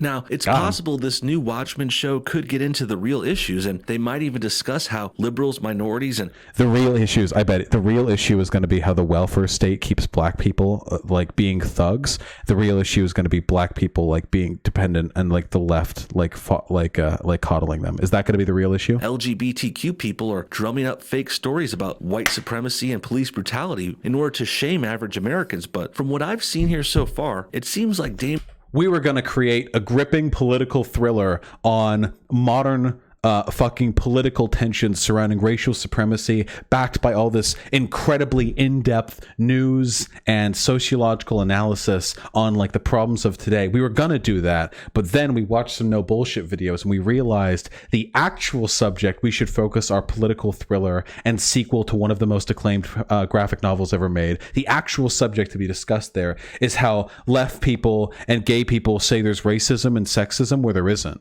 That's what we made it on. So now the gang that Rorschach inspired was actually a group of woke-ass Twitter lefties who sit there and they put on the mask and they see, what do you see? And in the little Rorschach tests of the little ink things on the mask, they look at it and they say, I see white supremacy oppression. And that's what they are. And they just do that in like an empty warehouse all day. And that's the entire 9-episode like series.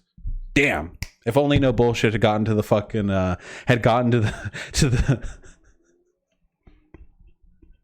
the developer meetings like before, you know? Damon Lindelof and Watchmen are going to actually be playing into that anti-white American propaganda themselves. It's still a little early to tell, but I think that's a safe bet. Until now, HBO has kept the details of Watchmen cloaked in mystery. Until now, HBO has kept the details of Watchmen cloaked in mystery, teasing audiences with disconnected snippets. Reporters assembled for HBO's Television Critics Association not press tour since preview the first episode on the coalition. Pause the fucking video if you want to read it yourself. You won't find smartphones or references to social media in the story either. A thoughtful detail from Lindelof, who quit Twitter after enough vitriol from the Lost finale.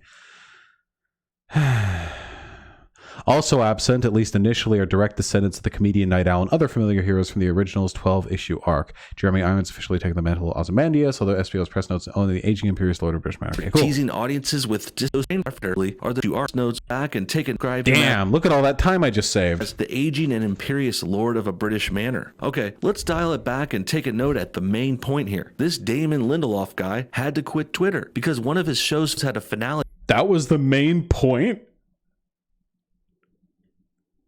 That was so bad, people wouldn't leave him alone about it. If you don't remember the backlash from the Lost finale like I do, just think about how bad things were for the more recent Game of Thrones finale from a few months back. Think of that Game of Thrones controversy and then multiply it by 10. That's the Lost controversy. Because I don't know if the Lost controversy was that much no. I'm pretty sure the Game of Thrones controversy was bigger than the Lost controversy. I don't know where he's getting... I don't have data on hand, and this isn't even remotely fucking relevant. I'm pretty sure the Game of Thrones controversy was way the fuck bigger than the Lost controversy. Not only was Lost finale more confusing, anticlimactic, and off-putting, but also Lost was a much bigger, more widespread phenomenon than Game of Thrones. What? Everyone in... Okay, I don't know. This is stupid. What he's saying is wrong, but it's not even fucking relevant. I don't even... Their mother watched Lost on ABC, a major network which aired over 20 episodes of that show a year, spanning over 6 seasons. Regardless, I think Game of Thrones spanned 8 seasons. What? You guys get the point. Lost had a much bigger platform and it built things up a lot more too. And that's why it's... Wait. Wait.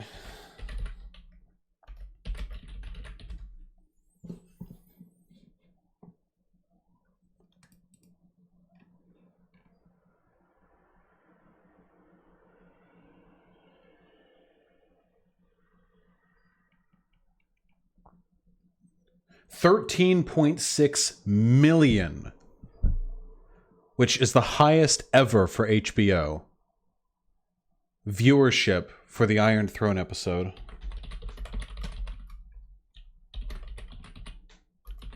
I can't type for shit on this fucking keyboard. 13.5 million. Ha! Oh, technically correct. The best kind of correct. 13.6 million is bigger than 13.5 million. Got him! No bullshit. Poof. Sorry. Ha!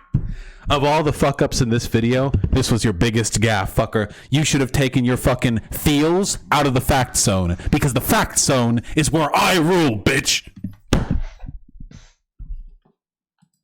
This fall at the end came down. Let's calm it down.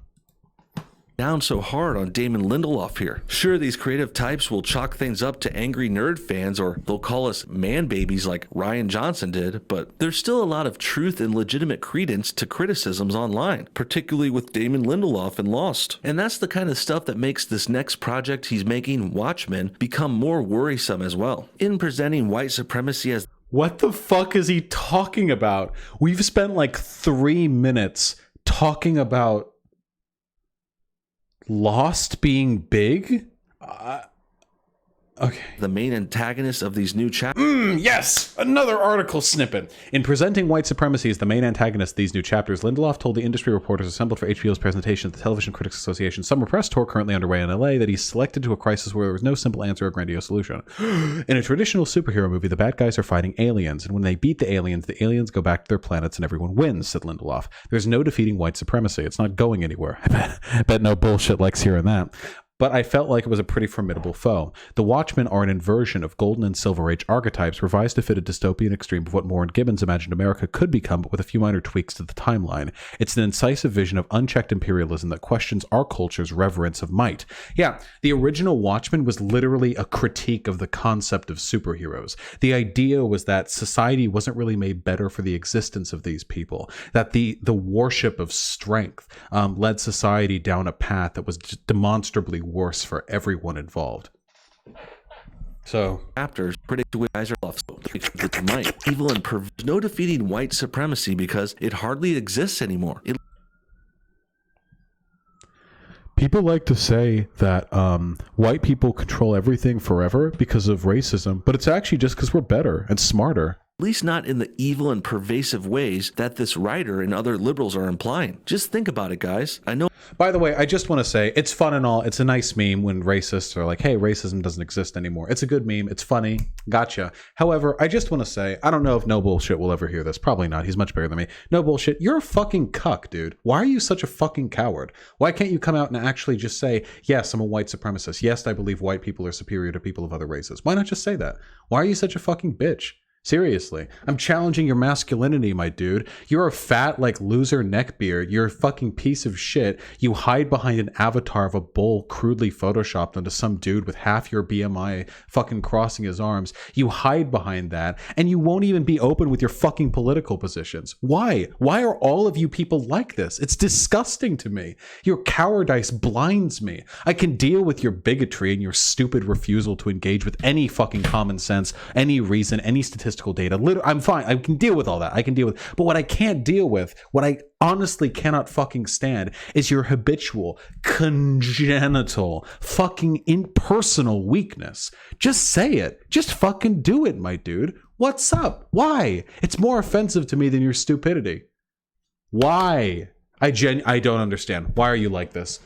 No shame, no self-respect. I don't understand what makes a person think like, yes, I am going to build a big YouTube brand around repeating the exact same talking points over and over about how SJWs are ruined something and there's no actual such thing as racism or sexism or homophobia anymore. But actually the reason why they say it's being ruined is because we're better than them and they don't realize it, and not just be open with my position. I can't imagine it because I'm not a fucking cuck. But I don't know. Maybe you like watching like your girlfriend, or maybe you've got like someone you pay to be around you. Maybe you like watching them get fucked by the hypothetical you that's actually upfront with your like political positions. I don't know. Maybe I shouldn't shame you by calling you a cuck. No, I've made this suggestion before, but I have to repeat it because I have yet to see anyone prove me wrong. So here we go again. Have any of you guys ever met an actual white supremacist?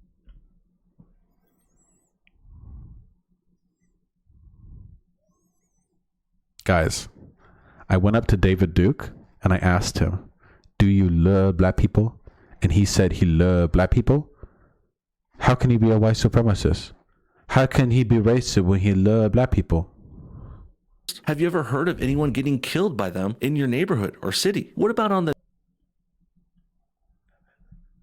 news or TV? Sure, we see people call others that term all the time, but we never actually see anyone promoting this race-based ideology. And surely no one is claiming this term as their title officially. No one is. Yeah, you're right.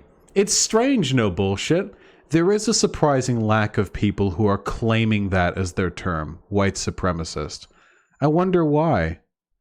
Guys, everyone, look to your left. Check inside your pockets. Have you looked inside of your freezer lately? Do you see any white supremacists there? No?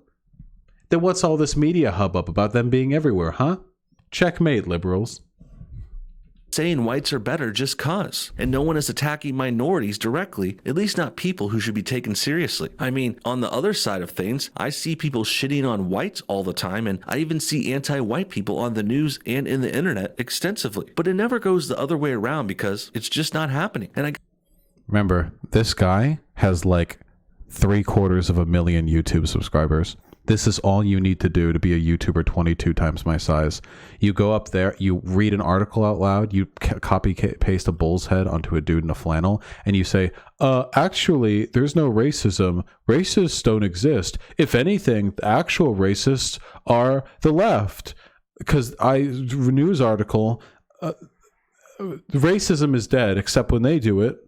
I guess that's why white supremacy is so hard to defeat. It's because it's largely a boogeyman-like character that really doesn't exist. It's kind of like saying you want to destroy Bigfoot or the Loch Ness Monster. This term has become this made-up, make-believe illusion that only liberals can see because, quite frankly, they see it because they want to see it. And they want to see it so bad, they find a way to put white supremacy in everywhere. But saying everything is white biased and racist really says more about you than it does white people. I asked Hitler if Hitler hated black people, and he said, no, I'm just cared about the future of Germany and of German children and of the Aryan people. And I ask you, how can that be racist? He just cares about his people. How is it racist to care about people? You say that there's racism. I don't see any racism inside of my room. How can there be racism if I can't see any racism? Have you seen any racism today directly in front of you at this very moment? No? Okay, well, all right, then there's no racism, except when the left does it. Again, no bullshit. Why are you such a fucking cuck, my dude? I'm serious. Like, why are you such a fucking bitch? Why not just say what you believe? Why, oh, it's no just say it, dude. You're a white supremacist. It's cool. I can argue with that. Why are you so afraid of other people like fucking denigrating you for your political values that are obvious to anyone who hasn't already bought your bullshit yet? Like, why? Why not just say it? Just say, hi, bullshit. It can be your coming out of the closet moment, okay? And you can be like, hey, I'm no bullshit. And actually, when I said there's no racism, what I meant is there's none of the bad racism. I am racism, but I the good racism, because white people are good, and it's good when racism you do racism for white people because white people are good. You can do that. You can do there. And it'll be fitting for your coming out of the closet moment, because if you do that and if you accept the debate with me, the next thing that would happen is you would get fucked in the ass by me, which I think would be an excellent way to sort of commemorate that event. It really is fucking pathetic. It's like actually shameful to me. Don't cancel me. You know, the people that are doing nothing wrong. Really, these constant racist claims and attacks show us that liberals and SJWs hate white people. And that's why they're constantly trying to attack and shame us for things we didn't even do. Damn, I'm white. No one's attacking or shaming me for shit. That's kind of a coinkydink, isn't it? In fact, I've been super fucking open. Not only am I white, not only am I a leftist white, I have never once in my entire life apologized for being white or a man. Isn't that the stereotype that leftist white men are always doing that? Like, oh, I'm so sorry for the crimes committed by... I've never done that. When people have said to me, like, oh, you know, you're like white, I've told them to fuck off. When people are like, oh, you're cis, I tell them to fuck off. I'm leftist. Kind of weird, right? Where are your stereotypes at, my duderino?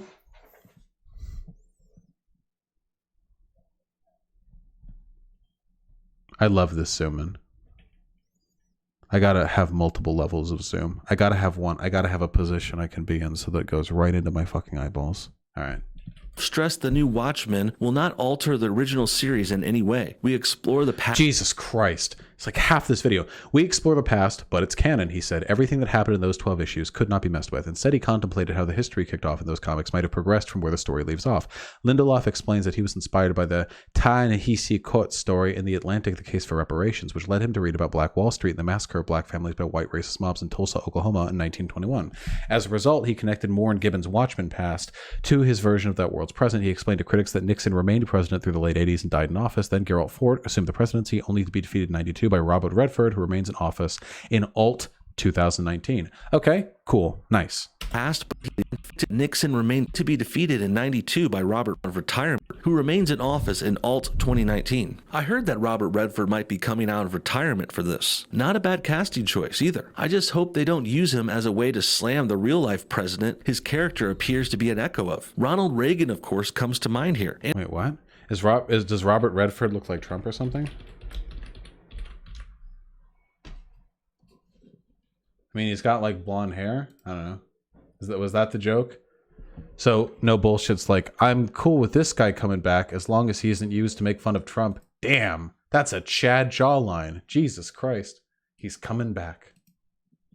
And also Donald Trump, for that matter, too. Both of these presidents were formerly famous in entertainment, and then they turned to become conservative politicians. Oh, Ronald Reagan. Okay, Robert Redford. He did look a little bit like Ronald Reagan, former comedian, or former entertainer. Yeah. And of course, presidents of this great United States. So it seems like Redford's character, being an actor himself turned politician, well, that character in the new Watchmen could be a parody or commentary on these real life ones. Not sure where they go with this, but I am a little worried there will be some unnecessary Reagan and or Trump jabs coming in the show. I'm fine with this as long as nobody makes any negative commentary about the people that I like. Jesus Christ, what fucking bitch babies. Can you imagine, by the way, can you fucking imagine anyone on the left doing this, anyone on the left being like, oh, here's an alt history story. I'm fine with this. It looks like it's going to be cool. I just really hope they don't criticize Hillary Clinton. There's gonna be some parody. If they criticize either of the Clintons or Barack Obama, I don't know. That would be anti-black and anti-woman. Like, but the alternative, which is what No Bullshit is doing, is unironically what he is pushing. That's literally what he's doing. He's cowering in his baby seat. He's spilled his Mama Milky bottle. He's got fucking cereal spilled all over the place. He's sobbing in his fucking chair. I guess it's gonna be as long as you don't say anything mean about Reagan or Trump. It'd be anti-white. Like, Jesus Next, let's finish Christ. by talking about this reparations black massacre stuff. First of all, reparations are a bullshit idea, obviously. No way we need to give black people free money in 2019 for slavery that happened 150 years ago. Perhaps there was a better case for reparation back in 1921, though, when this referenced story took place. That's also when the Black Massacre referenced here took place, almost 100 years ago. Hardly seems relevant to modern-day current year 2019 America, doesn't it? If I were looking for themes to incorporate in a topical-based current year show like I get very offended when people are inspired by historical events when it's people being mean to black people, because that might lead to the implication that people are mean to black people today. I'm fine with references to ancient Rome and Greece as historical parables that we should use to inform politics today. That I'm fine with, and I do in my videos. But an example of black people having their city burned down and a center of black wealth destroyed 100 years ago in a country that still does those exact same things. I don't know. I don't know. All right. Like this, white supremacy and this 1921 massacre are the farthest things that would come to my mind. This is so fucking boring. Wait, this was HBO's Watchmen series Get Woke, and literally all he had was they're going to be... So, guys, just so we can be clear, okay? This is HBO's Watchmen Get Woke. Here's the actual content of what he has in here, okay? They'll be fighting a group of white supremacists, and the protagonist is a black woman. That's it. That's all it took for this triggered fucking millennial snowflake to make a video about HBO's Watchmen getting woke. That's all it took. Under all the obfuscation and his fucking caterwauling about being offended that people might take inspiration from historical events that are very much relevant today, that's what he's got. White supremacy will be a thing, and the protag's a black woman. That's what he's got. That's all it took. Never let anyone get away with calling the left snowflakes, my friend. Never, okay? Because this video, 56,000 views, okay? 56,000. Massive positive like to dislike ratio from someone who has 253,000 subscribers, puts out videos every single fucking day. This video goes unchallenged, and the reason why? Because they're snowflakes. Because they are always going to be offended anytime anything involving a critique of racism enters its way into media. Because they are always going to be offended if a black person is presented, or a woman, or a trans person. It has nothing to do with their presentation. It has nothing to do with how they're incorporated. It has nothing to do with how authentically they're integrated into the story or the canon. It doesn't matter. None of it matters. It's all an obfuscation, my friends. What they care about is the sight of a black, brown, feminine, trans, whatever person, the existence of media which acknowledges racism. Merely the sight of these things burns through their tracing paper thin skin. You can see this is the reason why No Bullshit hides behind his little cartoon avatar. Also because he looks pathetic, IRL.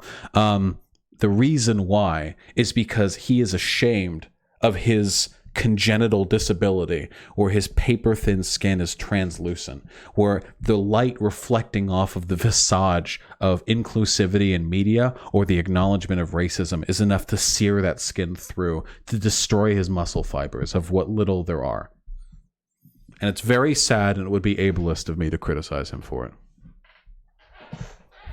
Didn't the Doom controversy start from some right-wing moron seeing like one or two tweets from nobodies on Twitter? Yep. Exact same as the the Cuphead thing too, when people are like, SJWs are saying Cuphead is racist, when there was like one article that was like, we should acknowledge the fact that this art style was rooted in racist times. Nonetheless, this game is excellent. And they like fucking went off with it. Huge snowflakes.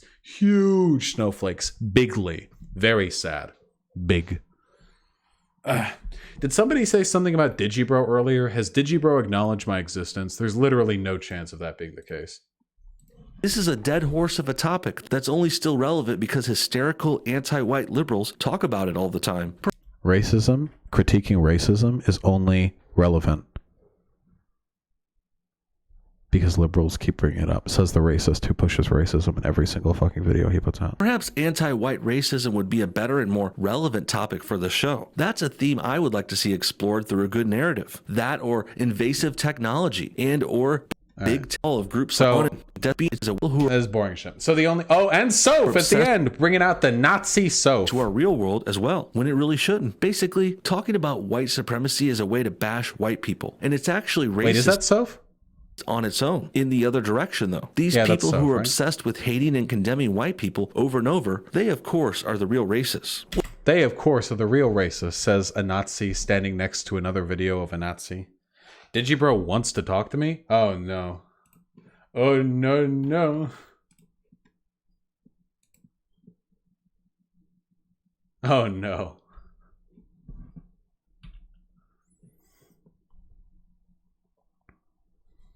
Oh no, no, no, no.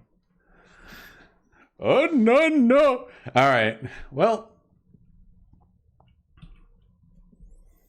I think we got about all we can out of that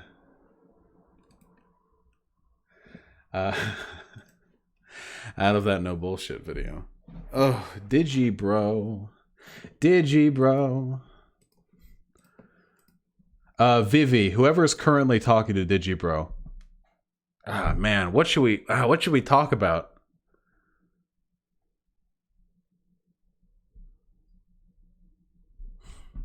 I used to respect Digibro's take so much, but that argument with Destiny was so fucking dumb. Damn, what should I talk about? You got the 2 monitors? Fuck yeah, I got the 2 monitors. Could talk with him about old FLCL and the contrast of new FLCL. I could do that, or I could talk to him about politics. Gotta ask him, why isn't it Dick Masterson? He made a bad take on anarchism recently. That means the White House has the ability to create JPEGs. Monkus. They're learning, Monkus. Let's see what Digibro is up to on Twitter.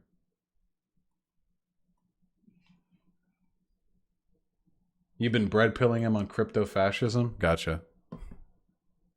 Also, Digibro is not apolitical. If Digibro thinks he's apolitical, all it does is belie a misunderstanding of politics.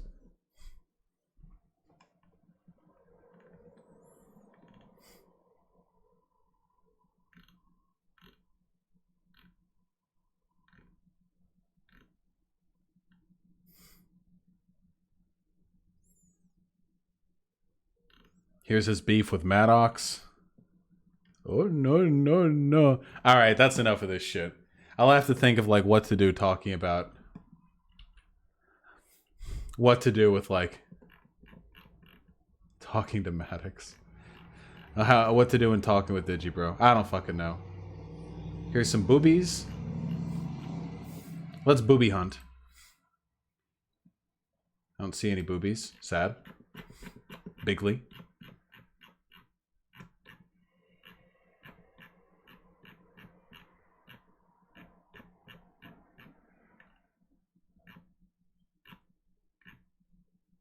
Not enough. Insufficient boobies. All right. This is fucking stupid. That's enough of this shit. For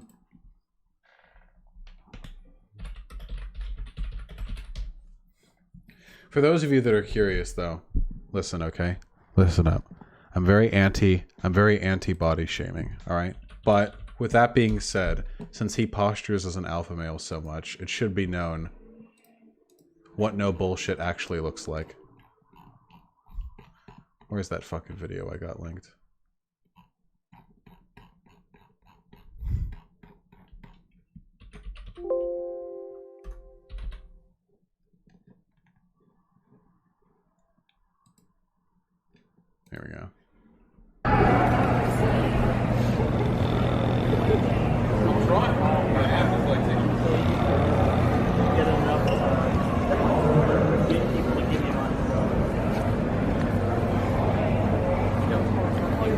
Savior of the white race.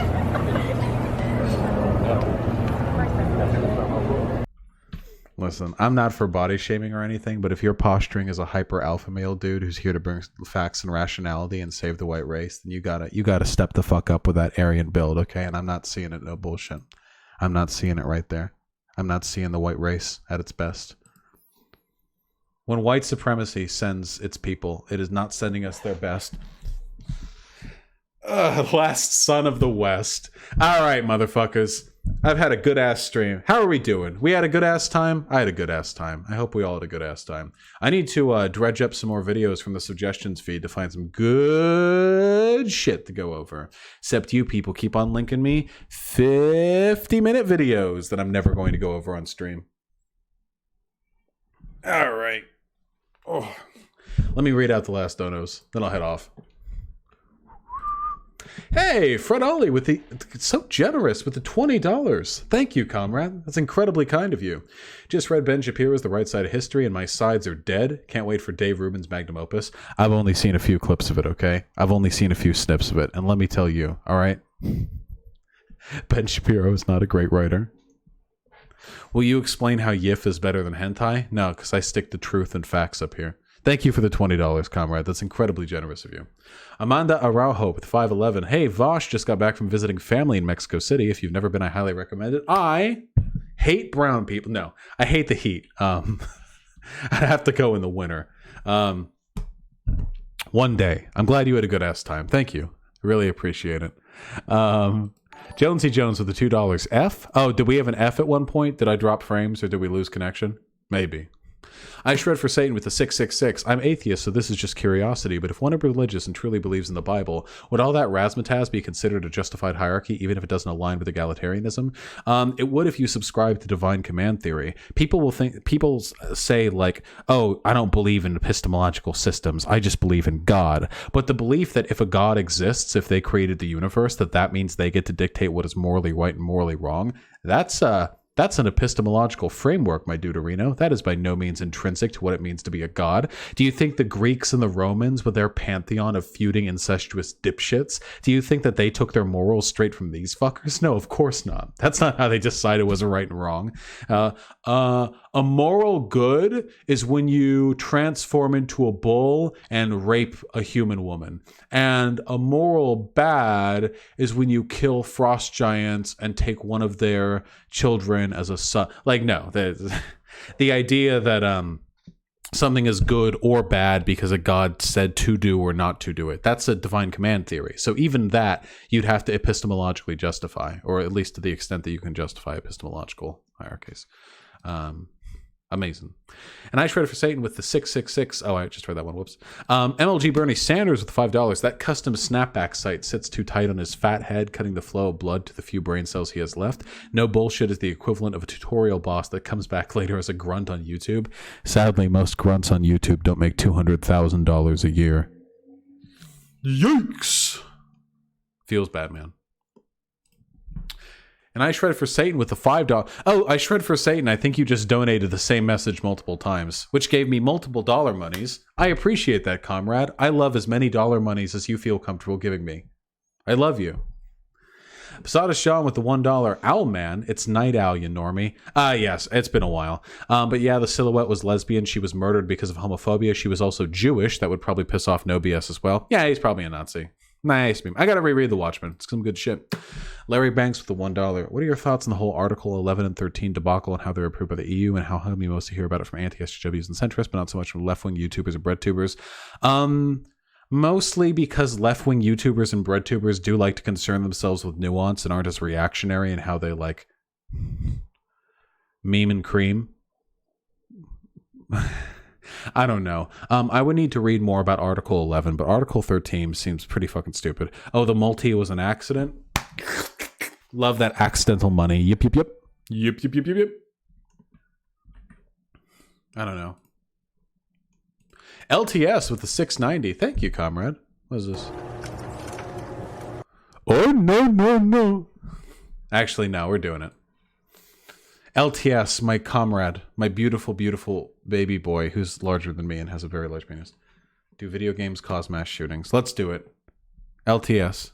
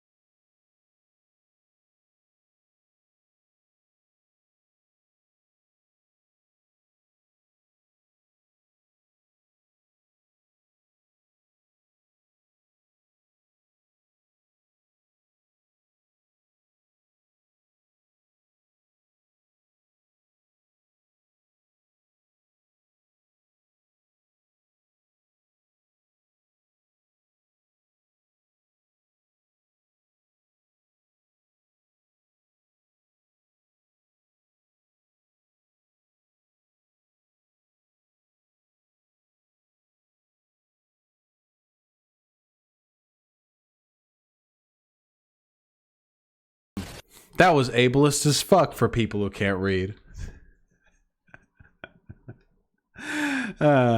Guys, go check out fucking Leftist Tech Support. He's got 2K memorinos on YouTube now. I love him. He built my computer. Go help him out. Don't just help him. Let him help you, okay? Let him massage your brain with his words. Look at this. He's more open. Look at this. Yes. Yes. Yes! Come to Papa! You took my only food. Now I'm gonna starve. Here, Patrick. Just take half of mine. Yours? You mean mine? Do you want it or what? I don't want it unless you admit you took it. This is my candy bar. Liar, liar, plants for hire. It's pants on fire, Patrick. Well, you would know. Liar. All right.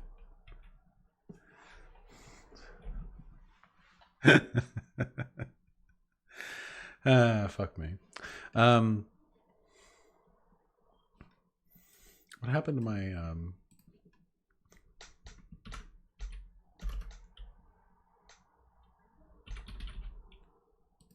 Here we go.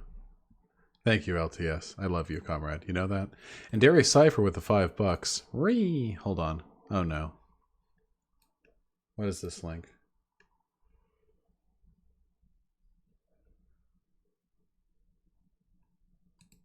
Hold on. God, I love having two monitors. You're going to turn right around and say, well, we deserved it. We haven't done anything. We're a totally peaceful racist group.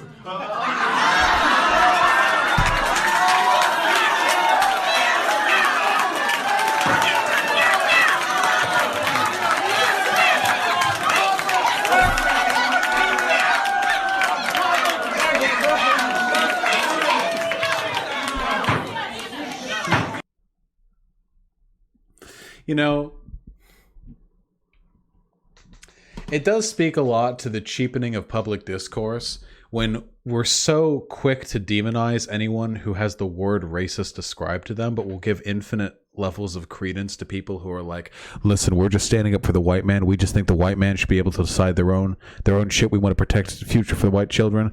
We don't like the NAACP. We don't like it when immigrants come into our country. We don't like giving reparation to brown people. And like all that, like we'll be like, okay, here, these are political opinions worth discussing. But then someone accidentally is like, by the way, I'm racist.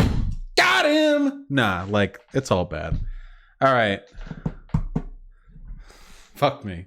That's enough of this shit. My back hurts like crazy. I'm gonna go get a chair today. I love you all very much. You're all beautiful peeperinos. Paperinis. You make me happy. In here, I just patted my balls. I hurt a little. Down there, love you all very much. Have yourself a good one.